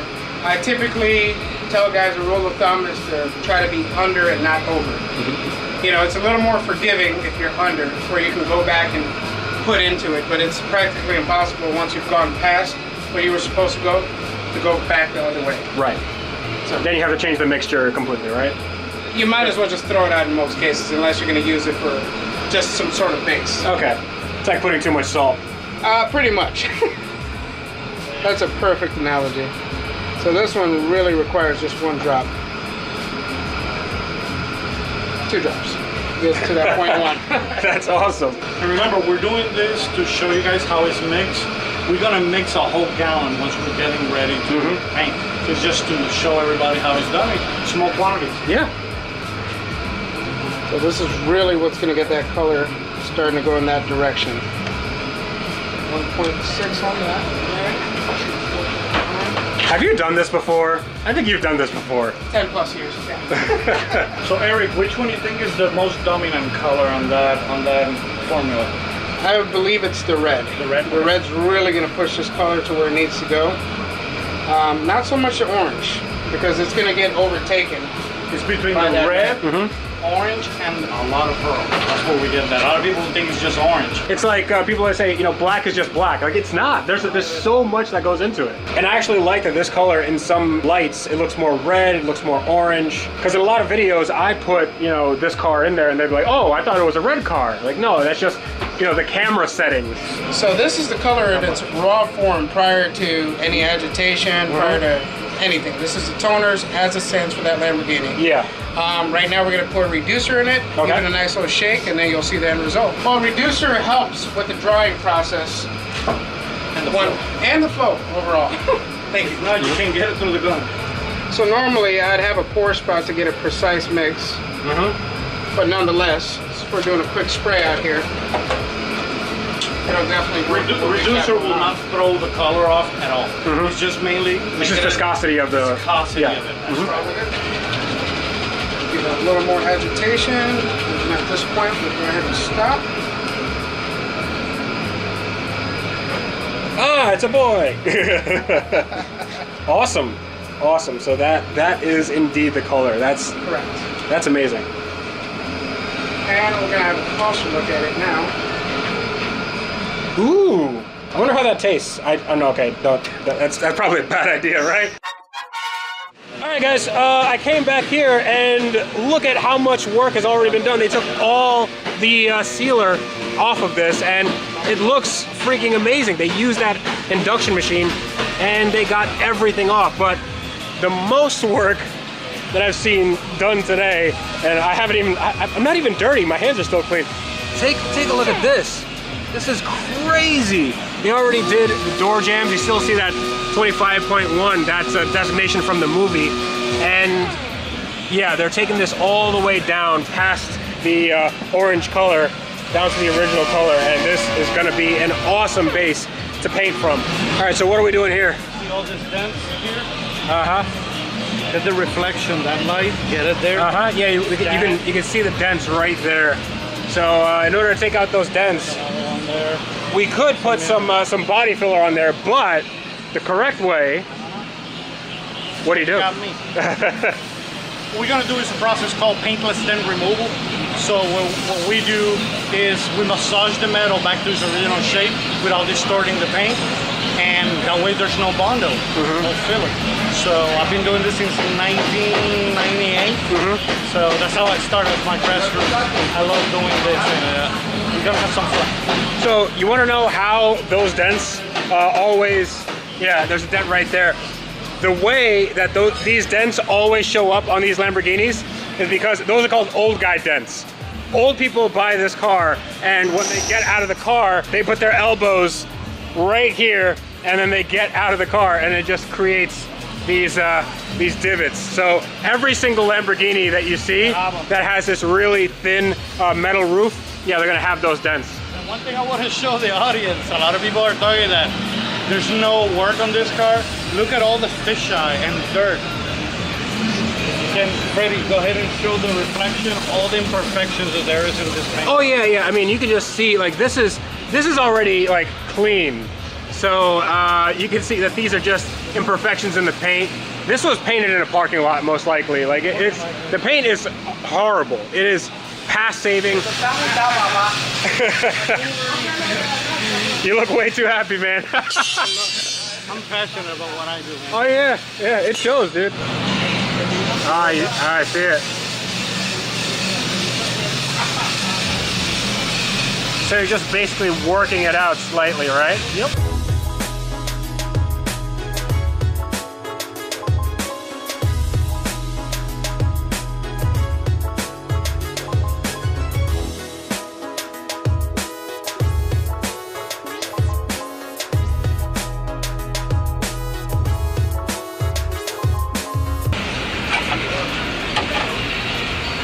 Oh yeah. You can see where that is right there. There really is a lot of hand-eye coordination here. Oh yeah. Right now what I'm doing is bringing it down, bring it back up, because the metal will have memory. Yeah. So I gotta bring it down, bring it up, bring it down, bring it up. That way the memory goes away, so that way when I'm done with it, it stays that way.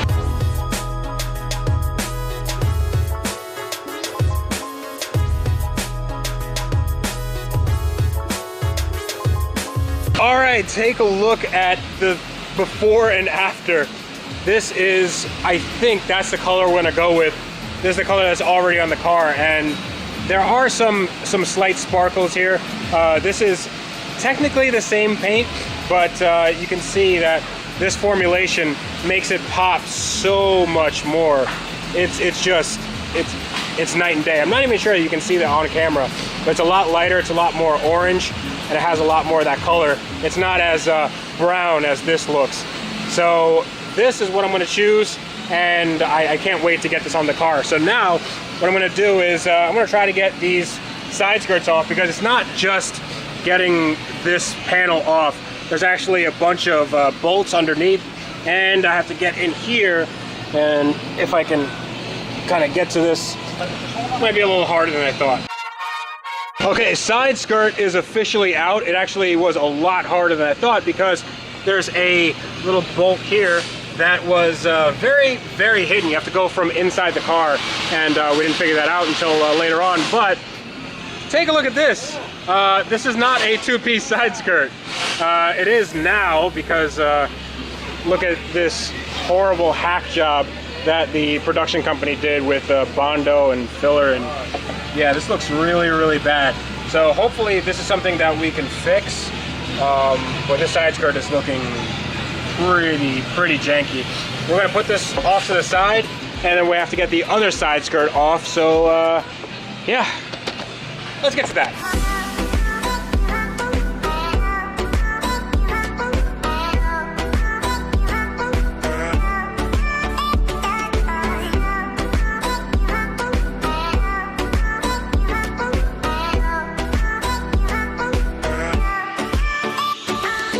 All right, now both side skirts are off, and that took way longer than I would have wanted. Mainly because there were some very, very hidden bolts right here, and there's no way to get to them other than taking the wheel off and then sticking your arm all the way in, but that's not a big problem.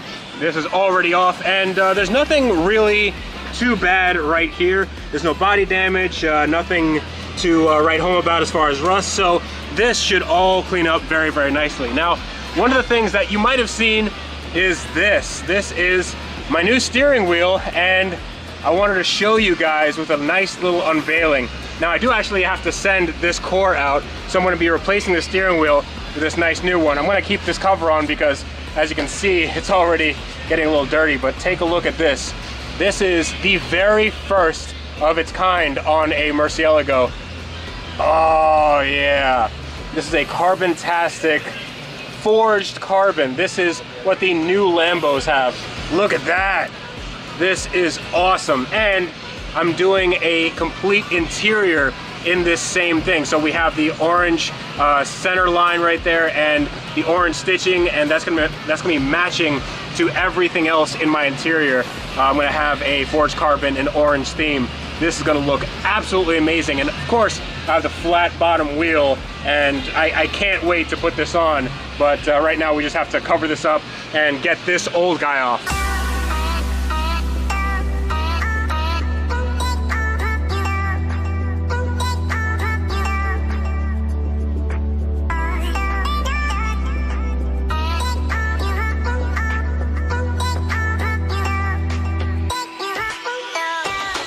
All right, take a look at that. This looks freaking amazing.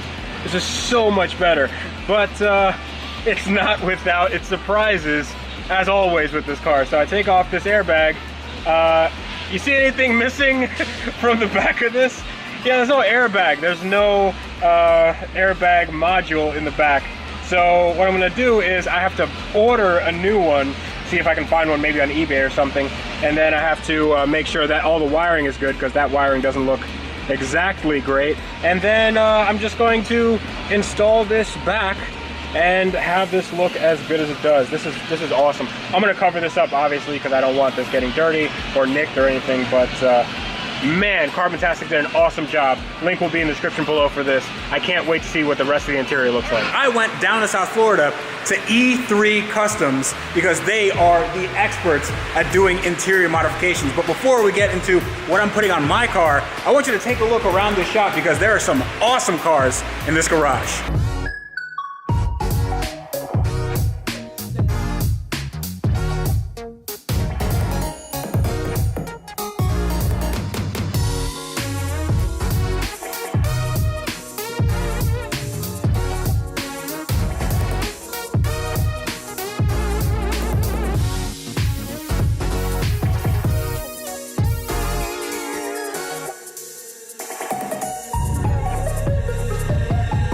So this awesome garage is owned by my friend Matt at E3 Customs. How you doing, dude? Great. How are you? I'll be a lot better once we take a look at what I got over there. But can you take me around your garage because you got some really cool stuff going on in here. For sure. This is S-Class. It's getting a full stereo upgrade, JL stuff, Focal, all that. I've always loved these S-Classes, and the interiors are always just the best. Oh. This is a little too rich for my blood. I mean, this would get super dirty like day one. So what you got over here? This is super cool. This we just got, we're gonna do a retro rod style build on this, but it's a K20 swap British Mini, and it's all-wheel drive turbo. All-wheel drive turbo. So do you know what gearbox it uses? I have no idea, to be honest with you. I've only talked to the owner maybe once or twice about the car, mostly about the interior design. I mean, there's not a ton of suspension travel here. So I like how the crash structure is just this this whole thing, and then the engine, and that's basically it. Yeah, I like this mounting solution, man. That's really ingenious. Right. He was telling me he was going to do a crash bar across the front. He just has to figure out how to make it work with the bumper.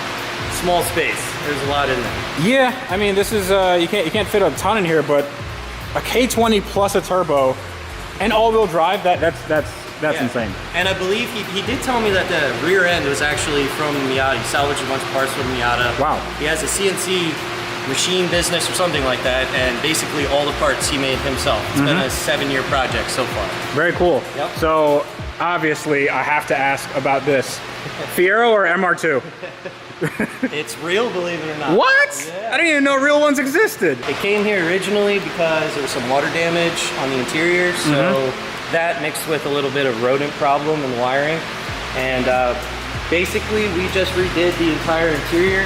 Everything is just set in there because they have to rip it all back apart again to finish. That's normally not how we do things, but for this customer, I'm totally fine with doing that. They send us a ton of business. So. I mean, if you take a look at the engine, it's really like the last era of carburation. Look at how many wires and hoses and everything is going everywhere.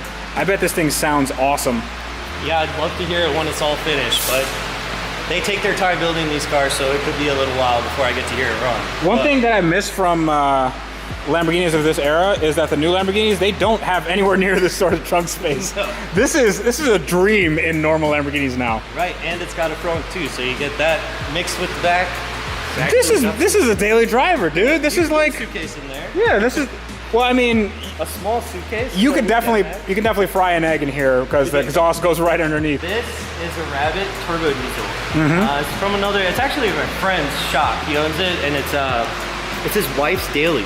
Wow. So we're just doing the headliner. We just finished that up. It's an old bow style headliner. But that's actually the original color of the car. He resprayed it, obviously, but you can check all the jams and stuff. That's original. It's beautiful, man. I really like the color combo of this is like a seafoam green, right? Yeah. I don't actually know what the real color name is, but yeah, it's really pretty. Believe it or not, this car gets more attention than the Lamborghini. Every time people come I don't believe that. What's this thing? This is an E28. It's an E28, so this is a mid-80s, late 80s BMW 4-door with a 6-cylinder and looks like a manual. Yeah. And not original interior, but we are basically just going to do the headliner, and then I think he's got some interior fixes that we're going to do. But yeah, this headliner, I don't know if you can see it, but it's a weird, I don't know, it's like almost like a polyester type thing. It's got a very interesting pattern to it. But a lot of people don't know this, but like headliners like this that were bow style, you basically have to pull the windshield out because the headliner itself is physically wrapped where the windshield goes. Oh no, wow. So the only way... Why would they do this? This seems like a really dumb idea. It is, and it's also kind of smart because, once that gasket goes on there, the headliner's not going anywhere. So... Well, I guess. I mean, but what happens if you're in here and then something hits the headliner and then you got to replace it. Now the windshield needs to come up. Is it the same with the back too? Yeah, on this car, on the side panels. Oh no. So you got the side panels that run all the way up to there. They also go where the gasket is. That's crazy. I love this color, by the way. It's like a midnight blue type thing. Said it was from F80 M3. I don't know exactly the color. Well, you guys can tell me in the comments what color this is, but it looks really fantastic. Check this thing out. So I'm not too into muscle cars, but I'm digging this thing. Yeah, this came from a new customer. He just bought this car, and originally the convertible top didn't work.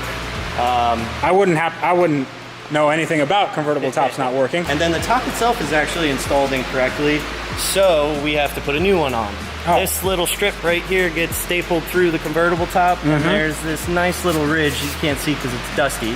It's supposed to be back here. Oof. So you get this nice little lift and weird look. Okay. And then all these super fantastic wrinkles. Nice. You get one shot with these tops. So when you staple this on, that's it. If you do it wrong, you gotta get a new top. I mean, or you can just have a top with a bunch of holes in it. Right.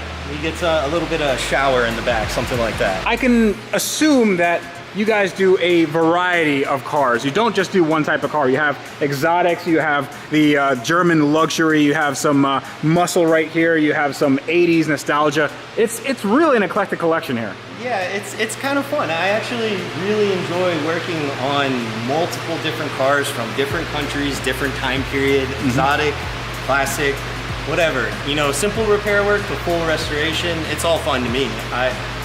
I can't even, you know, I never fathomed 6 years ago that we'd have a collection like this in the shop. It changes every week. Next week, it'll be something even more crazy that'll be in here. Well, I brought you something a little crazy, so let's go and check that out. It's really not that bad. So when you say it's not that bad,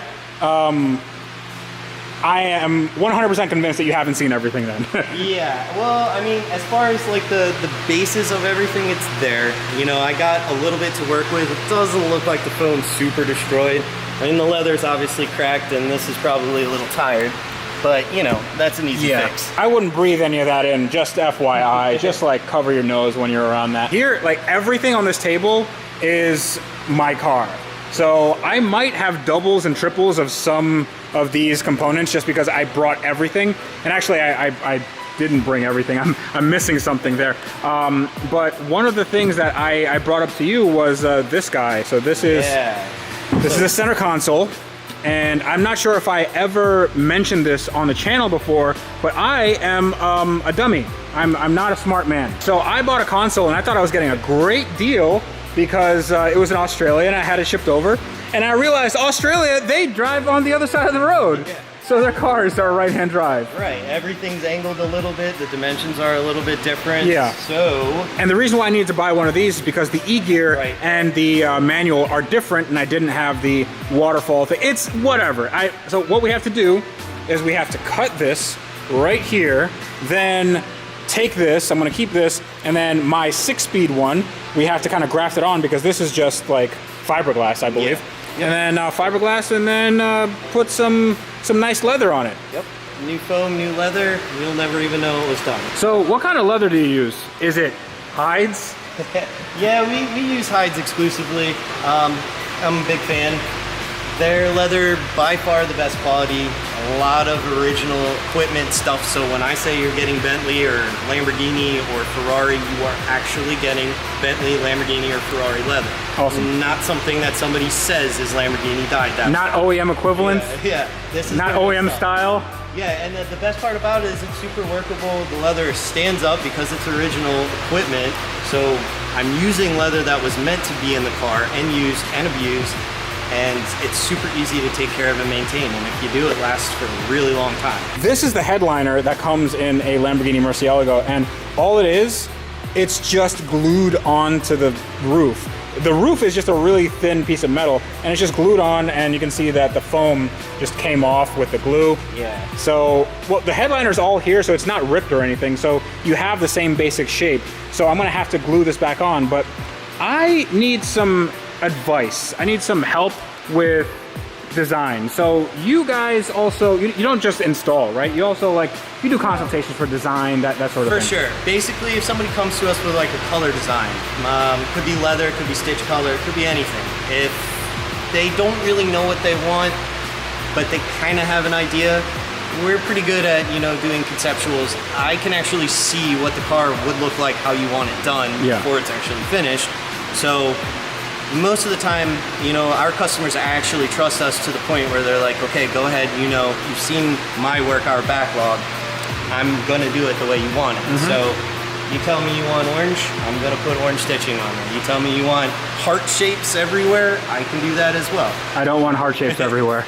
We could do a nice heart print right down the middle. Let's do that, all in pink. But speaking of what I'm actually gonna get done to the car, right now the car has, this is just the black stock leather interior, and you can see right here it has yellow stitching because the car was originally yellow. Now, a lot of times when you have a exterior color, you want the stitching to match that. Correct. A lot of crazy people have the color of the leather match the exterior of the car, and those are just insane people. No, that's a Miami car. So, yeah, that's Miami car. We're not Miami. Well, I'm not a Miami person. Yeah. No, typically, clean is just nice colored stitching done exactly right. Good French seams everywhere, maybe a stitch pattern in the middle, something like that, just to give it a little bit of... So speaking of stitch patterns, you guys have a few, and what I was thinking was doing the LP640 style quilting. So that would start from right about here and right about here, and it's just like a diamond. Oh yeah, I could do it in the dust, because basically like that. Except it's not horrible dust. So bam. It'll look just like that. You know what? I'm taking these seats back. I'm done already. Yeah, it's done. You don't need me. You also have different options, correct? Yeah, so basically, I can do pretty much whatever you want as far as any kind of design. What I was thinking, you had originally mentioned to me something about hexagons. So I set up a little test panel so you can see. We use templates basically from... These are cool. These are from Leather Seats Prime, so they make these for us that we can basically trace on the leather. And then you literally have to sit and count the number of stitches as you're sewing it together. 4...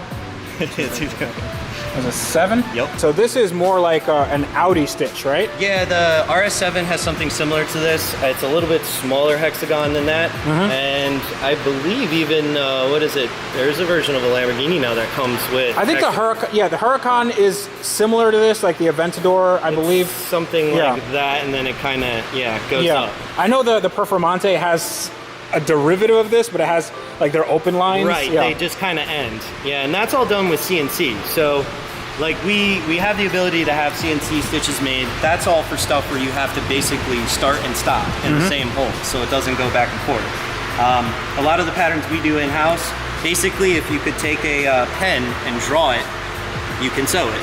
Okay. So if you have to go back over yourself or go back on the line twice or whatever, you can't do it with sewing machine. Right. So these patterns are all made to be done in one continual motion. So as you see, it goes across and then it comes back around. Oh, and that's how you know that you can do, basically without a bunch of tying off, that's how you can do the pattern easily. So if you had to tie off each one of these little guys, it would take weeks to do, an insert. So you also have some test panels here, right? Yeah, so I did some quilting. These are typical, basically that's what your French seam would be.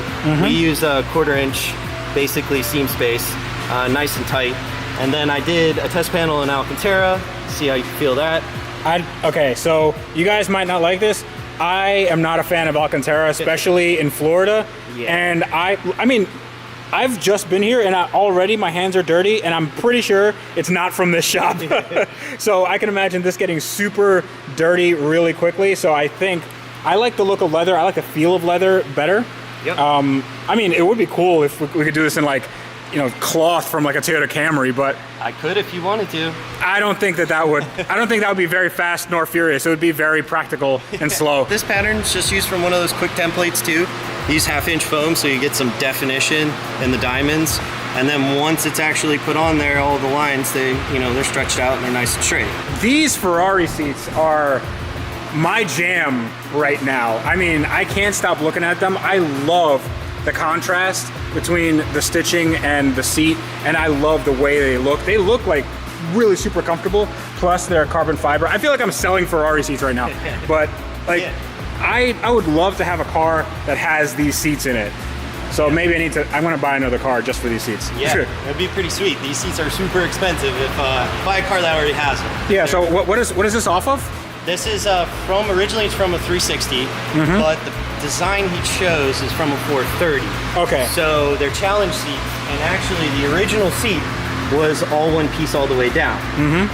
They're, believe it or not, they're actually Sparco seats, even though they're Ferrari seats. So interesting. Yep, the label's on the bottom, but they do things really differently. They glue this entire leather piece to it, so you get one shot at covering this, and if you get an issue, you got to start over. Seems like you got it. Seems like you did pretty good on this. Yeah. So I don't know what I'm gonna choose. I honestly like this a lot. I like this hexagon pattern. I think it would go well with the new forged carbon interior bits. I'll show you guys that in a bit, but this looks really good. Now, I'm gonna sleep on it a little bit and I'm gonna read the comments and see what you guys think.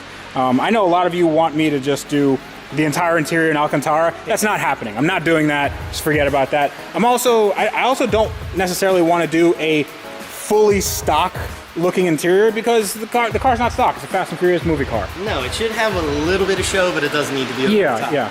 So yeah, switching it up a little bit and doing something different. Some hexagons in there. Oh, you know what we should do? just keep it flat, but then we just embroider danger to manifold. Yeah. That's what we should do, yeah. I can get that done, or we can emboss it, however you want to go with that. Do you guys do carpet? Yeah, we do. So this will be a little bit more interesting. Hey, we got orange binding, black binding. Yeah, I mean, we could do whatever, but is it possible to just do new carpet, or? Yeah. Oh yeah, for sure. Yeah. It'll be new carpet, but we got to do something to finish the edge. So gotcha. They use yellow, actually leather, and you can see how fantastic. Honestly, I hate the look of like contrast on this. Agreed. Yeah, it looks so like 2002 hot import nights. It does not look good on this car. Very true. It is a fast cruise car. Yeah, one of the things I actually don't like more than that is when they have the huge yellow bull logo saying Lamborghini, and that's OEM. Right. So yeah, I'm not a fan of that. So if we could do this just in like black, I think I might be missing a piece. I'll see what we can do. But yeah, I have some nice. Oh, look at that. That's a nice little heel plate. I can get you that material too. But I'm gonna use. I think for this, I'm gonna use a nice Bentley carpet. The Lambo carpet's okay, but. Is that a carpet that I can just take my shoes off and kind of? Yeah, it's super, I can smush my toes in. Super soft, but it's not crazy thick or anything like that. But it same color, but just super soft. So all right, got to make it a little crazy on your feet. So there's going to be a few questions about all of this. So this is taking up a ton of space, and all of this is leather. That's why I brought it to you. So how much do you think this would take in terms of time? Typically, well, you gave it to me out of the car, so yeah, I don't have to put it back in. That saves me a couple days, maybe a day or so. Yeah. But typically something like this, anywhere between 2 weeks, I would say, with me and my other guy, Lee, that sews with me. I'd say about 2 weeks, typically. 2 weeks. And that's doing some other stuff in between. Right. But when you go crazy with restorations and stuff, some of it stays here for months. Yes. It just depends on how crazy the project is and how difficult it is. And honestly, I mean, this is really, really nice. Was at one point. Yeah, about, I don't know, 12, 13 years ago. But it's also not crazy complicated. You know? So, this piece has a couple pieces of leather and some nice. It's not crazy complicated because it's out of the car. To get it out of the car, it was a pain in the butt. Right. Now to get it out of the car, I know that's a huge deal. Yeah. They don't make it very easy for you to get to things under the dash. Okay. So how much would this all cost? Obviously, this is more leather than a normal car would. A normal car would just have some seats, door panels, some interior pieces, but this is the entire car's leather. Right. So because we use hides leather, I can use more of the leather. Most of the hides are extremely usable, so there's very little waste. Basically, this is probably somewhere along the line because they're large pieces without seams. I'd say a good solid 5 hides of leather, maybe 6. Plus the labor to do that over the 2 weeks. Yeah. It depends basically on material cost and all of that, but this can be, if you gave me the car to do it, anywhere between $10,000 to $20,000, depending on what you pick.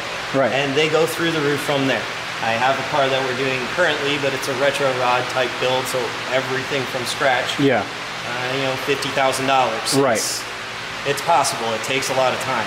So one thing that I get sometimes on these videos, and don't think I don't read the comments because I do, it's that, oh, these guys are charging way too much and blah, blah, blah. Right. This is, I'm trying to do this correctly with the correct hides, with the correct leather, with the correct, basically everything. I want an attention to detail that you can't get at some, regular interior shop. Right, we're definitely not all the same. Yeah. And basically the difference between, like you said, being overpriced and then putting out good work is the level of attention to detail. Now, if I told you that I was going to take 2 weeks, and I'm not okay with what I'm putting out, and it's 3 weeks, I'm going to call you halfway through it and tell you that. Yeah. I'll lose money on the job. But SEMA's tomorrow. Right. But you know what? There's always another one next year. And I always tell people that when they tell me car shows and all of that, it's like, I'm not going to rush it to just give you something that I wouldn't put in my own car. Perfect. So, with that being said, what we're trying to do here, it does take a lot of time. We do spend 6 days a week here. We work pretty crazy and methodically. So I mean, what time is it now? It's like you're still, you and your other guys are still at the shop, and it's what is it? It's 8:30. It's like it's 8:30. Yeah. It's 8:30. I thought you guys were closed at 5, but apparently you're 24/7. You're like AGX. Yeah, exactly. Well, the funny thing is too, you know, just our customers, when we're finished with a lot of these cars, they become friends. So we end up staying here real late because they just want to come hang out and see what we have going on in the shop. Yeah, I mean, I wouldn't blame them. Like, I'm just take a look at that stuff. If you want, I even thought about putting you behind the sewing machine so you could. Yes, I try it. Yes, 100%. Sweet. Yes. Okay, I want you to try that too, because we were talking about that, and just to get a little feel for it. Yeah. It's kind of crazy, but it's nothing. That's okay. I nothing mean, how stiff is the clutch? Yeah, this one's cool. All you got to do is just touch it once, and it will do one stitch. So, okay. You know, as long as if you want to go full throttle, you can go. I will try it. Let's do it. All right, so we're cutting some leftover leather so I can mutilate it. Yep. And hopefully make it pretty. Yep. I'm gonna give you a nice straight line to cut. Gotcha. And sew, and then we'll see exactly what you're made of. Well, I mean, don't expect a lot here. Let's be completely honest. So let's see. First basic thing. This right here, that controls your presser foot. So that's how you actually lift it up. You're supposed to use it with your knee. My knee? Okay. Yep. You got Yep. Okay. So then, basically, you're gonna take the 2 pieces of leather. 2 pieces of leather. Line them up and give yourself about. Do this side. That side's a little bit straighter. That way. Okay.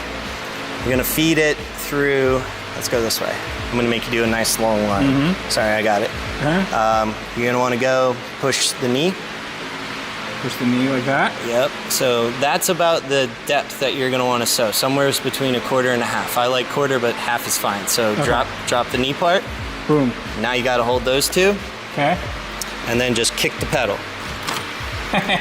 There you go. Okay.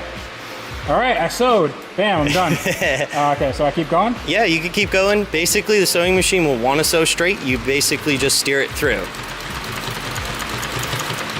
Okay, all right.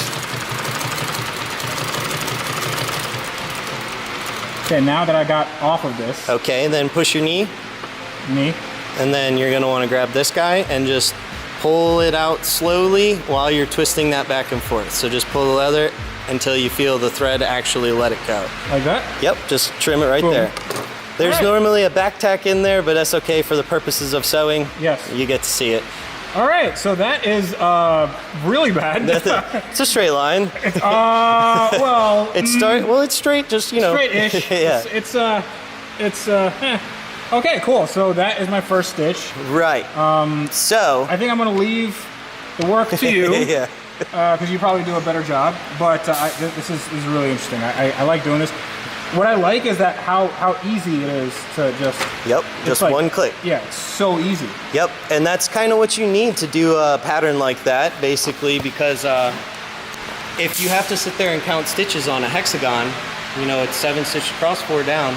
If you just kick the foot 7 times, it will sew 7 stitches for you. Is that what you do? Yes. So I literally sit there and count the stitches as I'm going, hoping that I hit the points as I go at the very end. Because so when you do the hexagon stitches, do you do like, 1, 2, 3, 4, and then you have to turn the whole thing? Yes. Wow. So that's another thing we get asked quite a lot. People want like us to sew a huge panel to do whatever they want to do in their car, and they want to do it themselves. Right. I have to sew that in this gap. So if I have a piece that's 60 inches with foam on it, I'm gonna try and roll that up and then sew it through there. I need a long arm machine for that, but we don't typically do that. It has happened on occasion. I feel like you could just cut this right here and extend just weld it. Yeah. They sell one that's a little bit longer than that, but most of what we do, I don't need it. This works pretty well. It's not the size that counts. It's how you use it. Exactly. This machine's Old Faithful, so. Awesome. Well, that stitch is not going in the car, but look, it looks pretty straight. Yeah, it's not horrible. It's not horrible. All right. Cool. That would be your French theme. You just do that next, and then there you go. You've just wrapped part of your dash. Sweet. So that was an eye-opening experience. I really liked it. I actually wouldn't mind doing some more upholstery work, so you might see me back here a little sooner than 2 weeks, but we'll see how that works out. I know you guys wanted to see how my interior trim turned out, and here's some pictures. But right now, I actually have to go home. It is late, and I have a 4-hour drive ahead of me. I'm kind of tired, and I'm complaining, I'm making excuses, but I'm really excited for this interior to go back. And dude, I want to thank you so much because this is going to be awesome.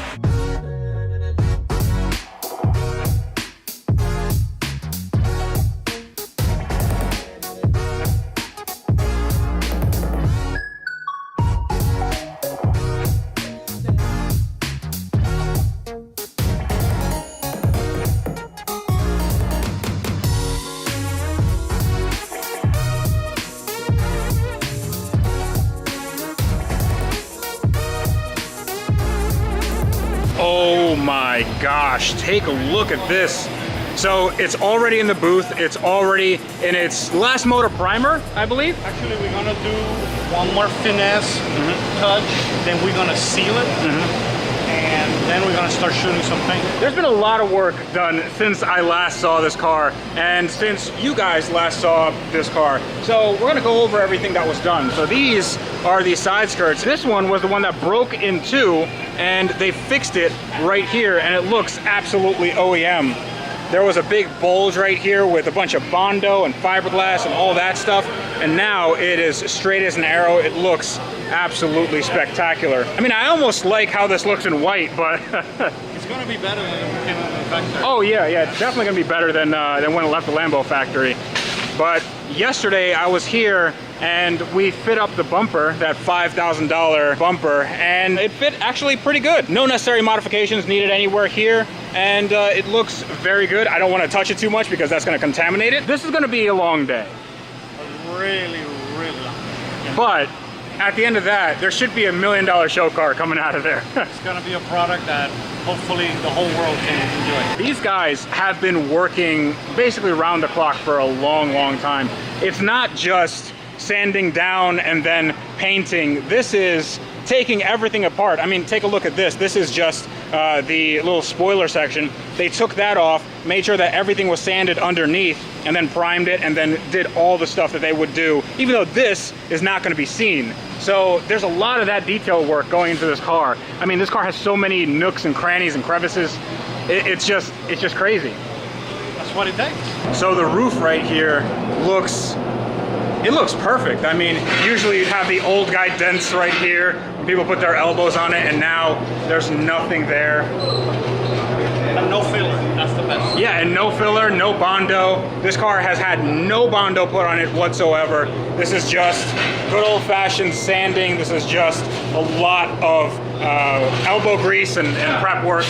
Yeah, we have a list of all the hours that we put into, but at the end we're going to make another video telling exactly how many man hours. Yeah, I would love to know how much this would actually take as far as effort. But everything is masked off very nicely. The doors are right here, and they are also prepped and ready to go. And this is kind of looking like a little window. This is going to be also masked because the middle is going to be black. One of the most important things I wanted to take care of in this build were the door jambs, and the door jambs right here are definitely getting painted with the same sort of detail and attention as the rest of the car. So this is going to look just as good as the exterior, because before it looked real bad. It was, on a scale of 1 to 10, how good was the paint coming in here? I don't think a 1. Not even a 1. Okay, that's okay. So we go from not even a 1 to like a 12. Oh yeah.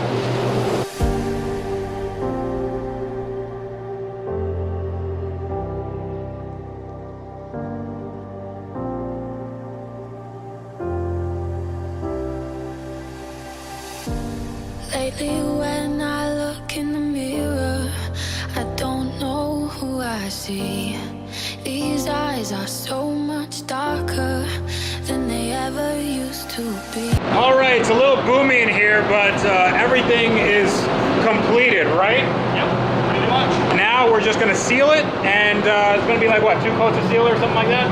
One really heavy coat of sealer, then we'll do base coating, 3 coats of base coat, maybe 4 depends how it coverage, and then we'll do the clear coat. We're definitely gonna get some color on it today.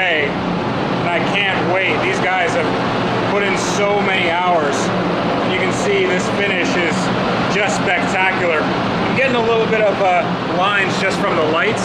I can't really do anything about that, but looks really, really cool. Even when I turn off the lights and sink into a dream, everything around me is a lie, just a memory. Don't know who I am. There's a stranger, just a stranger where I stand. I am just a stranger. I don't know who I am. There's a stranger, just a stranger where I stand. I am just a stranger. All right, so what is going on now? Right now he's rubbing on the paint job and that creates static. Yeah. But we gotta use what is called a tack cloth. Tack cloth is a rag that has adhesives plus other chemicals inside that helps with the static and getting any type of dirt, any type of dust that is on top. On top of that, we use the hydrostatic gun to take all the static out. There are a lot of steps to this painting business. Yeah, to do it right, yeah. How many hours do you think it would take to do something like this? I think we have invested over 500-600 hours. 500-600 hours. That's all the man hours that we have. That's a lot. That is a lot. But it's gonna look. Oh, it's gonna look great. It's gonna look great. That already looks so good. It's gonna be the best looking Lamborghini Murcielago ever. That's what we're hoping.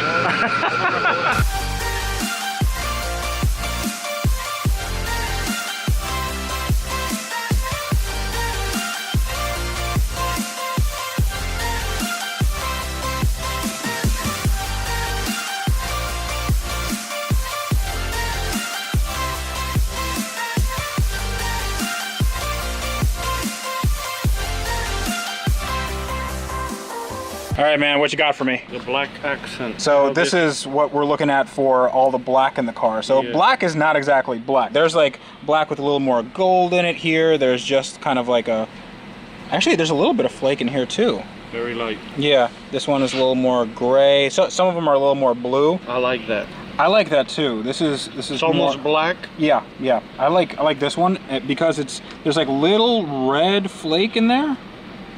You see it? Yeah. Yeah, so I really like this color. This is too gold. I think that would complement the color. We can look at it on your shirt. Your shirt matches matches the car. Yeah, this is gonna be good. I get lost in crowded rooms, so I don't feel alone. In every face I still see you, like I'm dancing with a ghost. I'm trying to hold myself together, but I feel you in my bones. Every step is one step closer to never letting go. To never letting go.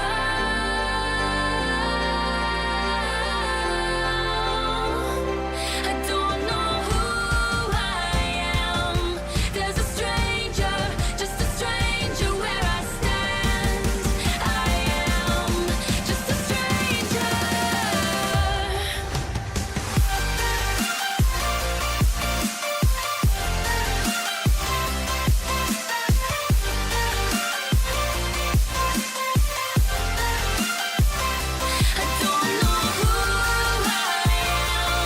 There's a stranger, just a stranger where I stand.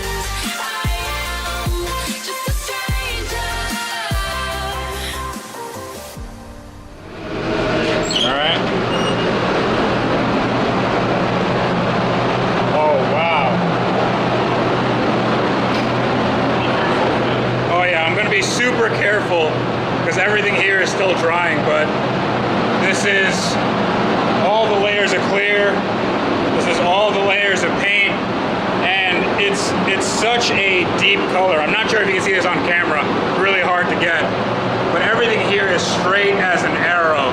It just looks fantastic. I'm trying really hard not to get anything on this paint, but this is absolutely a show car paint job. I mean, just all the fine details on all of these. just amazing. So you guys will notice that there's a little bit of orange peel. That's normal. This is gonna get cut and buffed. So let me try to go over here. Wow. Not sure if you can see the flake, but there is a lot of pearl in there, and it just, dude, I can't thank you enough. This is amazing. This is so good. The doors, the hood, everything just looks perfect. And these guys knocked it out of the park. So this has got to stay in here for, well, it's going to stay in here for the weekend, right? Yeah, until Monday. So this is going to basically just off gas a little bit. They did the inner right here. They did everything just like OEM. And I mean, it looks better than new. Lamborghini would not have painted it like this. This is so much better than an OEM Lamborghini paint job. And I'm sorry for the booming, but it's just a really big air intake there. Wow, guys. All right, I'm gonna try not to touch this thing. All right, we fast forwarded a little bit of time, and now it's sorta kind of dry. I definitely don't want to touch it, but we can see without all the fans running what this thing is really about.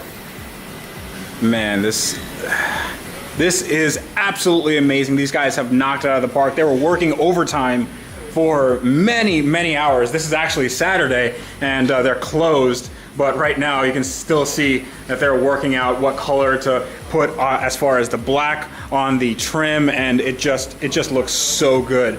Now there are some minor imperfections, and those are going to be sanded out because this does have to be buffed. It's not going to be, this is actually as dull as it's going to be, even though it's super duper shiny. It's going to get even shinier. It's going to have an even deeper color and deeper gloss than this, because after all, it is going to be $1 million show car. That's $1 million show car. All right, guys, that is it for today's episode. We got a lot done, and I don't mean me, I mean these guys. These are the two ones. This guy is 1 1 1 2. 1 1 1 2. That's a lot of ones. But he is the MVP for today. He painted this entire car. You put so many layers of paint and clear coat and all of that stuff, and it looks absolutely fantastic. And I was the coach. Yeah. One was the MVP, and Oscar was the always helping him, assisting him. He did an excellent job. I just had this baby delivered, and this came from Japan. Now, this, what you might have wagered, is the back bumper for my Lamborghini Murcielago. But before I look into that and tell you how much everything cost, and it was a pretty penny, I figured it's been a while since I was in my shop and gave you guys a full garage tour, because I've actually been away for a while and haven't uploaded. So I figured I owe it to you guys to give you an update on everything. So we start back here at this 1995 Ferrari F355 that hasn't really moved and is now serving as storage for some coins and some interior panels and also a Lamborghini rear bumper. The reason why is because I need some help with this, and I'm getting some help in the form of my friend Jared. My friend Jared is coming, and we are going to tag team this car, basically get that Ferrari shell. There is a Ferrari shell underneath there that has a roof that needs to be fixed a little bit. But what's more important is that that has a hardtop roof, and we're going to graft this onto this car. Now, the reason why I haven't done it yet is because it is a major undertaking, and I wanted more than one person to be looking at the measurements to make sure that everything is square. I am not a body guy. I am not a body shop expert. I don't know anything about this other than I'm just drilling out spot welds and then sort of lining them up with what's over there. The engine, however, will be serviced because I got got all those parts from Fur Parts. Everything here is gonna go into the sandblaster and it's gonna get cleaned, and we're gonna powder coat everything that needs to be red, and it's gonna look fantastic. Hopefully this engine runs just as good as it did before the fire. But figure that this car will be a rolling chassis with the engine installed somewhere in the near future, fingers crossed. On to this thing. This is my 2004 Bentley Continental GT, and the last you saw of it, I took out the engine. That engine.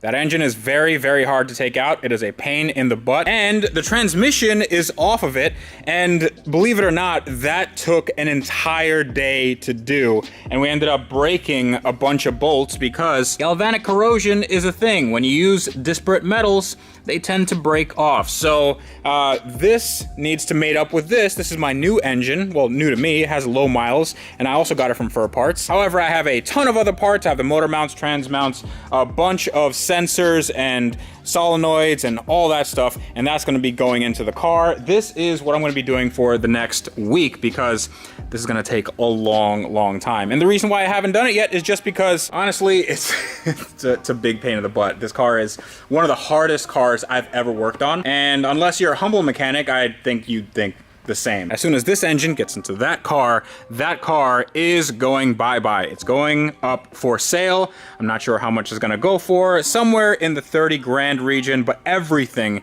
is going to be redone. This is a monumental task, and hopefully you guys share the misery and or success when I eventually put this in and start it up for the first time. But take a look at these babies. These are the tire mounter and balancer. These are my new Ranger products, and this prevents me from ever having to go to the tire shop again.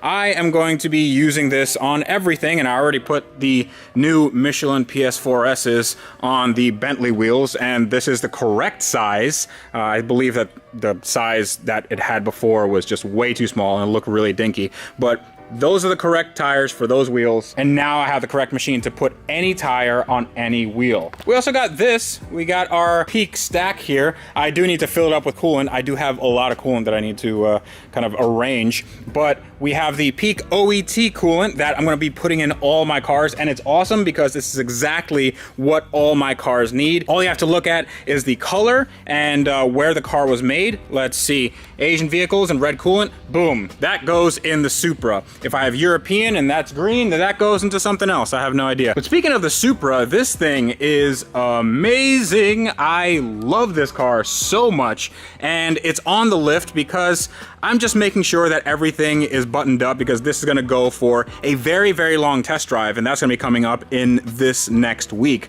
I want to make sure that all the suspension stuff is totally sorted. I want to make sure that the brakes are good. I want to make sure that it doesn't leak anything or doesn't overheat, because when it goes on the dyno, that's when we're going to make some serious power. I'm looking at you, TJ Hunt. You spent all that time, and yeah, the car made a decent amount of power, but I think I can make more on my 200,000 mile block. After all that gets done, it's going into the paint booth, and it's gonna get a very nice pearl white. And I can't wait for that to happen. That's gonna be later on in the year. I'm not too concerned about the timeline for this, especially because my fender rolling skills aren't exactly the best. So I think the body shop is gonna take some time and make my mistakes less mistakey. But speaking of mistakes, check this out. No, I'm just kidding. This is not a mistake. I love this car. This car is amazing. This is the car that basically made my channel. A lot of you have subscribed because of this car. And a lot of you have said that I haven't finished this car, and that is simply not true. There are a few things that don't work on it. The top does not go down all the way, and I'm trying to figure out why that is, but what I'm gonna do is I'm gonna replace all the hydraulic components, meaning the pump, the lines, all the distribution blocks, all that stuff. It's very, very expensive, and it's gonna take a lot of time to take all that stuff off. If you have the chance to buy a convertible, just don't get a convertible, get a hardtop, and you won't have any of these problems. Also, a few of you have said that this car burns a little bit of oil, and to be honest, it does not. This doesn't burn any oil. However, it did before, and I haven't driven it that much. I haven't driven it to the point where I haven't even registered the car because I can't afford it. But this car is in my shop, and it definitely will get used. I'm definitely going to have this more as a not daily driver, but let's call it a weekend canyon carver, even though Florida doesn't have any canyons. So these are, well, let's not talk about those because these haven't been revealed yet. Top secret projects. Do not look. I'll give you one hint, and it's gonna be a very, very vague hint. You guys have never, ever, ever seen something like this done on YouTube or TV before. The 300ZX, however, you probably have seen before, but I'm doing it with a little bit of a twist. But this is my SL55 AMG. This is a 2003. It is lovely. I love driving it. It is very dusty and it's very dirty and the bumper needs changing, and let's just say it's a little bit rough around the edges, but that's okay. This is the car that I'm turning into a manual, and you guys have been hearing that for quite a while. And I actually did get the transmission for the manual conversion. However, there are a few issues. Mainly the fact that I'm not sure if I want to use that transmission. The reason why is because the clutch has to be specific to that transmission, and the clutch that I have, it's like a twin disc 4-puck, which means engagement is going to be really rough, it's going to be really chattery, and it's not becoming of a Mercedes like this. So I'm looking into other options. So I've been in contact with a YouTuber by the name of Skate215, and he told me that he's making a custom, basically a go-kart, using this M113K supercharged 5.4 liter V8. And he's mating a 370Z transmission, very similar to the one that's in my Supra. What I'm thinking is that I could use that same transmission if everything lines up. However, that is a really big if, and I don't know what clutch I'm going to use because the clutch that I use, it's either going to be really heavy because it's a single disc and it's going to require a lot of force to press, or it's going to be a twin disc and it's going to have some chatter. So if you guys have any sort of knowledge on this, what twin disc has less chatter, what has more of an OEM feel but can handle, let's say, 500 to 600 foot-pounds of torque, then you let me know, because I am really at my wit's end with this and I want to get this done because it's a beautiful car and I can't wait to get it as a manual transmission. But following right along, we have the Junkyard Twins. Look at them, yay! These are the 1987 Nissan Pulsar NXs. I haven't shown these, but I have shown them on Instagram. Actually, Instagram is a really good way to see what I have in store, because there are some projects that I haven't announced on here, but Instagram people already know about. So go to my Instagram and definitely follow. You're gonna wanna check that out. So these Pulsars are really cool, and this project, well, these two projects started off as sort of a bet. You see, Avalon King, the people that make the ceramic coating that I put on basically all my cars that I finish, those guys said that I couldn't do a restoration under $1,000, basically a 3-figure sum. So anything over 3 figures and I lose the bet. But I told them that I have an ace up my sleeve and I got this car, and then I ended up having to buy this car as a parts car. Now, for those of you who don't know, this is a Nissan Pulsar NX. I believe it's a 1987 or 88, I'm not quite sure on the year, but these were marketed as the first modular car. You see, back here is a cool little hatchback section, and you can take that hatchback section off and you can make it into a sort of pseudo pickup truck ute thing, because there is a lot of stuff that you can put in the back. There is a lot of usable space back there. But another option is, bam, this. This is called a Sportback, and the Sportback was a very, very rare option, to the point where somebody that would want to buy just a Sportback would pay $1,000 or more to get this on their car. Now, that's not how much I paid for this car, because it has a little bit of rust, but that's okay. That is gonna go on this, and this is gonna be a parts car, and this is lacking a little bit of engine here, a lot of room for activities. We're gonna try to get this running and we're gonna restore it, and it's gonna take maybe 2 or 3 days. This is gonna be a standalone build, and I can't wait to see it, because those Avalon King guys, yeah, they're gonna lose that bet. But let's talk about the subject of today's video, and that is my Murcielago. Now, that car is getting a lot of work done, not only by the guys at Color Recon doing their amazing, amazing paint work. You guys should definitely check out that video, but the guys at the E3 Custom Shop in South Florida, and also the guys at Carbontastic. Now, Carbontastic made my awesome forged carbon wheel, but they also did this. I just got this in the mail and I'm super excited. Check this out. This is a forged carbon overlay on my OEM panels, and it looks just amazing. I mean, The camera can pick some of this up, but it just looks so deep. There's so many layers of forged carbon in here, and it is real forged carbon. It's not like a hydro dip or anything like that. I'm almost scared to touch it, but it looks so good. So I can't wait to put this interior back in. You can see how this sort of slots into here, and that's gonna look amazing with the manual shifter. Ooh, this is gonna be awesome. This was actually not that expensive. You can get a custom quote, go to Carbontastic's Instagram, and they will hook you up. They did a great job, and they don't have just forged carbon. They have stuff infused with like gold, which I might actually do. And they also have regular carbon. They have different types of weaves. But speaking of regular carbon, I got this as a hookup from Driftworks, the guys that are building a LP640 in the UK, and they sent me out these. These are carbon fiber dorsals, and they don't weigh anything. I mean, they're really, really thin, but these are OEM fitment, and they're gonna look awesome because my plastic ones are broken. Speaking of plastic things that are broken, look at these. I just bought these. These are the brake ducts. These go from the front bumper into the brake ducts, the brake cooling ducts in the back, and my car did not come with these because apparently Fast and Furious don't care about cooling brakes. I bought these. These were actually at a discount because plastic brakes on these cars is very brittle, and this one has broken plastic, but I can definitely fix that. How much do you think these were?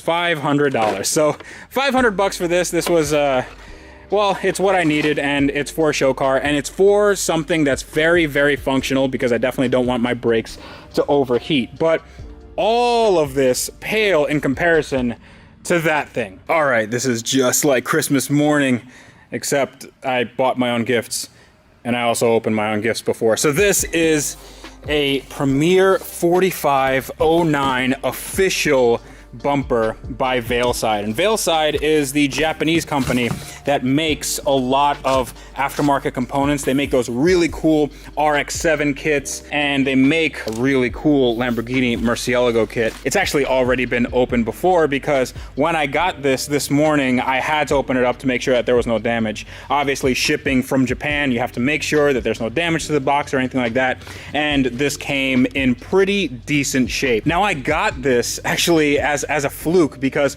usually this takes more than 2 months to get. These are made to order, but the guys at Versus Trading Co., I'll have the link in the video description, they had this in stock, and this is a super, super rare item. And because it's super, super rare, this cost a lot of money. I'm gonna let you guess how much it cost. It was 12 grand. This retail cost $12,000, and I'll tell you why it's worth every single penny. Number one, this is absolutely the fitment I need for a SEMA show car. I don't want any frayed edges. I don't want anything that's gonna take a lot of time for the body shop to process. Another thing is this right here. This is carbon fiber. Carbon fiber is very expensive to make, especially on pieces that aren't mass market like this. So these made to order pieces are quite expensive to do. Actually, I'm not gonna take this out just yet because I have to get it to the body shop. And then when we get it to the body shop, then we can take a look at the old bumper to see what, what a real bumper and a fake bumper look like. Just keep in your head the fact that this actually has mounts for the bodywork right here. It has mounts for these vents, and the fact that this has a carbon fiber piece where the exhaust goes. Actually, this piece isn't necessary. I don't think they used it in the movie because I think they actually forgot. This is definitely a really good looking piece, and I can't wait till the guys at Color Recon do their magic and buff this out and make this look really, really good. All right, we are back at the Color Recon Customer Service Center, and my car is right there. It looks so good. So they put it up on the lift because they didn't want to risk any scratches or anybody kind of scuffing the car, because that car needs to be basically untouched for the next few weeks because it is getting a PPF, and PPF is paint protection film.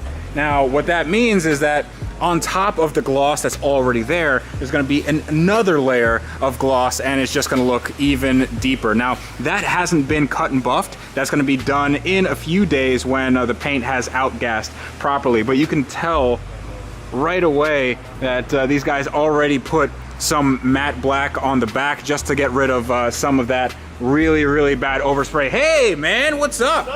Yeah, so drop it down. I know you. Oh, you're gonna drop it down? So on a scale of 1 to 10 now, how good do you think the paint is? 15. It's a 15. He said it's a 15. Okay, great. This car is actually gonna be here for a while, so if you wanna see the car in person and get some quotes for some of your own body work, because these guys definitely know what they're doing. Yeah. Hit up Color Recon. All the stuff will be in the link in the video description. So in the paint booth, you couldn't really see how the color shifts, but it shifts a bit red. And now that you see it in some sunlight, yeah, it's a very, very deep color, and it's just so much better than the crap that was on it before. Actually, I can give you a before and after. That was the same color that they used for the car, and you can tell what the difference is between that and that. It's like, it's a complete night and day.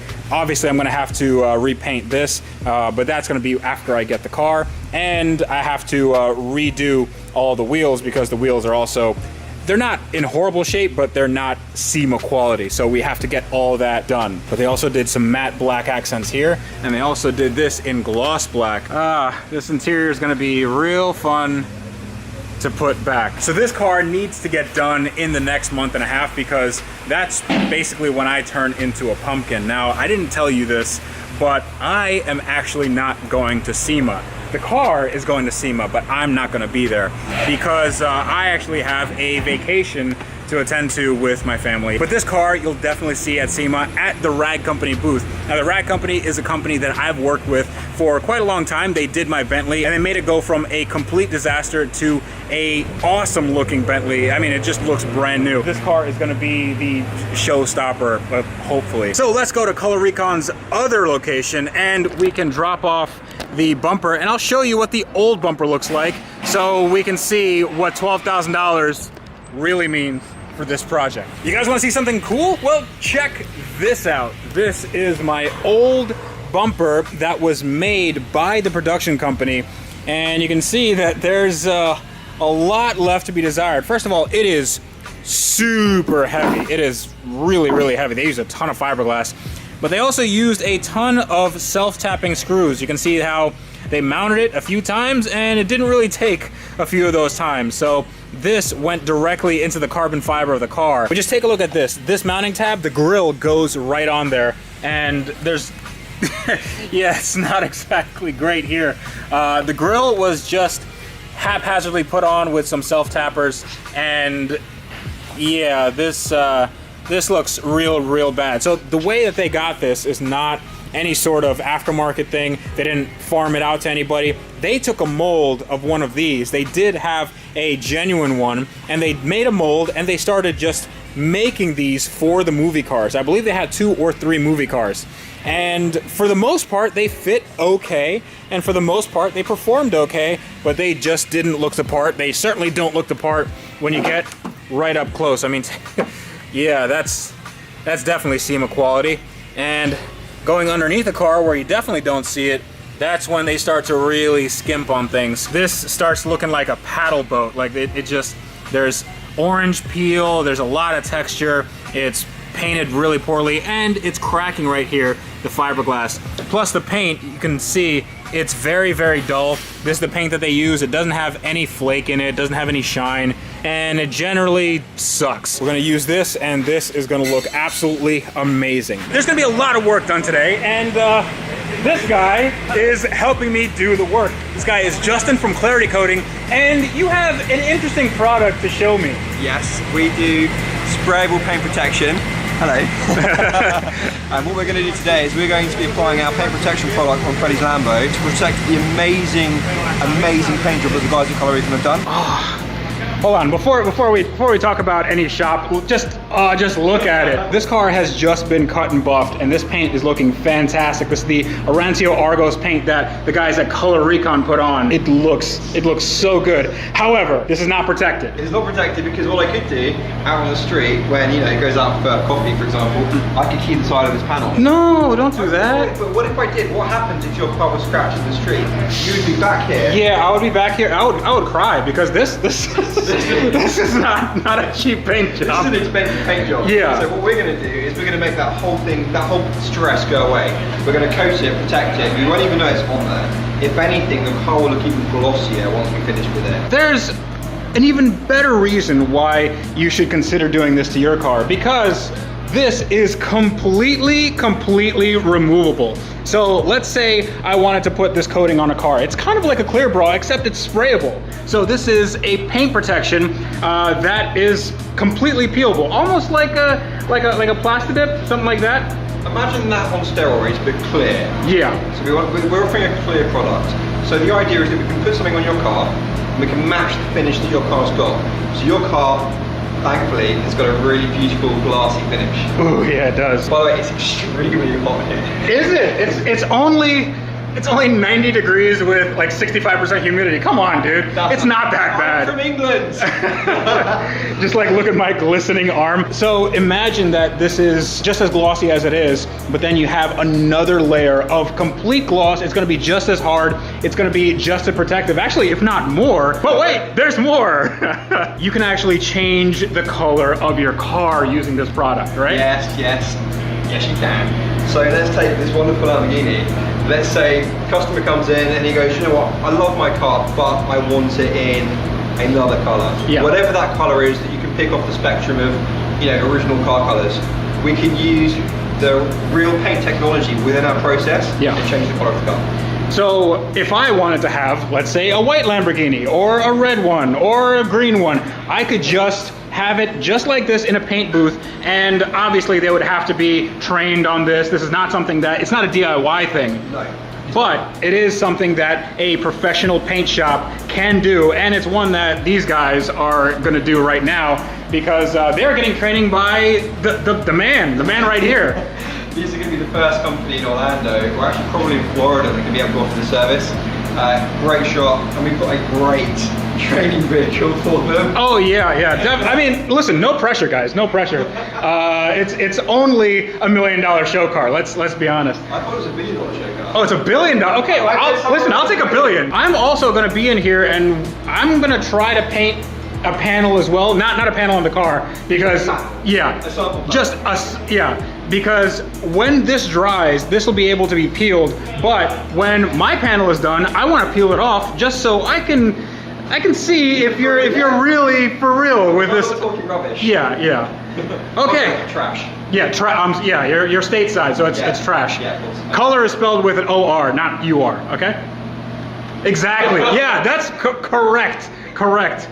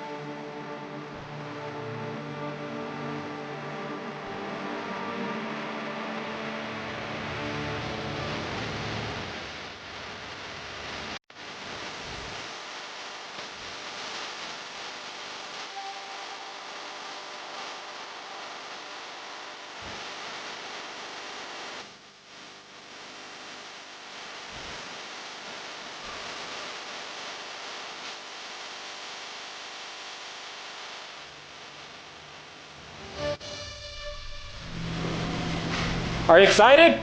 I think so. All right, it's not in gear, right? I'm not.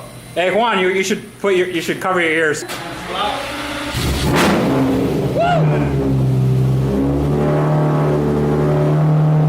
That's a spicy meatball.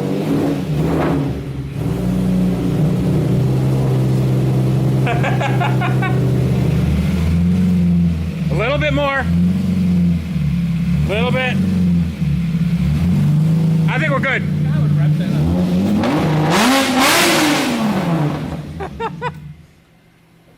Was that a little loud? Dude, this looks amazing. This looks really, really good. So what you did is a process called flow coating, correct? Yes. So what's that process like? Flow coating is what they do in the paint world also, where you have a painted vehicle and we sand down the clear coat to either 800 or 1000, remove all the imperfections, make it nice and glassy, mask the car back up, clean it, and re-clear coat it. And then re-clear coat it because then it's like a nice even flow, and that's why it's called flow coating. That's right. Oh man, this thing looks amazing. The guys at Color Recon did an amazing job painting it in the first place, and the paint job looked spectacular. This is every bit a show car. However, this is now a very protected show car. Now there's a lot of steps in a paint process, but the basics are you have a base coat, you have a clear coat, and now I have a clarity coat. And this is gonna make sure that I can basically do anything I want. I can drive this car as much as I want.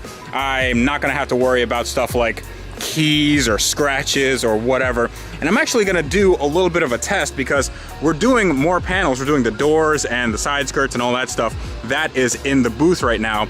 But I have an extra panel in there so I can show you how this reacts to, let's say, somebody just going up and scratching the car with a key. And I'm not gonna do it on just any panel, I'm actually gonna do it on a panel for this car.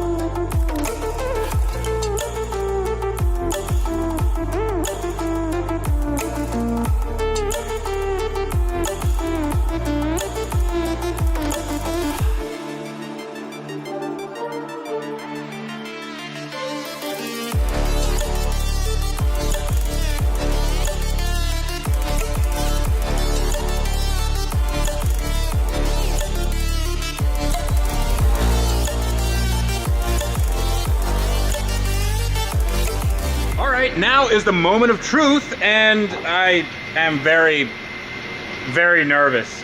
Dude, why are you nervous? I'm nervous because I'm about to take a key to a Lamborghini panel. Now, before I scratch any of this, this is not the hood that's going on the car. You can actually see the difference between the movie paint job and my paint job. This one's a lot more vibrant, this one's a lot more dull. But this is a Lamborghini hood. This is a hood that I actually got with my car, but this is not the hood on my car, if that makes any sense. So my hood is actually back there somewhere, but this hood has been treated with the clarity coat.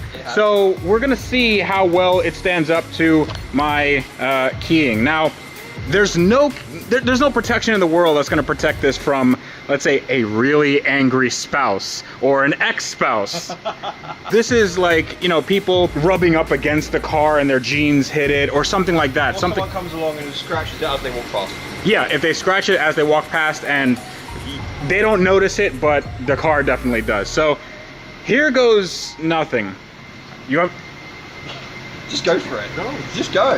Okay. I'm scared. This feels wrong. This feels harder. Come on, harder, harder. I'm really pushing it. Up here. Bring it up here. Keep going. Okay. Scratch. No, and again. And again. Harder. Come on. There we go. Oh, nearly. Harder. Harder. Harder. Ooh, stop saying it like that. I'll show you how much pressure I'm putting down. I'm bending the key a little bit. Like that's. We only painted this the day before yesterday. Yeah, we don't like this has literally been on there for. This is fresh. Yeah, and we haven't done any major prep work. This is there's still orange peel. We haven't buffed it or anything like that. Like this, we just put this in the booth and that's it. I have scratched the heck out of this thing. This would be murder on a paint job. This would require new paint. Yeah. Okay, now. But you can scratch it further. Give me that key. Give me. Okay. Give me that key. Even no. Come on. Give me the key. Ready. Ooh. Oh, stop it! No! No! Why'd you do that? Might as well try it too. Okay. All right. Okay. Now I'm actually like my heart's pounding. I didn't think I would be this nervous. I'm actually nervous now. So now what we do is we actually made a little relief cut here, and you're gonna have to answer some questions if this thing ends up not being good. All right, check that out. Slowly. Juan's unwrapping Christmas presents right now. Dude, it's amazing. Dude, this is insane. I mean, you were really. This is the real deal, man. Oh. There's nothing here. There is nothing there. And look how easy it is to take off. I feel like I'm doing an infomercial. I'm not doing an infomercial, I swear. Look how nice and clear that is. Yeah, so this is right off the panel, and it's just like a clear as glass. We've been doing cars for a while, and I have never seen something like this. No, there's no paint protection film that performs like this. Comes out this easy. No glue residue. Yeah, there's no residue. Hardly no effort. I'm telling you, I'm a believer of this product. It really does work. I have some give me the camera. I have some questions for you. Why would somebody realistically do this to their car? That's really simple. Okay. If they have a nice car and they want to protect the original paint on their car, why wouldn't they? We've just shown you that you can scratch your panel and really scratch your panel. Yeah. And it doesn't damage the actual paint. So imagine what it's like driving down the road and stone chips, rock chips, etc. coming up the car. So the stuff that you see every day, I think, hitting the car, it really works well at absorbing those elements. Those everyday yeah, riggers of the road. Exactly. Whatever you want to call it. Yeah. And it repels. So because it's peelable, a lot of people are going to say it's just Plastidip. I mean, that's an honest question. Is that all it is? No. Okay, so what's in it? It's like asking, all right, Sprite, there's lemon and lime, that's all there is, right? That's a Mitch Hedberg joke, by the way. Plastidip is a great product, but it's aimed at the DIY market. It's more of a color change, wheels, card, but more of a temporary thing, right? Yeah. This is complete other end of the scale, professional only, it has to be in a controlled environment, actual clear coat, it's way stronger, and we can change the color with actual factory paint. And you can add depth to your paint job. Oh god, have you seen your car? Is that my car? I didn't even notice. Why isn't it DIY? I mean, theoretically, if somebody could paint this, in their garage or barn, correct? No. Okay, why not? The amount of product you're spraying and the expectation. So the expectation of this kind of job is for it to look and feel like paint. Not to say that you couldn't paint in a garage, but the expectations are of a level where without a controlled environment, you're not going to attain the finish you need, or that we would expect you to have. Yeah. So you want something that's smooth as glass, and you want something that's going to protect, and that's going to be really hard to do in a garage that's not moisture controlled and temperature controlled and all that. Yeah, exactly. Why wouldn't you just do PPF or vinyl wrap if you wanted to protect your car, or if you wanted to change the color of your car? Because a lot of people are going to say that. One of the differences is how it deals with stone chips and the clear coat element of our product versus the clear coat element of, let's say, a paint protection film. They are worlds apart.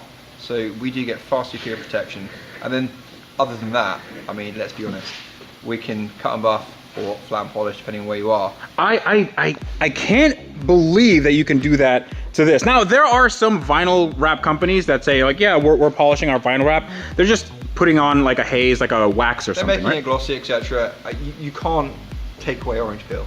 Yeah, or like the texture itself is gonna be very, very hard to do. And here you can make it just like glass, just a really flat surface. Yeah. Even if you don't have that flat surface underneath, obviously it helps. Yeah, so let's take, for example, you know, most European cars, for example, well, most cars, let's be fair, have orange peel of some sorts, unless you are buying a supercar that has been hand finished.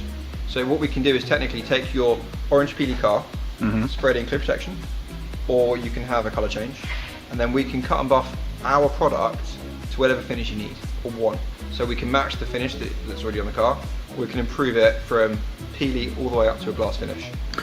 One of the things I really like is the fact that if you like your color, your stock color, but you want the car to be a different color, just even for, you know, a few years or whatnot, you can do that. Whatever color you can think of can be made, essentially. You could bring some fabric to us, we could scan it with the color scanner, and get a really close match, and then provide you a sample. Now comes the question that everybody's gonna ask, and that is, that's the one I'm gonna ask because this car has been very expensive. How much is this, this amazing coating?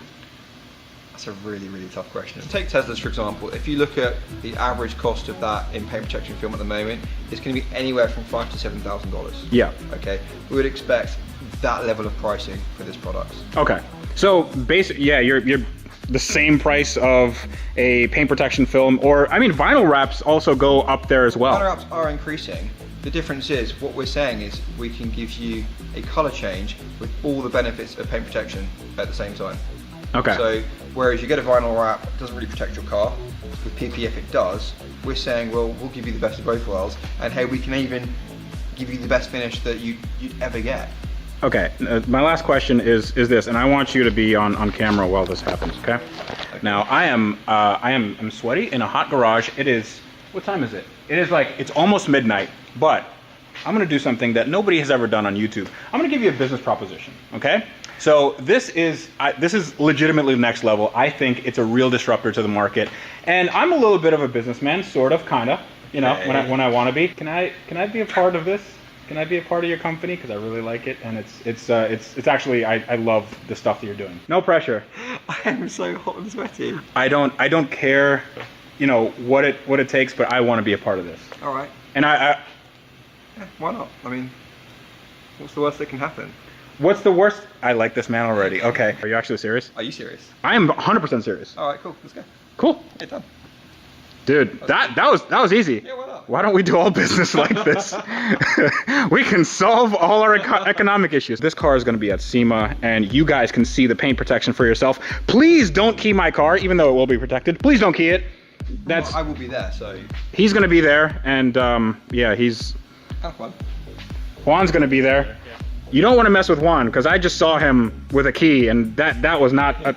That was not a fun sight. This process is not completed at all because, well, you see, it needs an interior, it needs some engine cleaning, it needs a new exhaust. So I am going to be doing all of that. In the next episode, you see this car, this is gonna be going down to South Florida and getting its interior, and then I have to take it back to my shop. And we're gonna do a lot because I have to get this done within the next month, have to be SEMA ready, have to be driving and looking all kinds of good, because I want to have a awesome reveal for this car. You're meeting me here in a very loud shop because, of course, it's South Florida and it's very, very hot. But what's really hot is that car right there. Look at it. It actually looks a lot better than I remember. The paint is just, it's just so nice. But the people that are helping me make the interior nice are E3 Customs. Those guys right there, that's a really cool logo, and that's a really cool graffiti band art thing. But the owner is Matt, and you guys will have known him for the last video, and he's been doing a lot of work on this, well, hopefully this car, but a lot of work on the interior on this car. So can we go see it? Yeah, let's check it out. Yeah. So, oh, dude. Oh my gosh.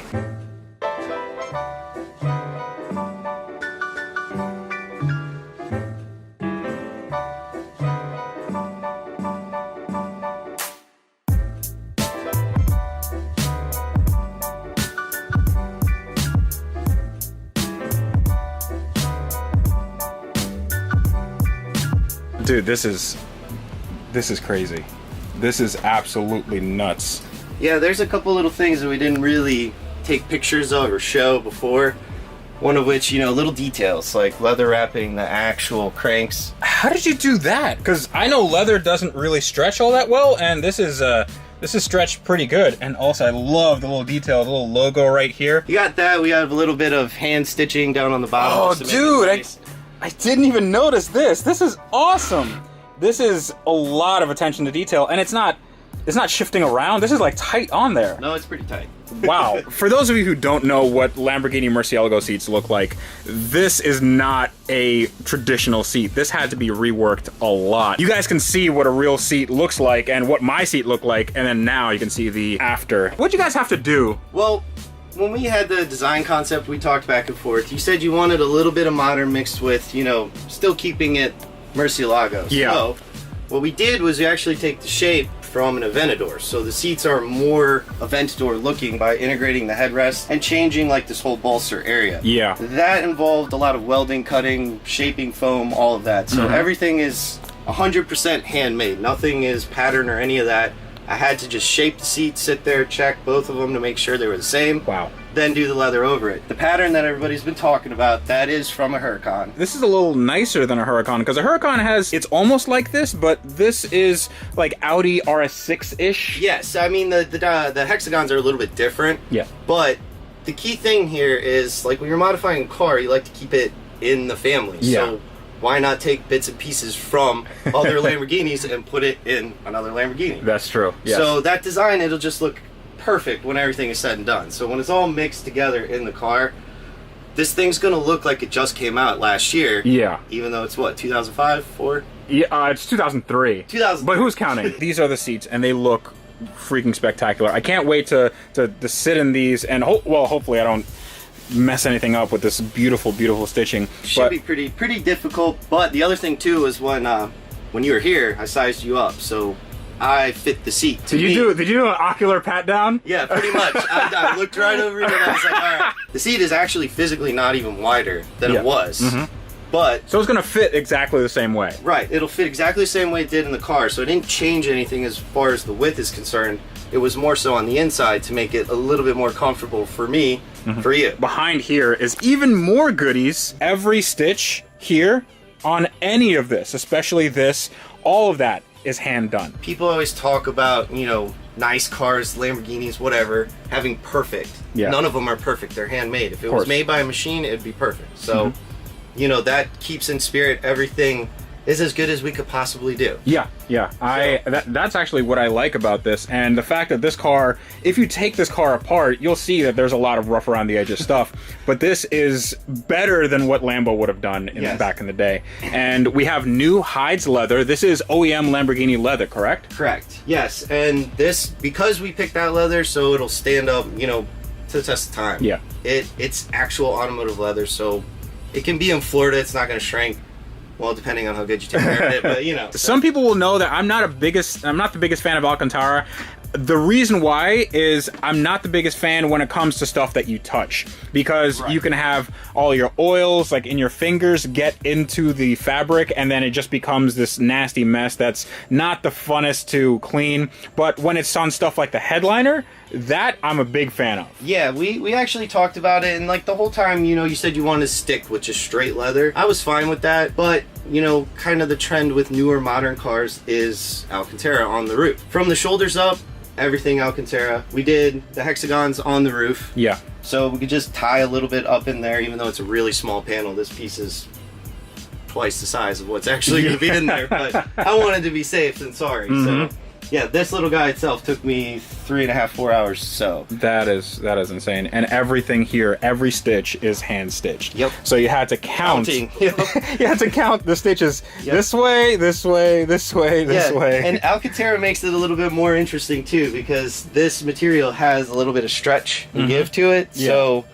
you know, if you hold the machine a little wrong when you're going through, it's real easy for that stitch to be inconsistent. And now it's not 7, it could be 7.5 or 8. Oh wow. So you also did the top over here, and this was, well, there's supposed to be a thing that comes out, yeah, but it was completely broken on mine, so I said, I don't even need this, so we just closed it all off. Yep, closed it all off, smoothed it all out, put some IV3 on there so it still has some give to it, and then it's just deleted. But even before we put any of this in, the car has to be prepped, so there's some stuff that's like missing on the floor. Yeah, you have pieces of floor missing, so we're gonna get some ABS, put it in there. Yeah. I gotta clean it all up because I don't want to just cover over dirt. We can try to put in the rear glass. We'll do the mechanical portions first, and I wanted to talk about this in an air-conditioned, semi-quiet room before we get out there. So we're going to be doing the glass, the floor, basically cleaning everything up, making sure that we have everything. I bought a ton of new hardware. Yeah.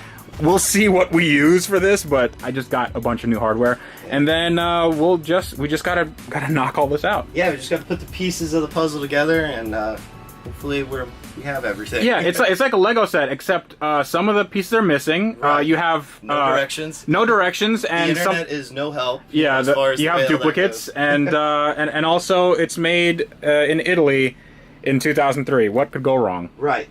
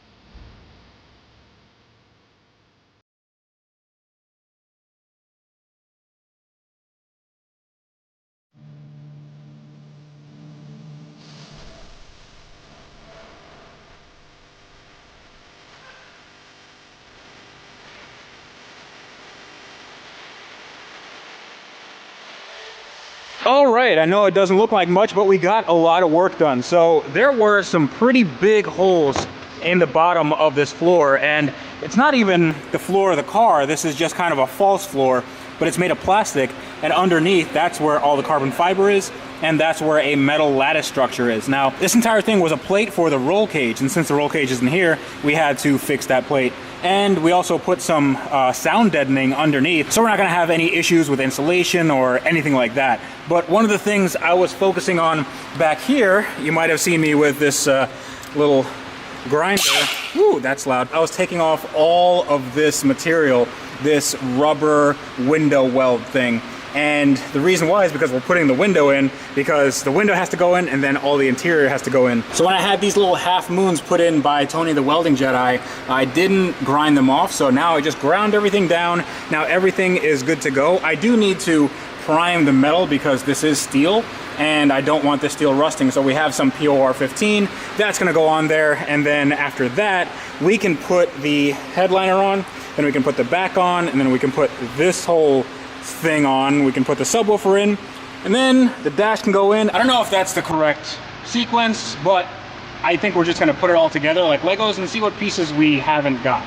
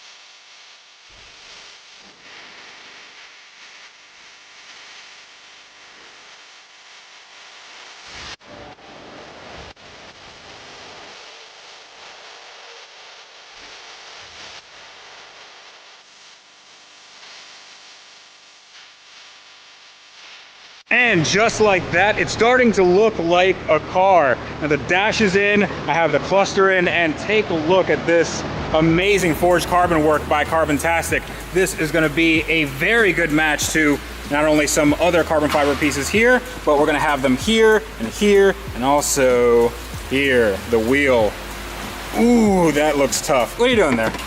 I'm trying to put the fuse box cover over so we can start putting the carpet in. Are we to that step where we're putting the carpet in? This is insane. Getting there. I want to get like the front wall done so that, you know, when we do the lower half of the dash, I actually have some room to work. It's weird because we don't actually know how any of this goes. This is actually the next day. We had to do some stuff as far as we had to prime the rear window area, and we put in the window. Shout out to Juan from Luft Technik. He came and he just did an amazing job putting in the side windows and also the rear glass. That glass looks amazing. I've never actually had glass on this car before, and it's beginning to look like a car. I am so excited. But one of the big things that was done off camera was this. This is the center console, and it might just look like any center console that you'd get in a Murcielago. And that's because, well, it sort of is and it sort of isn't. Now this is actually two center consoles in one. This was split in half and then merged because this is the other one. You can see that this is kind of how they did it. So this is all made of fiberglass, and they split it in half, merged it. And the story behind this is very complicated, but the takeaway is that I am a huge idiot and I got the wrong part, but thanks to the guys here at E3 Customs, I ended up with the right part. Now everything fits. We tested it in the car like a million times. Now it's gonna get wrapped in leather, the same Hides leather that's going in the car, and I really can't wait. Now, the next few minutes are gonna be just an incredible montage of getting this car together. The only thing I'm waiting on right now is the seat belts, and those are at Seatbelt Planet. I did have a custom touch on them. It's not anything too outrageous, but I think you guys will like it. But in the meantime, I'm gonna get to working on this interior, putting it back together, because then I can actually sit in the car and do car stuff. I don't know, what do you do with a car that's not yet finished, but you have an interior? I'm gonna sit in the car and I'm gonna enjoy it.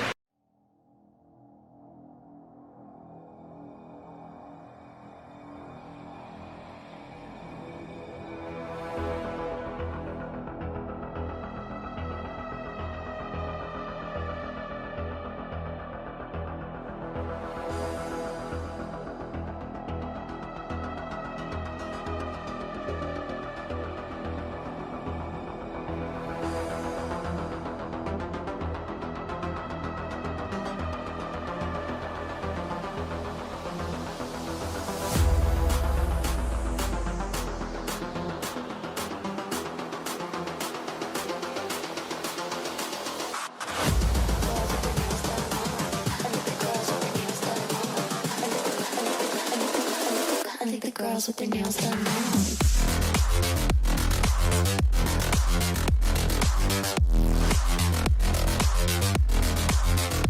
Girls with their nails done.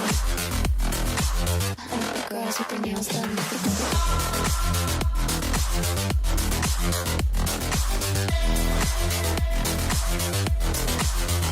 Girls with their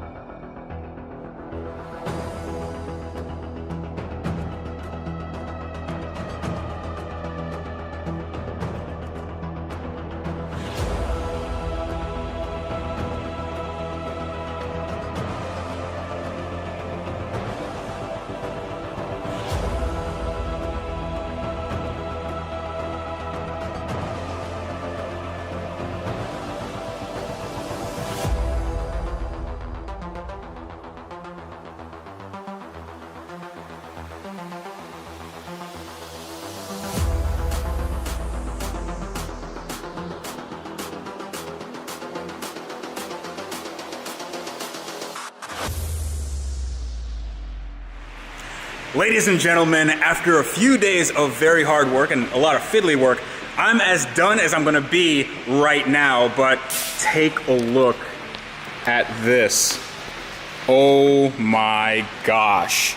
This is completely transformed. This is exactly what I wanted this car to be. And it looks like it's a special car from Lamborghini. It looks very OEM, but it looks also very updated, and I'm scared to touch it right now. This leather work, this custom seat work, the headliner, which is made out in Alcantara, and the hexagon pattern up there. I didn't have a floor mat, and Matt at E3 Customs just knocked it out of the park. He made a floor mat here, and we made a bunch of other parts. But let me do a little bit of unveiling here. Piece de resistance. Ooh. I was just kidding when I said this was $1 million show car before. This is now actually $1 million show car. Matt, get over here. Where are you going? Just walking around. How do you like this? I mean, I think it fits perfect. Like, to be honest with you, in the beginning I was a little wishy-washy about the hexagons, but now seeing it all together and then knowing what it's gonna look like with the doors and everything. Yeah. I don't think we could have picked a better pattern to do it. I think this was amazing, and you guys just absolutely knocked it out of the park. This actually isn't everything that we need to do. I am a dummy, and I didn't bring the B-pillar, so we still have to do the B-pillar, and we didn't get the seat belts yet. They're coming in tomorrow, so I'm gonna have to install those later. And I'm also gonna have to do a little bit of work behind the dash because I also forgot the vents that go behind here, so I'm gonna install those later. This was a labor of love, but it's also a labor of time and effort. How much time did this take? Well, we were just thinking about it, and actually I'm pretty sure we were tipping on about 500 hours. 500 man hours, and that's probably on the low end. Yeah, I'm sure that I'm forgetting some stuff that we actually did, but I mean, we had it for about a month. I definitely undershot it by saying 2 weeks, even with 2 guys, but it doesn't matter. The result is what we were going for. I don't care how much time it took to do. That's just what we wanted. Yeah. Have a perfect product as best as we could possibly do. So I am going to do some work to this car, and in the next episode, we are going to be finishing up this entire project, and then this car is going to SEMA, and I can't wait for that, but it's going to be a lot of work. So right now, it's going to be crunch time, and we have to get all of this 100% completed. Check this out. Oh my gosh. Guys, this is... I have no words to describe what this looks like. Even in the camera, it doesn't do it justice. The forged carbon, the stitching, the quality of the leather, all the custom components that we put in. It just looks so amazing. Now, you guys will notice that I put the doors on and the windshield on. This car has been to the body shop, and that's what we were doing for the last few days, and I was fitting up a lot of the interior. Now, this is not done yet because I don't have the speakers in, and some of the B-pillar is not connected, and I also have to do this door because I found out that some more parts are broken, but for the most part, this is what the interior is going to look like, and it looks every bit of $1 million show car. This is more than I could ever imagine, and I wager that this is the best looking Lamborghini Murcielago interior ever. And I got the seats from Seatbelt Planet. So what Seatbelt Planet does is they custom make these, and these are just as strong, if not stronger than OEM. These have all the certification to be in a passenger car, and they look fantastic. And they can do basically any design you want. I wanted something very, very subtle, even though this car is, well, this car is not exactly subtle. One thing I am waiting on is the boot for the e-brake, and I have to get a little nub right here. But the e-brake works, the seat belts all work, this cool little adjuster works, and it's just as cramped as you would think it is, but it looks fantastic. But one little Easter egg I want to show you guys is the fact that this gauge cluster, when it starts up, it gives you every single light on the dash, and there are a lot of them. So check this out. Oh boy, yeah, it's Christmas time. I have my friend Justin over there from Clarity Coat, and I have Jared over here, and he's working on the Bentley, but the Bentley is not what we're gonna talk about today.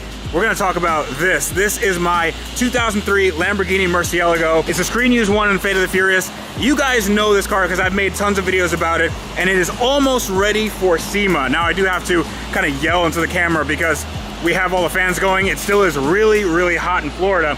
But right now, I'm going to focus on this. This is the engine bay, and it's looking pretty sorry for itself. This is not what a Lamborghini engine should look like. This is very, very dirty. It's a movie car after all. What we're gonna do is we have to put all the carbon fiber panels here. We're going to redo the exhaust to give it a nice F1 style howl, growl. What do they sound like? It's like a finely tuned horse. Oh, okay, all right. So we're gonna make this into a finely tuned horse. And the way we're gonna do that is with this. This is the Fab Speed exhaust, and this is gonna make the car sound as fast and furious as it looks. Now, a lot of you have told me that this is exactly what I needed to get that F1 growl, that F1 finely tuned horse sound, because Paul Wallace, Supercars of London, had this on his LP640, and it sounded amazing. And as soon as I heard that, I knew I had to have one. So I got their Lamborghini Murcielago Super Sport X pipe system, and they had it made specifically for me. That's pretty cool. I like that. I like that touch a lot. But this should be a complete bolt-on affair, and it's actually gonna be pretty easy because the only thing I have to undo is this right here and this right here. But before we do any of that, we have to put the carbon fiber panels on, and that's these guys right here. They're looking a little bit sorry for themselves. They ain't too good, and they're very, very thin and flimsy, but they are all here. So I'm gonna give them a bit of a polish, and then we're gonna put them up to the car, and then it should look a little bit better. Also, I'm gonna clean the engine, because, ugh.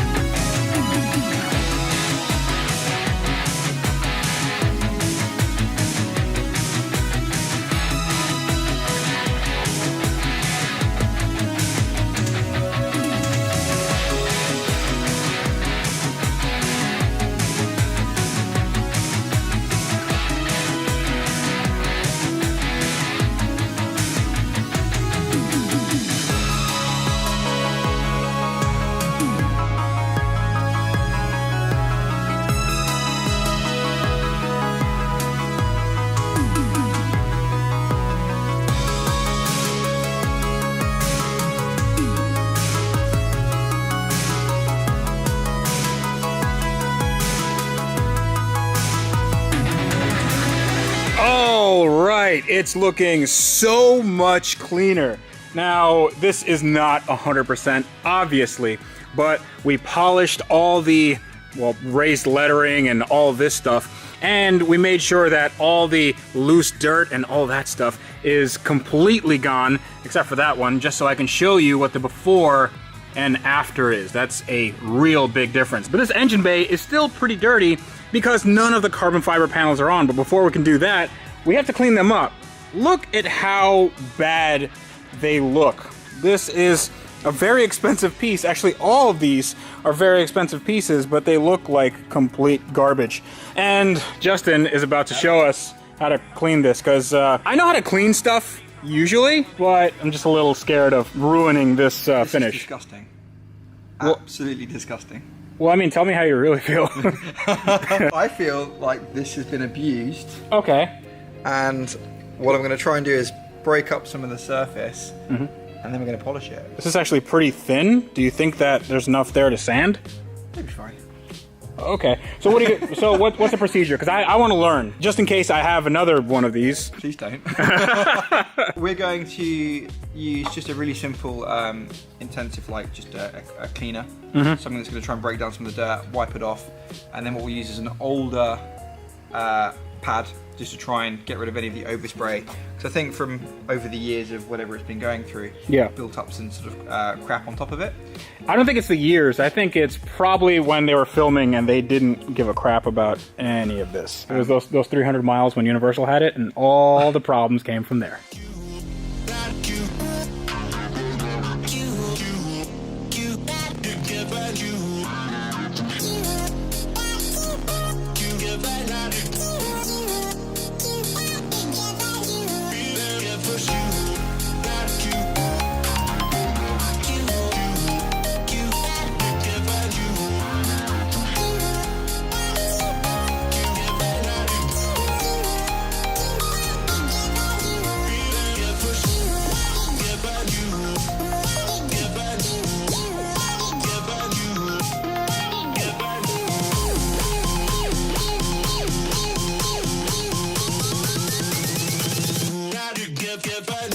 Guys, check that out. This looks, dude, this looks brand new. Oh, hi, yeah.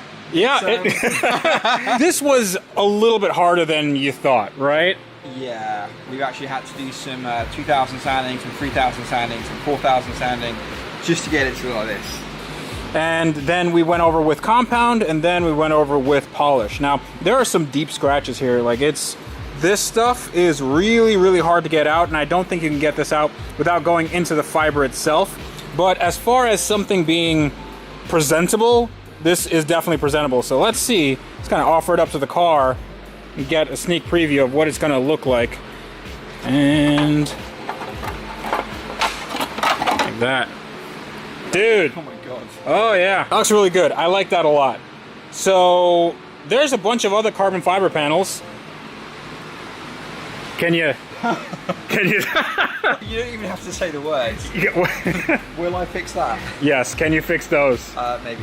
Okay. Let's maybe fix that. And while you're doing that, I'm going to install the exhaust that's somewhere in here. So we're kind of gonna do a simulcast where I'm gonna put a camera on you, and then I'm gonna put a camera on myself.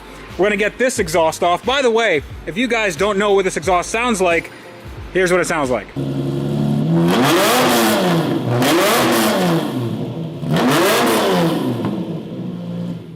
Okay. Andrew, did you hear that? Huh? And then I put an exhaust on that sounded like this.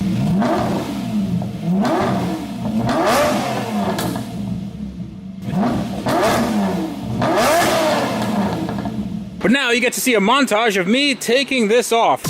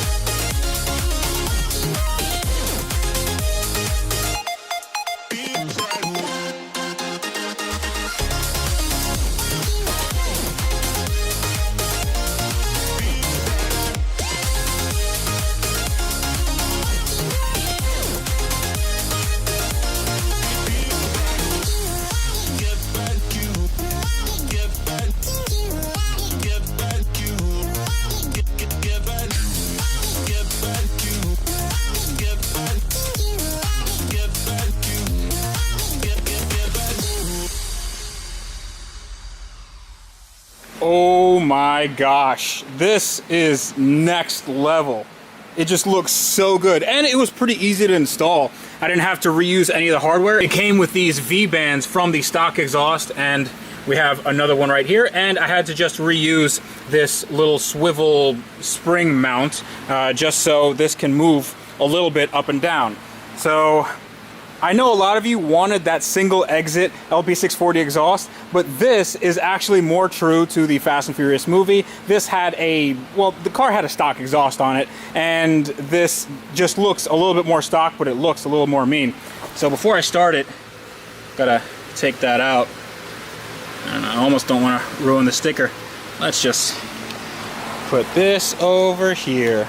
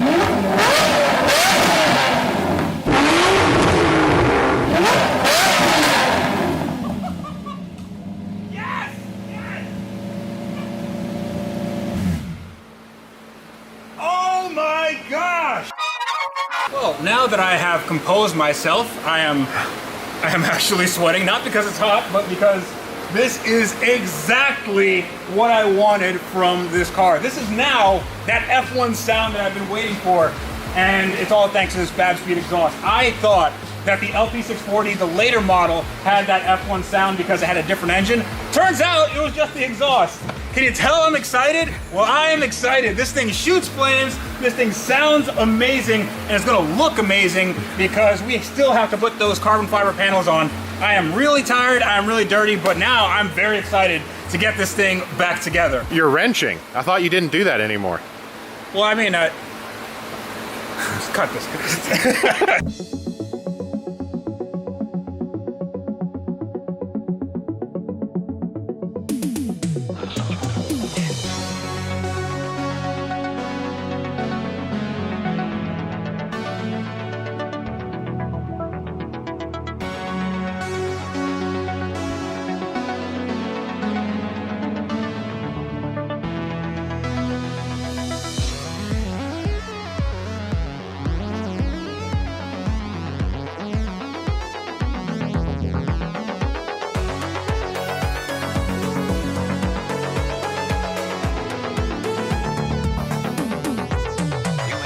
So let's make a little tally here. Now we have the exhaust on, we have the engine cleaned, we have the carbon fiber pieces on. I even repainted some of the pieces here. This looks brand new. This looks so good. If you looked at what this car was when I first got it, this looks like a new car. Now this obviously has some pieces missing and some panels. Like this is only for mock-up because I do have to put the bat wings in. I do have to do some polishing. Actually, Justin over there has to do some polishing.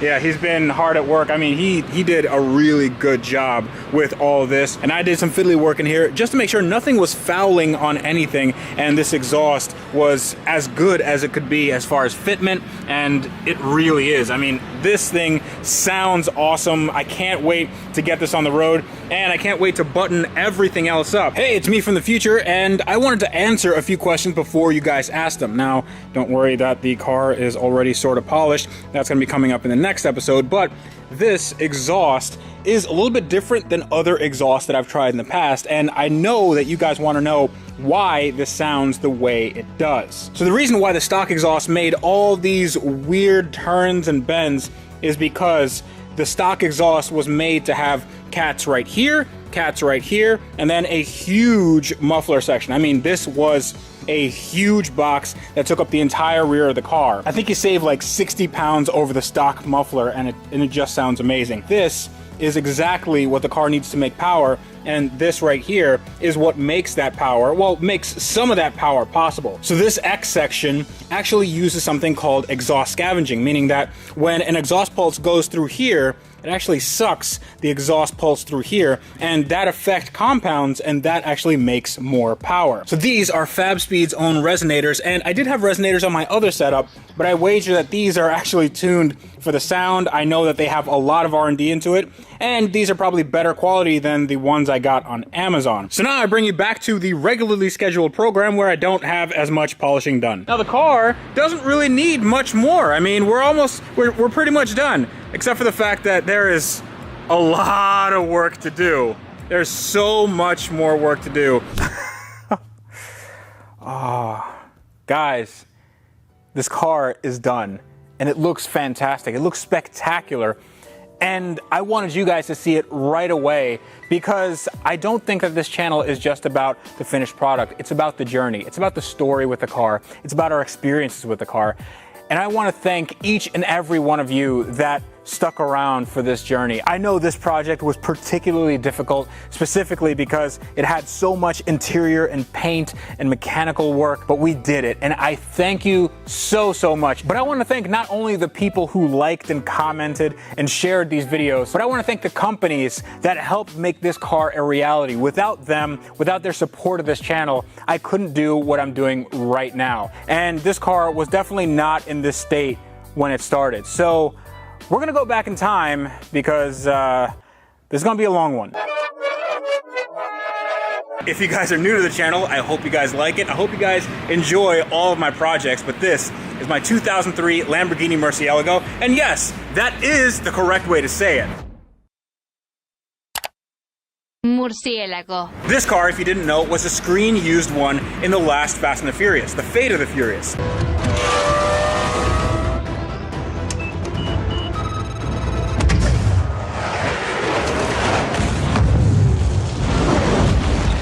And over the course of basically the entire year, I got it to this quality. I mean, it still is a little bit rough around the edges, but those edges are getting rounded off. Now this guy that's just working diligently, he is Mr. Clarity Coat. This is Justin. You guys will know him from when we did the Clarity Coat at Color Recon. So how you doing, man? I am really hot. Okay. I'd lie if I said I wasn't tired. However, just doing this and cut and buffing the car, you know, we're actually cut and buffing peelable paint. This, if you guys don't know, he just explained that this is peelable paint, but what that actually means is it's just an invisible layer that adds clarity and also adds a lot of paint protection. So this is called Clarity Coat, and you can see, I'm gonna give you a little sneak preview of what it looks like. This looks, oof, oh, that, dude, that looks good. That is a show car, but we still have a lot to go. Now you're sanding this down, yes. Because it is automotive clear coat that's on here, right? Well, it's our clear coat, so yeah. It's sprayed like automotive clear coat. It looks and feels like automotive clear coat. However, and it performs like automotive clear coat. Yeah, absolutely. It actually handles the outside world, stone chips, rock chips, etc., key scratches, as you'll have seen from the previous video. It handles all of those things way better than regular clear coat because of how it's how it's formulated, and also in conjunction with our base. So it's awesome. Oh yeah. What I have to do is I have to put back all of the panels. So bumper, tail lights, I have to put back this panel, I have to put back the engine panel, hood, trunk, hood, bonnet, right? Bonnet, boot. Okay, whatever. In the front, by the way, don't worry about these. I'll tell you why I have BMW wheels on later. I have to put on the hood or bonnet and the front bumper and the headlights, and then make sure everything fits, make sure nothing fouls, and then the car should be done.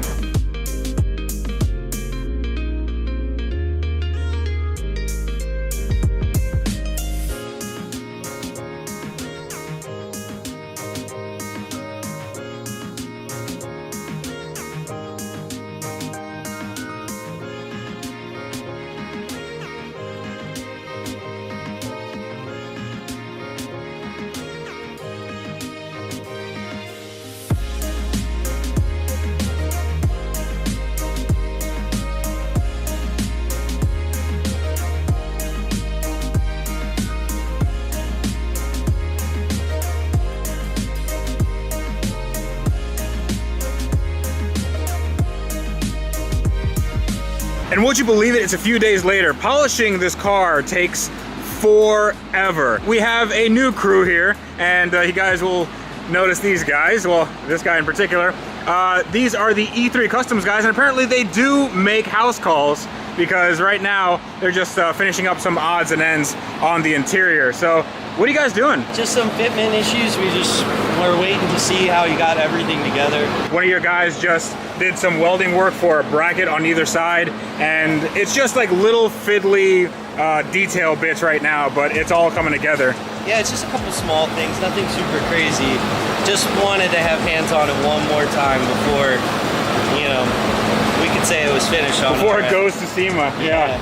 So we also got the OEM clips for from Lamborghini, and that was rough. Who would have thought they were so crucial? But yeah, I mean, we got the last 5 in West Palm, and yeah, they actually work. All the other ones we bought, nothing worked. So well, thank goodness we got those. But take a look at how good this looks. This is only with a compound. Now, Justin was compounding it, I was compounding it, but right now, most of the compounding work was done by this guy right here. His name is Rex, and he's the owner of a company called Royal Auto Shield, and I'm gonna get out of the way of that fan. It's a little bit windy. He's been working on this for quite some time. Take a look at how that looks. That is just amazing, and that's just like with one pass of the polisher. So this all needs to get compounded, this all needs to get polished afterwards, but I mean, how's it been so far? It's fun. Yeah. Yep, I'm enjoying it so far. It's coming up pretty good. I was worried that somebody that never worked with Clarity Coat before would have an issue with it, but you were totally fine, 100% fine with it. Yeah, it was actually very forgiving. So yeah. It's a lot easier actually than a paint job. I mean, there's so many different panels here. We have the side skirts, the hood, the back panel, the bumper, the front bumper's over there. We have the engine compartment, and then we have the car itself. I mean, this is, it's a lot of square footage, and I'm very, very fortunate to have guys like this help out with this project, because I could not do it without them. And this guy, well, he's really the MVP, because right now he's seriously knocking all this stuff out. So link in the description below for all of your stuff. Definitely, if you're in the what service area do you have?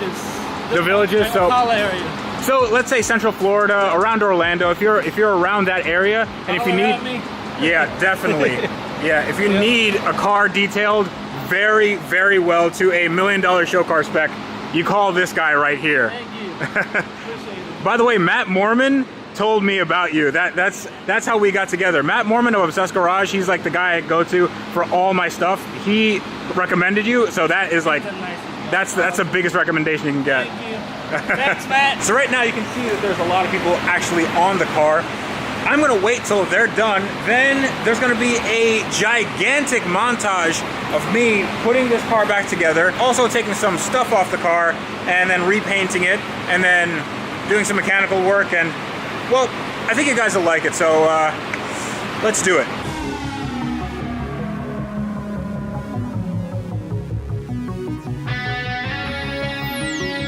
Actually, before we get to that, I have to concentrate on the back end. And the back bumper is really easy to install. It's only a few bolts. However, the brackets for those bolts are not here. I don't have them. They never came with the car, except for one. I do have that one, but I'm having it measured out by my friend Tim. Now, my friend Tim is a little bit shy on camera, but I'm trying to get him more into this YouTube thing. How you doing, man? Oh, hi guys, I'm Tim.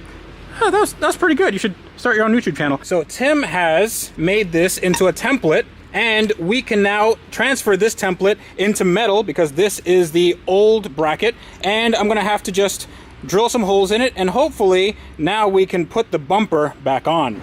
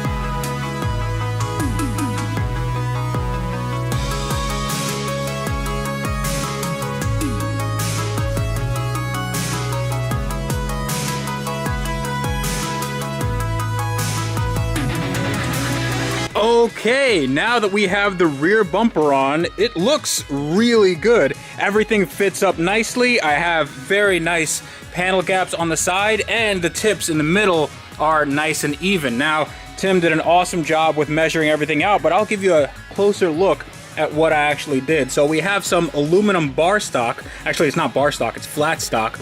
And we have some threaded rod. It's M6, just regular metric rod. And then we have some hockey pucks that I got from Amazon. I think these were like $9 for a whole set. And here it is. This is a Lamborghini bumper support bar, and I have one on the other side as well. These were actually not that hard to make, but there's a lot of stuff on this car that I did have to make. And from the start of that montage to the end of the montage was about a week, actually a little bit more than a week, because there was so much stuff that I couldn't film that wouldn't make it into the cut, that wouldn't be very interesting to watch. But I got this side skirt on, I painted this badge in matte black just so it matches the rest of the car. I got the front bumper on. Big shout out to Craig Tim, Old Guy Garage. He helped me get all the gaps dialed in. Now, this is a hand-built car, and it was hand-built quite a few times. So when you look at the gaps here, considering this is an aftermarket bumper, the gaps are pretty good. Now, they're not perfect. This is just a little bit proud, but it's proud on either side. Now, you guys will notice that I have these missing.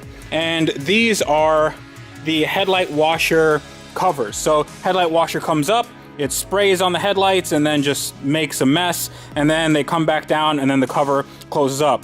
I'm not gonna use the headlight washers because those always break and I don't really like using them. They get washer fluid all over the car, so we're just gonna delete those. But the covers themselves are actually really, really expensive and they're not available. So I think I have a better idea as to how I'm gonna fix this gap. So that's why I'm out here. You're joining me in a awesome shop in this amazing countryside because my friend has this car. My friend, Mr. Craig from No Spots Pro.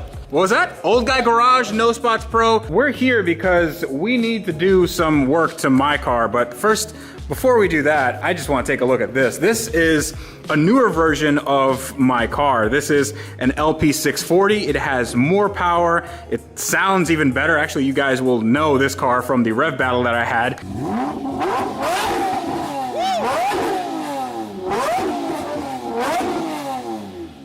Craig also does all of his own work. You see, he has a bend pack lift, shout out to bend pack, and he has the wheels off, he has the bumper off. He did some detailing work around here. It just looks amazing. I wish my car looked like this.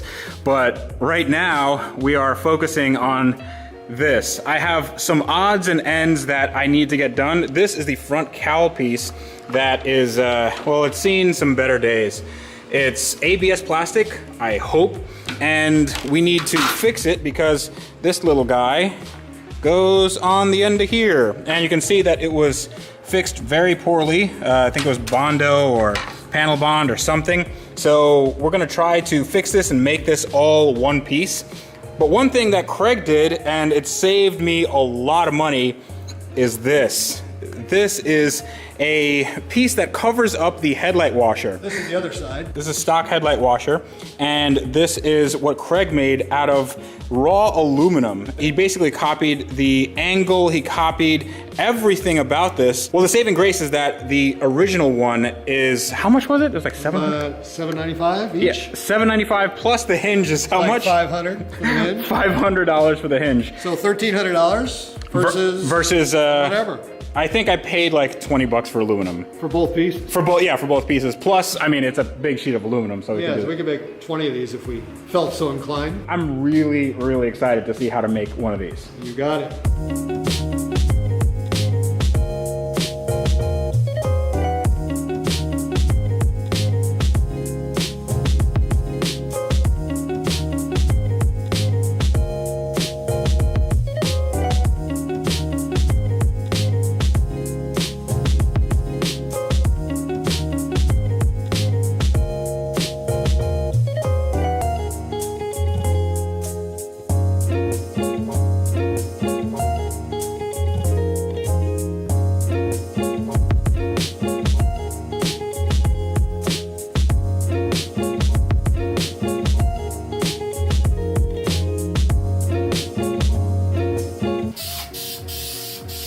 What are you using there, Freddie? This is truck bed coating, so we're going to be coating the bed of my Lamborghini. I'm using this just because it hides a lot of crimes, just to make sure that we have the appropriate amount of texture going on this piece of plastic and Bondo and epoxy. So it's going to look okay just to the untrained eye. I am going to replace this part at some point, but just to get this in the show and to make sure that this isn't a complete eyesore, we're just going to do it like this, and it's actually going to look pretty good, I think. Okay, now comes the time where we're going to make one of these. We actually already made this one. This one is the one going on my car, but we're making the other side, and that is this guy right here. Now this is an OEM piece off of Craig's car. We're gonna make it out of this piece of aluminum. How thick is that aluminum? This is 3/16. This shouldn't be hard. You just cut it out, use some scissors, and then we're done, right? I got the scissors, the aluminum. So the whole idea here is to make a template off of this piece first.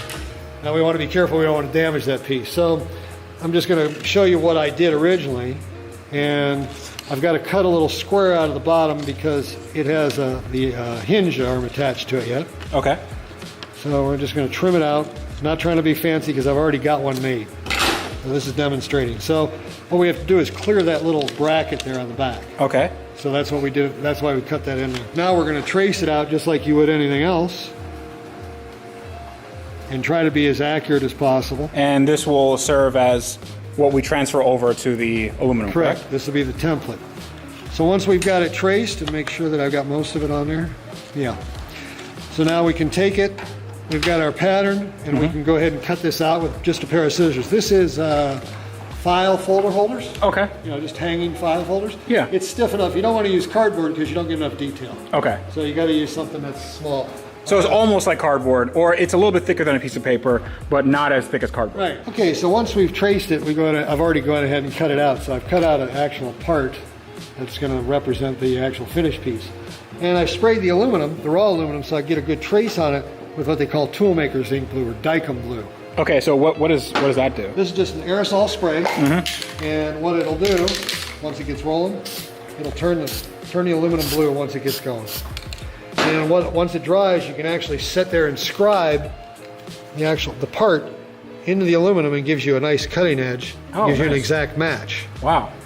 So this is off the other piece that we made. When I made that particular piece there, I duplicated it here so the parts would be exact from left to right. Okay. Cool. Even though there was a variation a little bit from the trace. So this gives us a little place to basically scrape and get us a nice line. Oh yeah. Wow.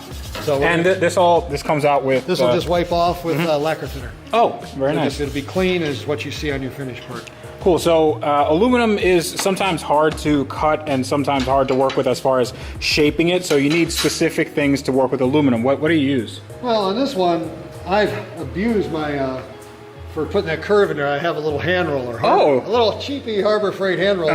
And it's doing 3/16, and I've pretty much abused the heck out of it. But it's still working, so I'm going to keep using it. But the material on this, though, is what they call 50-52 aluminum. Yeah. So if you get too hard like this, everybody talks about T6 aircraft aluminum. That's too hard.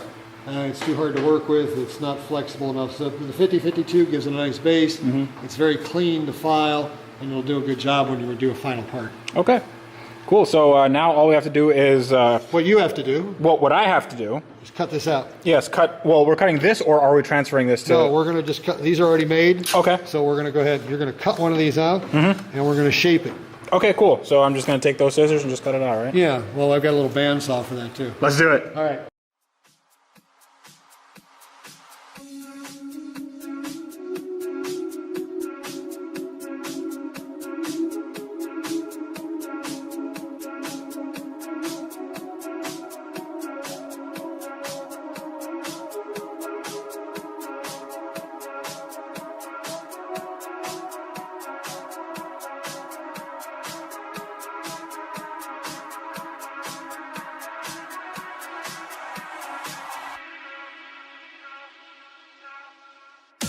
All right, so now we have that done. My arm is literally kind of looks like I've been in Well, never mind. So now Craig has these aluminum jaws he put in a vise because you don't want to put steel on aluminum. It'll do bad things. It'll mar it. Yeah. So what we're going to do now is, actually you're going to do it, is we're going to trim down to the line. Freddie did a great job. He's left about a 32nd to a 16th of an inch all the way around. And now we're going to file by hand, not use a belt sander. We're going to do this by hand. Just like they did in Italy. Just like they used to do it in the old days. Yeah. I have a belt sander, but we're going to do it this way. Okay. Because this is more disciplined. Gotcha.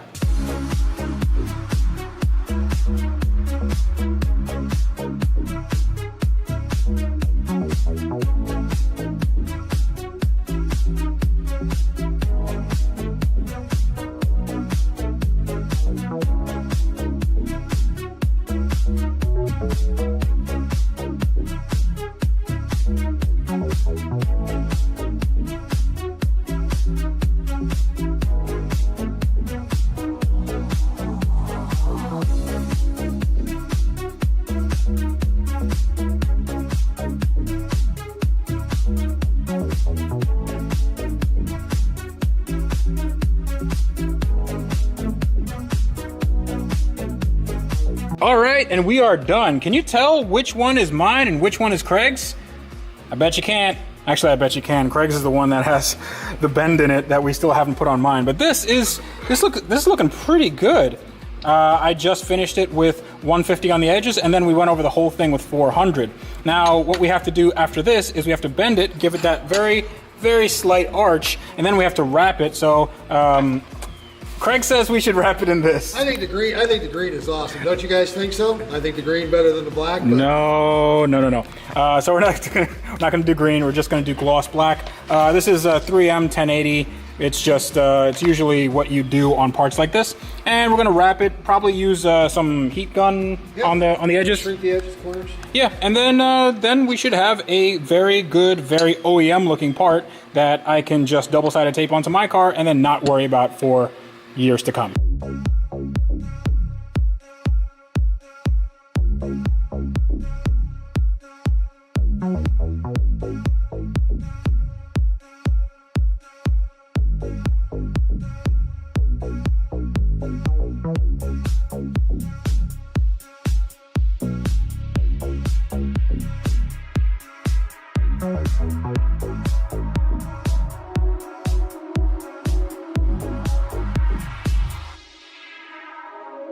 That's basically how it's going to be. It's got to come up about a 1/16 of an inch, but yeah, but we can make that up with tape. Yep. And boom, that is pretty on there. And now we can do them in black. We'll wrap them real quick, and we'll try to check them one more time. Dude, this is awesome. All right, it's really cool. Put that down. Yeah, we don't want to drop that bumper. I know I complained about my bumper being expensive. This is fully made of carbon fiber. I don't even want to know how much this costs new. I can tell you. How much is it? 20 grand. 20 grand? That's it. The bumper's off because there was a little incident with a hubcap flying off. Actually, you have some footage of that, don't you? I do.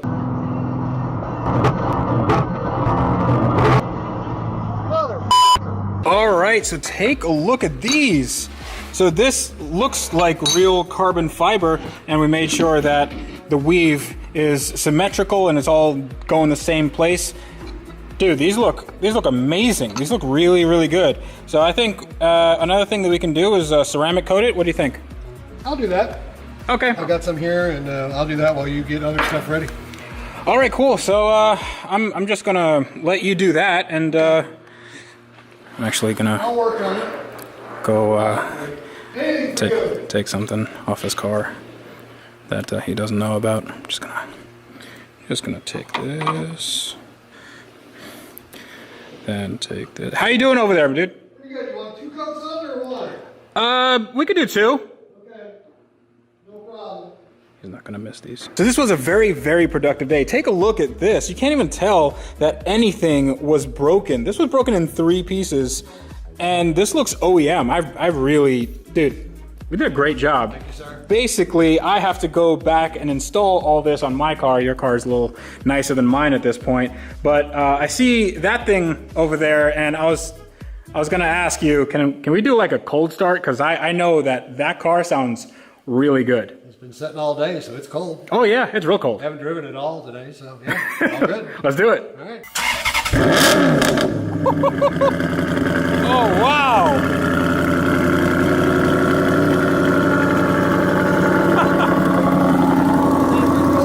That's pretty good. Yes, it is. Let me pull it in.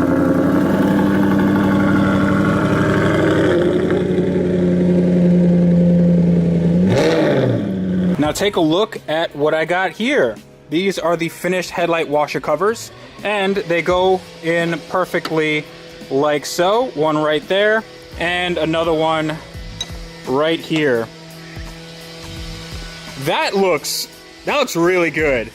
And this cost basically like $20. It was just some aluminum, and it took a lot of time and just some fiddling and finesse. All I have to do is double-sided tape them, and then they should stay just the way they are. Now, another thing I wanted to point out, not just the carbon fiber door sill that I got from Driftworks. So in here, I don't know if you guys can see it, but there is a vent, and that vent goes into this hose. That hose goes all the way into the engine bay, where it goes into the alternator. So this is a cooled alternator, and what I didn't know is that this hose was broken on my car. Now, I replaced this hose. This hose would have been like $200 or $300 from Lamborghini, but I replaced this hose with a aircraft supply hose, and this is just aircraft parts. I got this for 20 bucks. So this is perfectly fine. It's definitely rated for what we're gonna do. But the vent itself was a little bit different. You see, this vent, I didn't even know that this was a piece that needed to go on. This originally is a piece that supposedly goes right here, and from Lamborghini, it is $1,200.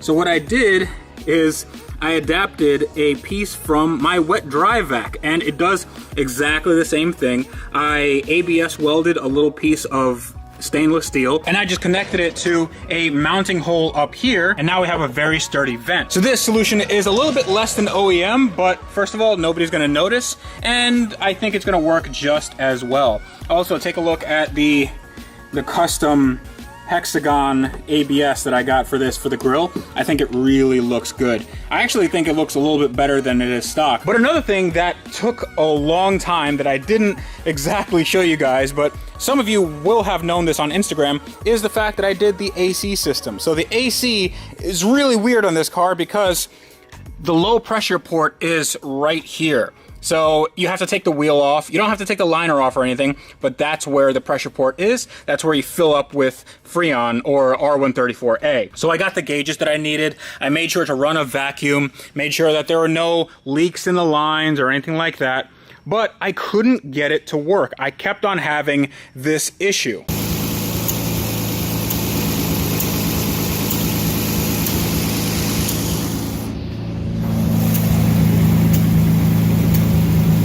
The compressor right here was clicking on and off, just immediately on and off. It didn't want to do anything. And then I talked to Mark Guttersnake from AGX, and he said, hey, give me a picture of what your compressor lines look like. And then he goes, hey, dummy, your lines are backwards. And apparently they were backwards. So all I had to do was swap these lines. I got new O-rings for them. I swapped the lines, I ran a vacuum, I put new refrigerant in it, and the AC now works fine. So it just goes to show you that even though this car is almost done, I am still getting a little bit of crap from the movie studio when they remove this engine and put stuff backwards. But right now we have to put everything on the back. So we're gonna put on the rear spoiler panel, we're gonna put on the actual spoiler that comes up here, we're gonna put on the grills, we're gonna put on the taillights, and we're gonna put on the bonnet, and I have new struts for that. So this should all be totally 100% done, fingers crossed. I need more fingers than that.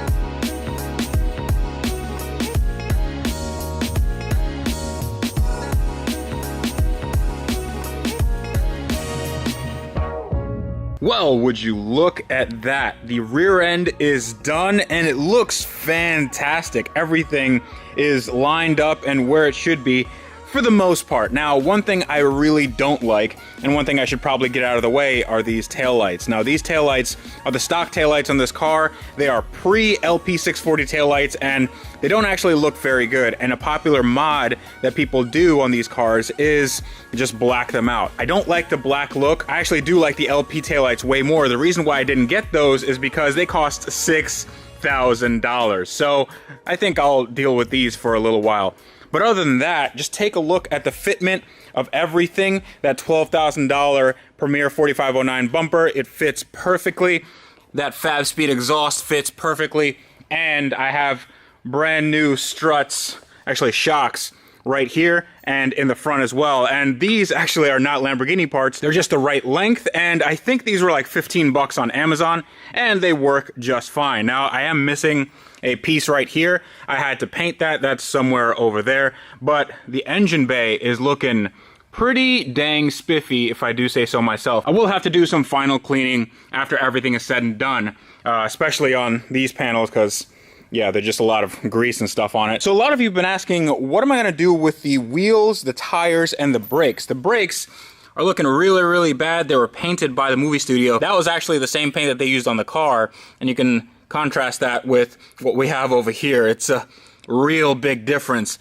Now, these have to come off. I have to sandblast them, and then I have to paint them myself. Paint, and then clear coat, and then make sure that they all match this beautiful Arancio Argos color. But the wheels themselves are a little bit more complicated because the wheels have to get powder coated.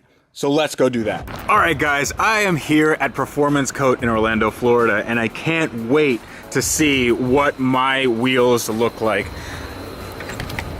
And whoo, those are nice.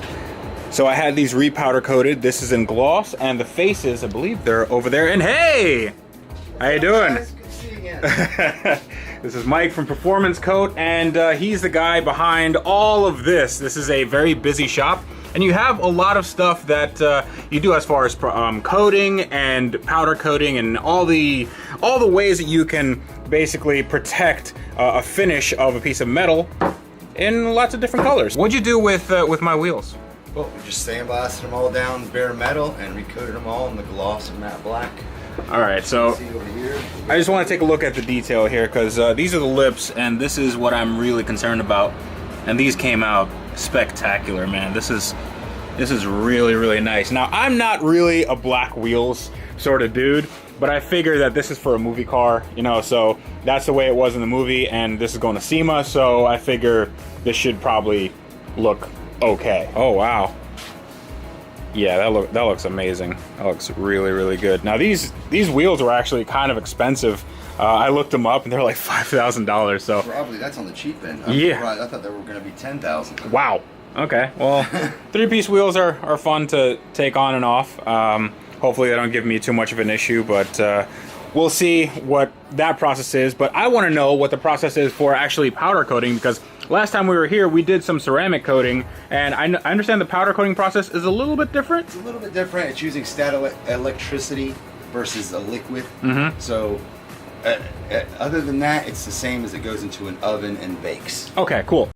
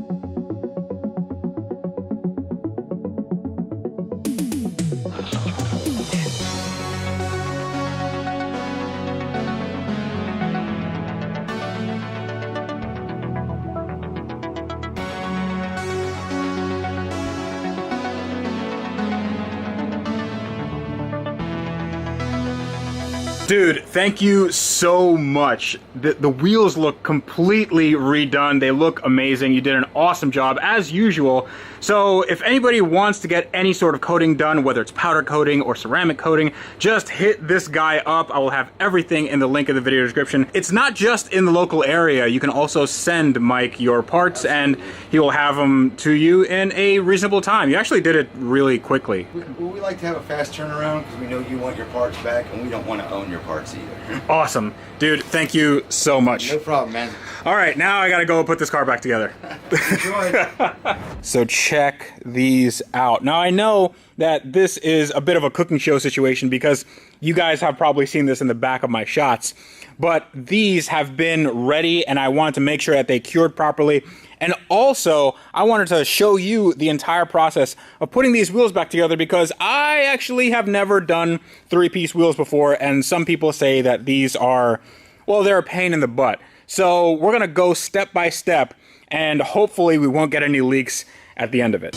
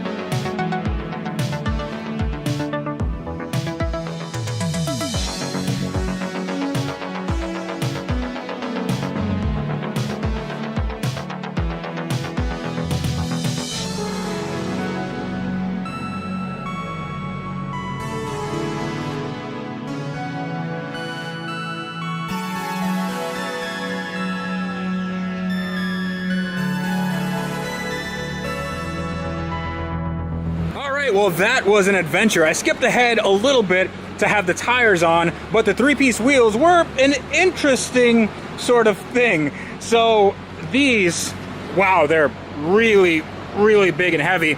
Now these are 3-piece forged aluminum wheels, and at the back you can see that there's 40 bolts. And each of these bolts had to be torqued specifically, and these were around 15 foot-pounds. But you have to do it usually in a star pattern. I actually did it one across from another just so they're evenly spaced. Now this might not be the best way to do it. You guys can let me know in the comments if I was doing anything wrong. But I got everything on. I got the sealant on, which is actually the most important part. I used some RTV. I made sure that the mating surfaces were nice and clean. I cleaned them up with a Scotch-Brite pad. I cleaned that off, and then I put some RTV. I let it sit for 24 hours, and then I installed the tires, and these are Michelin PS4S's. The Pilot Sport 4S is a tire that I've been using for a while, and it's definitely what this car needs because it's a high-performance tire and it's a bit of a high-performance car. Take a look at the size though. 345/30/20. This is enormous. This is going to be absolutely insane. Now they look a little dirty just because I've had my grubby mitts on them, but they're going to be nice and clean. I love the powder coating job that Mike at Performance Coat did, and I can't wait to get these things on the car. However, the car needs something else before I put these wheels on, and that is these calipers. Now, I've already done so much on this car, and Rex is here, and he's just making this car nice and shiny, and hopefully I don't mess it up. But these brakes are looking really, really tired, so what I'm gonna do is I'm gonna take those off, I'm gonna sandblast them in my little Harbor Freight sandblasting cabinet, then I'm going to paint them in the same Arancio Argos color. And just like that, the brakes are done. Now, I know I probably owe you a little montage of how to do the brakes, but I couldn't be bothered just because I was doing this all night. In fact, this is several days later because, like a lot of things on this car, there were a lot of little things that needed to be taken care of. So let's go over those.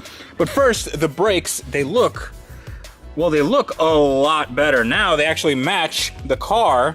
And if you take a look back here, I have the matching calipers, and I also did the e-brake or parking brake caliper in flat black. I also got new scripts basically These are just new stickers that I put on, and then I clear coated over the top. Now the clear coat did take a while to set because I had to find the specific clear coat that was necessary. I had a few problems with some other clear coats from a can, and those clear coats basically turned milky because I have 90% humidity here in Florida.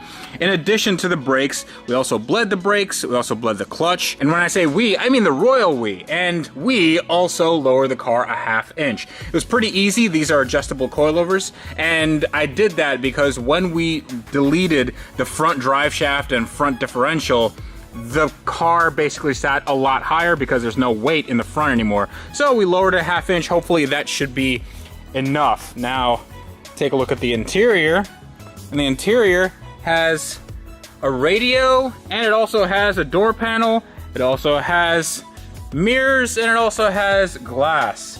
So this is 100% complete, and I can't wait to drive it. Now, the only thing stopping us from driving it is the wheels. But since the wheels and tires are on and they're balanced and they're mounted, I figured these are good to go, so they might as well go on the car. So now that's what we're gonna do.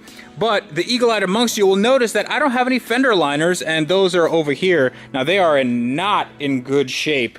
I mean, this is in pretty poor shape. I am going to order new ones. I don't know when they're going to get here, but that is something that I do need to take care of. But that's not going to stop us from basically finishing this car and getting it on the road. That's right, getting this car on the road. I'm not sure if we're going to do a test drive in this episode or the next episode, but it's definitely coming very, very soon. I am so excited because this car has come such a long way. So let's get those wheels on, let's get this car on the ground, and let's get this project done.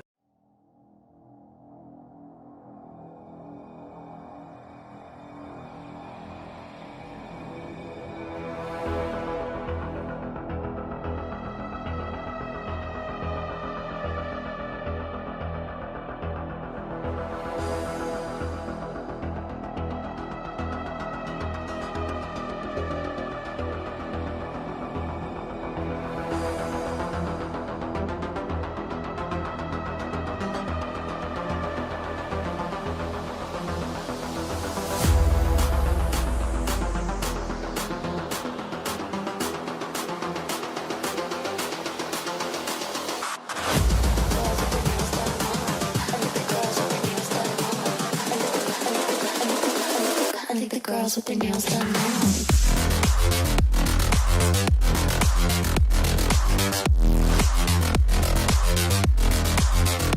Girls with their nails done.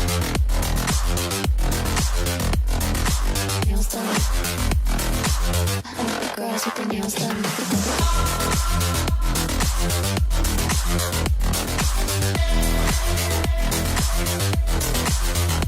Girls with their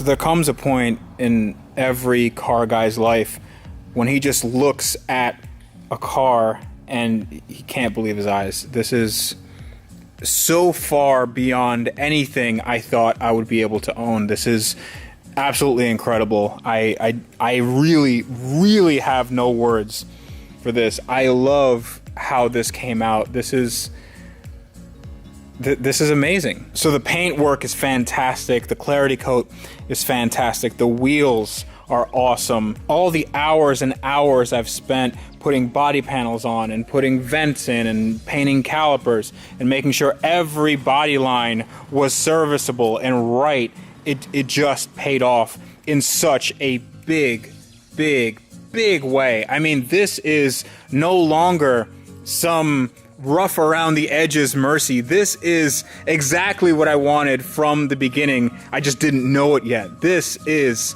the $1 million show car that you guys will see at SEMA. All right, that's a little squeaky. That's okay. The interior is absolutely amazing, and I got all the panels in, got the door panel on, and actually, let me sit inside this cocoon. Gotta get in butt first. It's a little weird.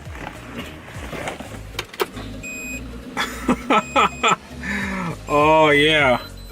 Take a look at that. Look at that. Everything works. I have the sub connected. I have the speakers connected. Let's close this door. It is really quiet in here. Sorry, I just got a blast of copywritten material. But take a look at the forged carbon. But the steering wheel looks perfect.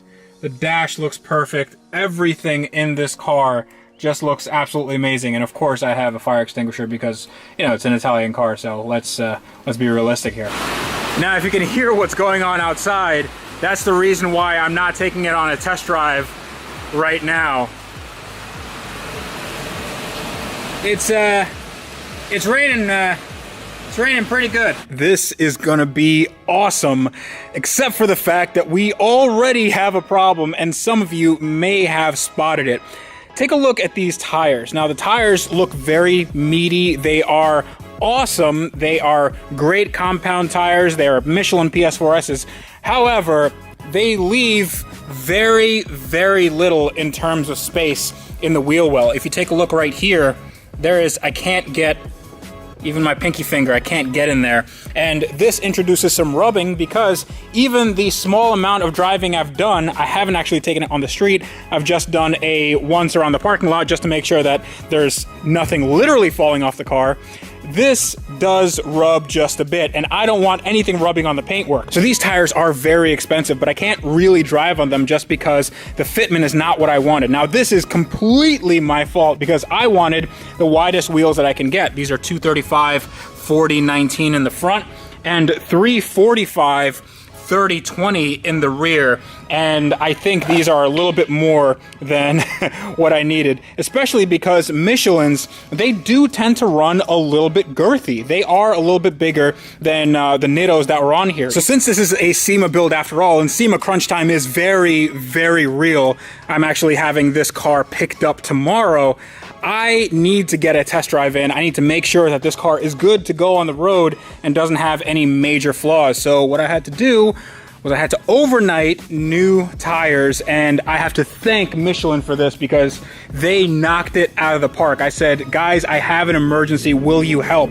And they said, yeah, definitely. So what they did is they sent over, in the back we have 325 25/20, and in the front, we have 225 35/19. And these are gonna be a lot thinner, not only in profile, but also in width. It's only about a 10 millimeter difference and a 20 millimeter difference there. But like I said, they're a little bit girthy. So there's gonna be a very slight stretch. And I think the stretch is gonna help with this fitment right here. And also when the suspension compresses, it's gonna go into the wheel arch instead of into the fender. So what I have to do now is take those wheels and tires off, dismount the wheels, put those on, balance them, put them back on the car, make sure everything is torqued right, and then we can go on our first test drive.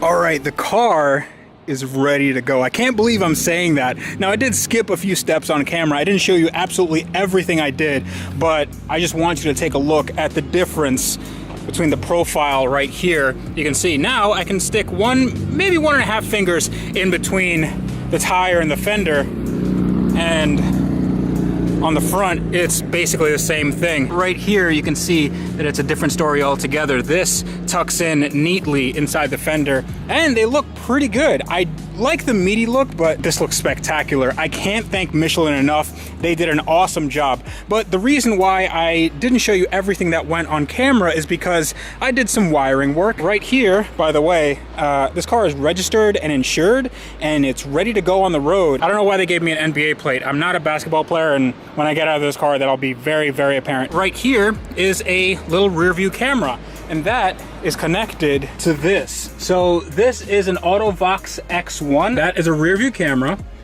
I can also change it for a front view camera. It's always recording. It has an SD card in there. And when I turn it off, there is a lane departure display. So it'll beep if I go out of the lane or something like that. I haven't tried this out yet, but it's pretty cool. Also, this is there's a regular mirror when you just turn this off, so I can see back there. You can see the engine and whatnot. Time and date and GPS is okay. This thing is really cool, especially because it looks almost OEM. And it really wasn't that hard to install, just 3 wires. But now that I have the tires on, I have the rear view camera in, and the car is basically buttoned up and ready to go, I have no other excuses. I need to go on a ride. Okay. Still not the easiest thing to get in. I worked on this for a year, and it's a famous movie car. It's also the most expensive car I've ever owned or driven. No pressure.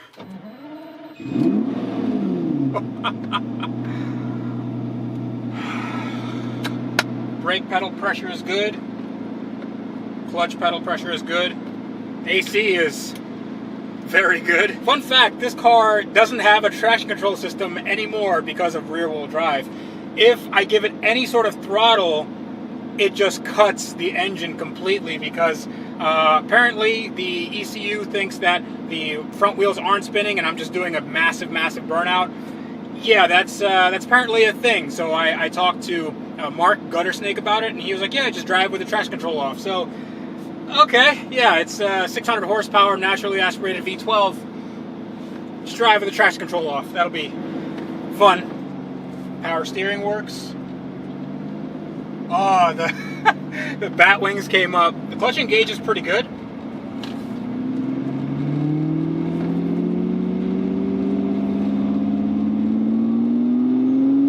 Wow, that is so loud. Goes in the second just fine.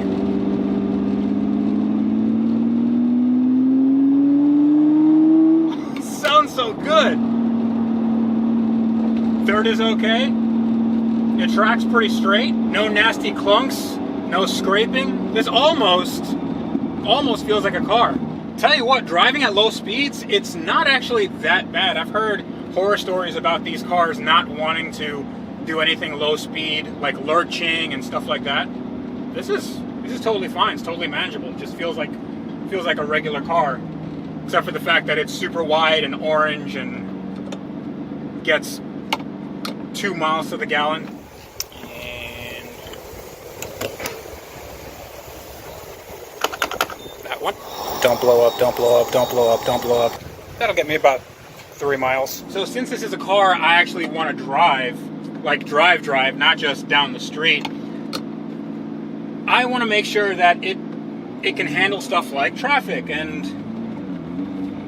going around town.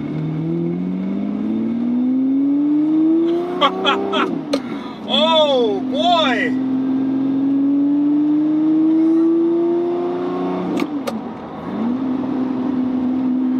Oh. Now a good way to see if the clutch is actually holding, you put it into 6th gear at around 2,000 RPM and you mat it.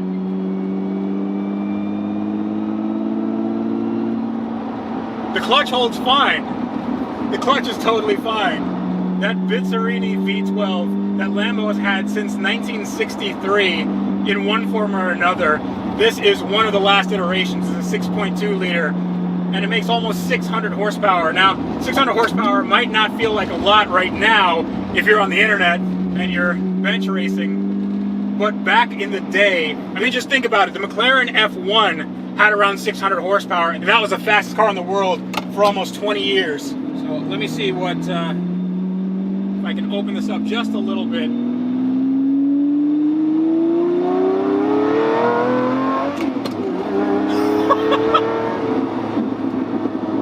Oh my gosh!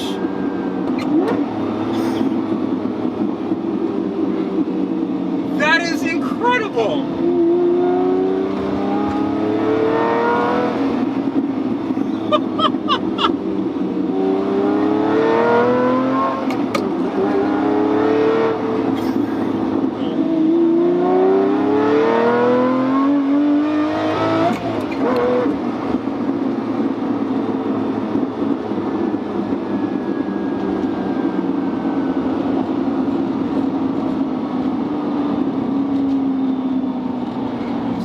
If I'm getting a little, emotional, I'm gonna tell you a story. So, in the early 90s, my parents came to the U.S. from the Soviet Union. I was born in Russia, and they came to this country with like $200 in their pocket. They had no money. And for us to get to the point where I can afford one of these cars and drive it and build it and share it with all of you,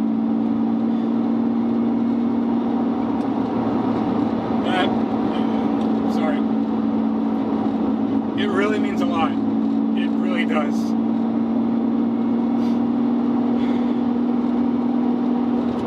I never thought this would be possible. And I want to thank all of you for supporting me and just making this is a dream come true. This is absolutely a dream come true, and I don't know how else to say it. I'm sorry, I'm getting a little It's also starting to rain, so that's gonna give me a little more work to do to wipe this car down. Guys, thank you so much for everything that you've done for me, for this channel. This couldn't have gone better. This could not have gone better. Speaking of it not being able to get better, looks like I've gotten caught in a torrential downpour here. So a Lamborghini with no traction control in the rain, probably not the best thing to give it the beans. And now I'm learning that my windshield wiper ain't exactly the best. That's one thing I didn't change. There is a underpass.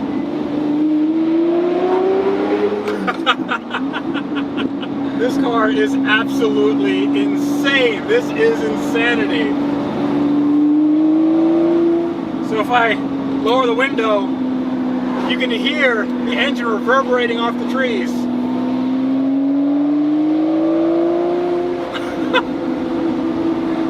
Sorry, I'm laughing like a complete moron.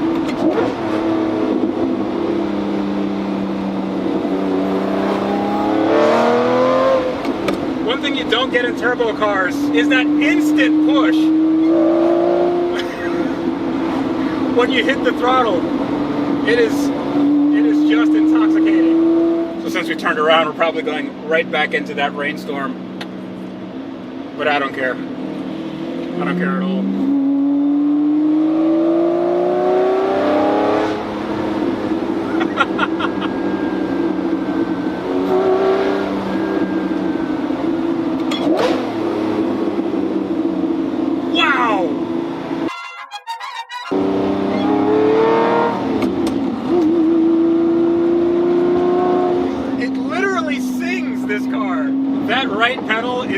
Best friend. It is impossible to not have a smile on your face when you're driving this thing. Oh, guys, this is a dream. This car is an absolute dream, and I owe it all to you guys. I owe it all to the success of the channel and just the amount of hard work that's gone into this car. So I don't want to gush any further. Hopefully you guys liked the episode. If you like this car, you can see it at SEMA, booth 50519. That is the Rag Company booth. Come and say hi. I'm going to be there too. So right now, I'm just going to wait on the shipper that's going to come and get this car. The problem now is I got this car real dirty going through the rain, and it doesn't leak anything. There's no weird rattles. Nothing's falling off. It seems like it's an actual car. So I am super, super pumped about that. We're definitely going to need to do a last minute detail, but this car is just amazing. I mean, if you ever get the chance to drive one of these, do it. Today is going to be a little bit of a sad one, at least for me, because I'm saying goodbye to my Lambo, the Fast and Furious Murcielago that I built up over the course of almost a year. It went to SEMA, it went to Amelia Island, it's been all over the country. You guys have seen it in plenty of videos, and now it's gonna go to its new, not permanent home. It's definitely a sort of vacation for this car.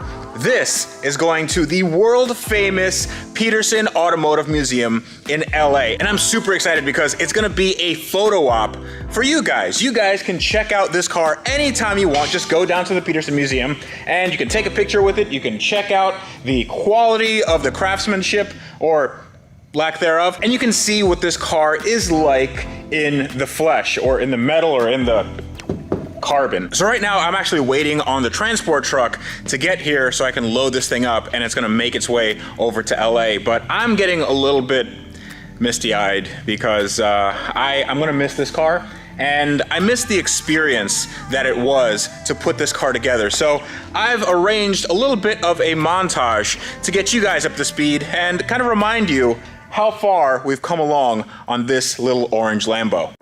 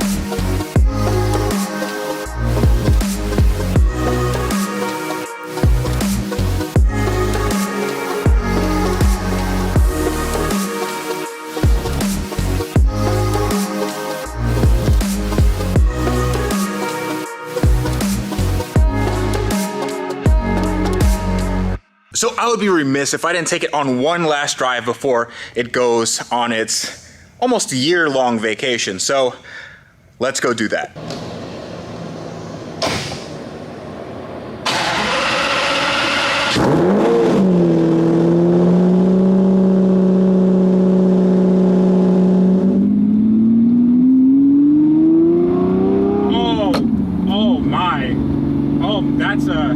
That's a sound. Oh, yes.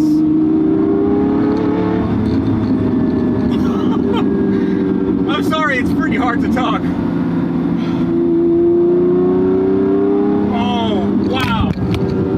The microphone just fell off. All right, so now that we're on the road, you can notice two things. Number one, this car is very, very loud. I'm having to yell to even hear myself. Number two, I am sweating even though I have the AC on, and that's because the AC kind of lost its charge. No idea how that happened. Usually Italian cars are so good with things like this. But let me tell you, I don't really care. Some of you may think that I haven't driven this car much, but that's not true. This car went to SEMA, and then from SEMA in Las Vegas, it drove to LA, where I had a lot of fun driving it all over the canyons.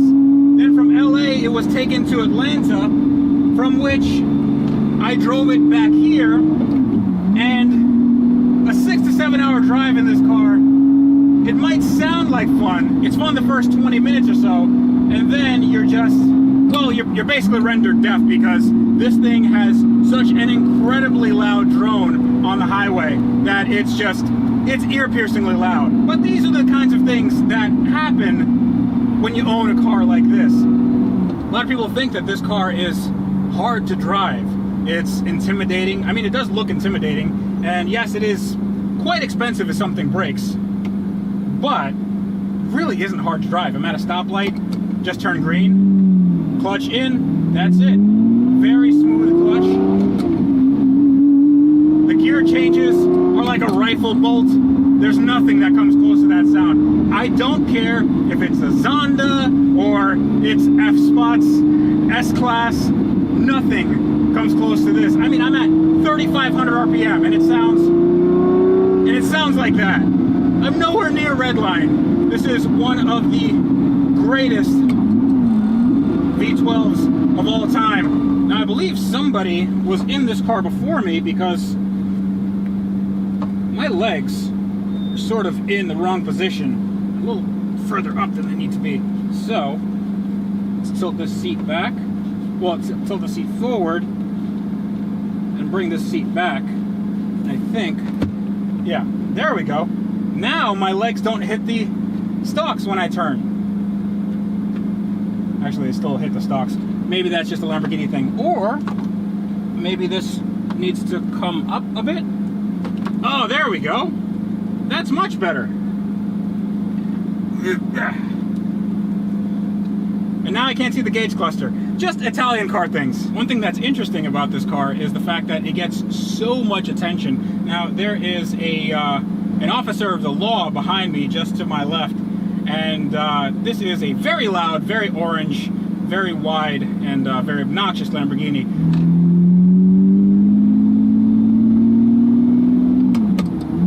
Bye, officer. So I figured since we're driving this thing sort of normally, I'm gonna head to Advance Auto to get some supplies to make sure that when this thing goes to the museum, they're gonna have everything that they need to make it nice and shiny, because sometimes these museum cars, they get fingerprints on them, they get scratches. This car is coated with Clarity Coat. However, I don't want to take any chances, so we're gonna get a few things that's gonna make this car even better.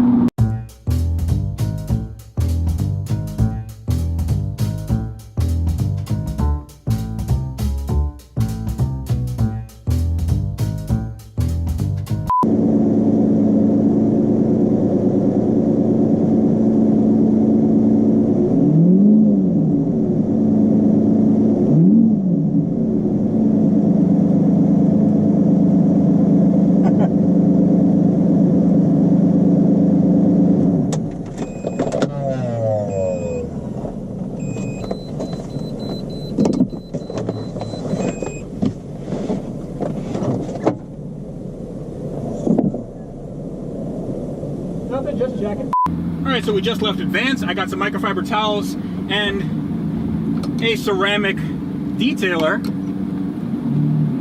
So I can leave that with the car in case they need to get rid of any smudges or what have you. One interesting thing is that since I started the car, I noticed that it's a little bit of smoke coming from the engine bay. And I'm not saying smoke, it could be steam because this car was recently washed, so it could just be water because the engine bay is open, but it's just one of the things that you have to worry about with an Italian car. So one of the things nobody tells you about these sorts of cars is that they are much better when they're actually driven. People think that these Ferraris and Lamborghinis, they need to be put in a garage and never driven hard. The people that really drive their cars know that they are way better when they've had some regular exercise, much like the human body. Now, while I may need some regular exercise, this car doesn't, because every time I take it out, I give it an Italian tune-up.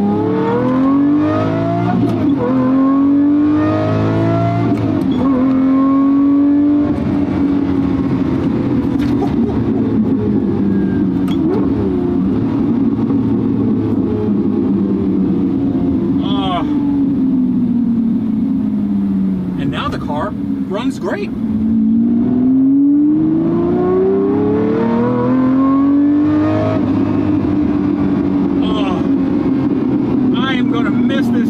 So much. So you guys can head to the Petersen in a little bit of time and you'll be able to see this either in the vault or on its own display. And that is just insane to me. That is absolute insanity to think that me, who came from just working on cars in his driveway, now has a museum quality example of this world famous car.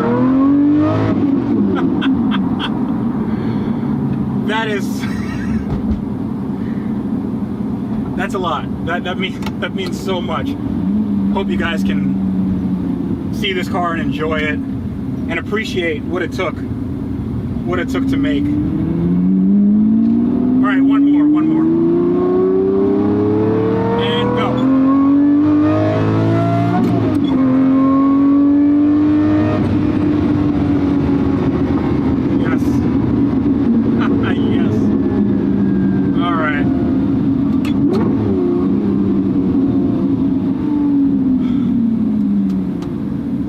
That'll do, pig. That'll do. Okay, so let's take this out. I don't think they're gonna need this where it's going. All right, so I picked up this Meguiar's hybrid ceramic detailer. It's supposed to increase shine and also increase longevity of the shine, so we're just gonna try it out. I've never tried this before, and it's really easy to apply. Just spray it on. Actually, I'm gonna spray it on to my microfiber towel and then apply it to the car. And I'm just gonna get rid of all these like fingerprints and whatnot because I want this car to be super, super shiny. All right, now that all the fingerprints are off, it looks really good. Now, it wasn't dirty to begin with. This is going to a museum after all, but man, I'm just gonna miss this car so much.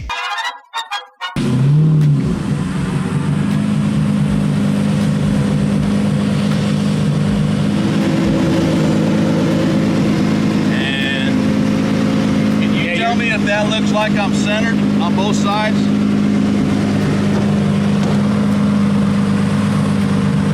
Yeah, that looks pretty centered. Centered? Yeah. You're good. Yeah, you're good. Goodbye, old friend. All right, there she is. It's loaded up, ready to go to LA, and I'm gonna miss it so much. It's not the easiest thing to get out of that car when it's in that position, but I did it, and it's, guys, I don't know what to tell you. I mean, this was such a huge project, and I hope that you guys can appreciate that project at the Petersen Museum. I'm very excited for you guys to go see it. It's going to be in their new Supercar Hypercar exhibit. I don't know when that's coming out, but it should be coming out at some point in the near future. Now this, for a very long time, was the biggest project on my channel. And for me, it's one of my favorite cars in the world. It's one of my favorite cars that I've ever built. And today, I'm selling it.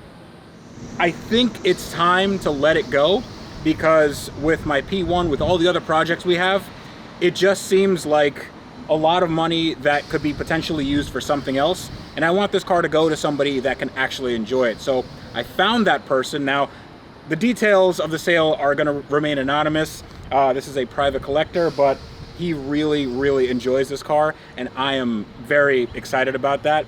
Now it's at this point when I say, let's take it on one last drive, but that's exactly what you don't do after you sell a car. And especially because the new owner asked me not to do that, because who knows what can happen. I definitely don't want to get this damaged. I definitely don't want to do any damage to the engine or anything potentially. And I'm gonna leave it right here until it gets picked up. But he didn't say I couldn't start it.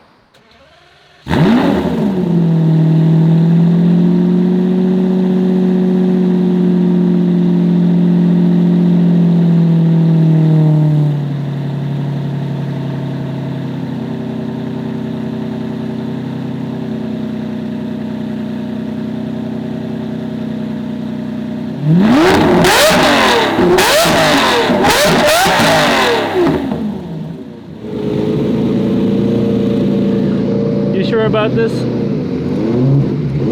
You know, it was like 4 years ago I got that car, and I never thought that it would be leaving. I'm gonna miss that thing, man. Me too, man. That's how I met you. I'm not like, I'm happy because it gets to live on, but I'm gonna miss it. I'm gonna miss it a lot. Are you crying, bro?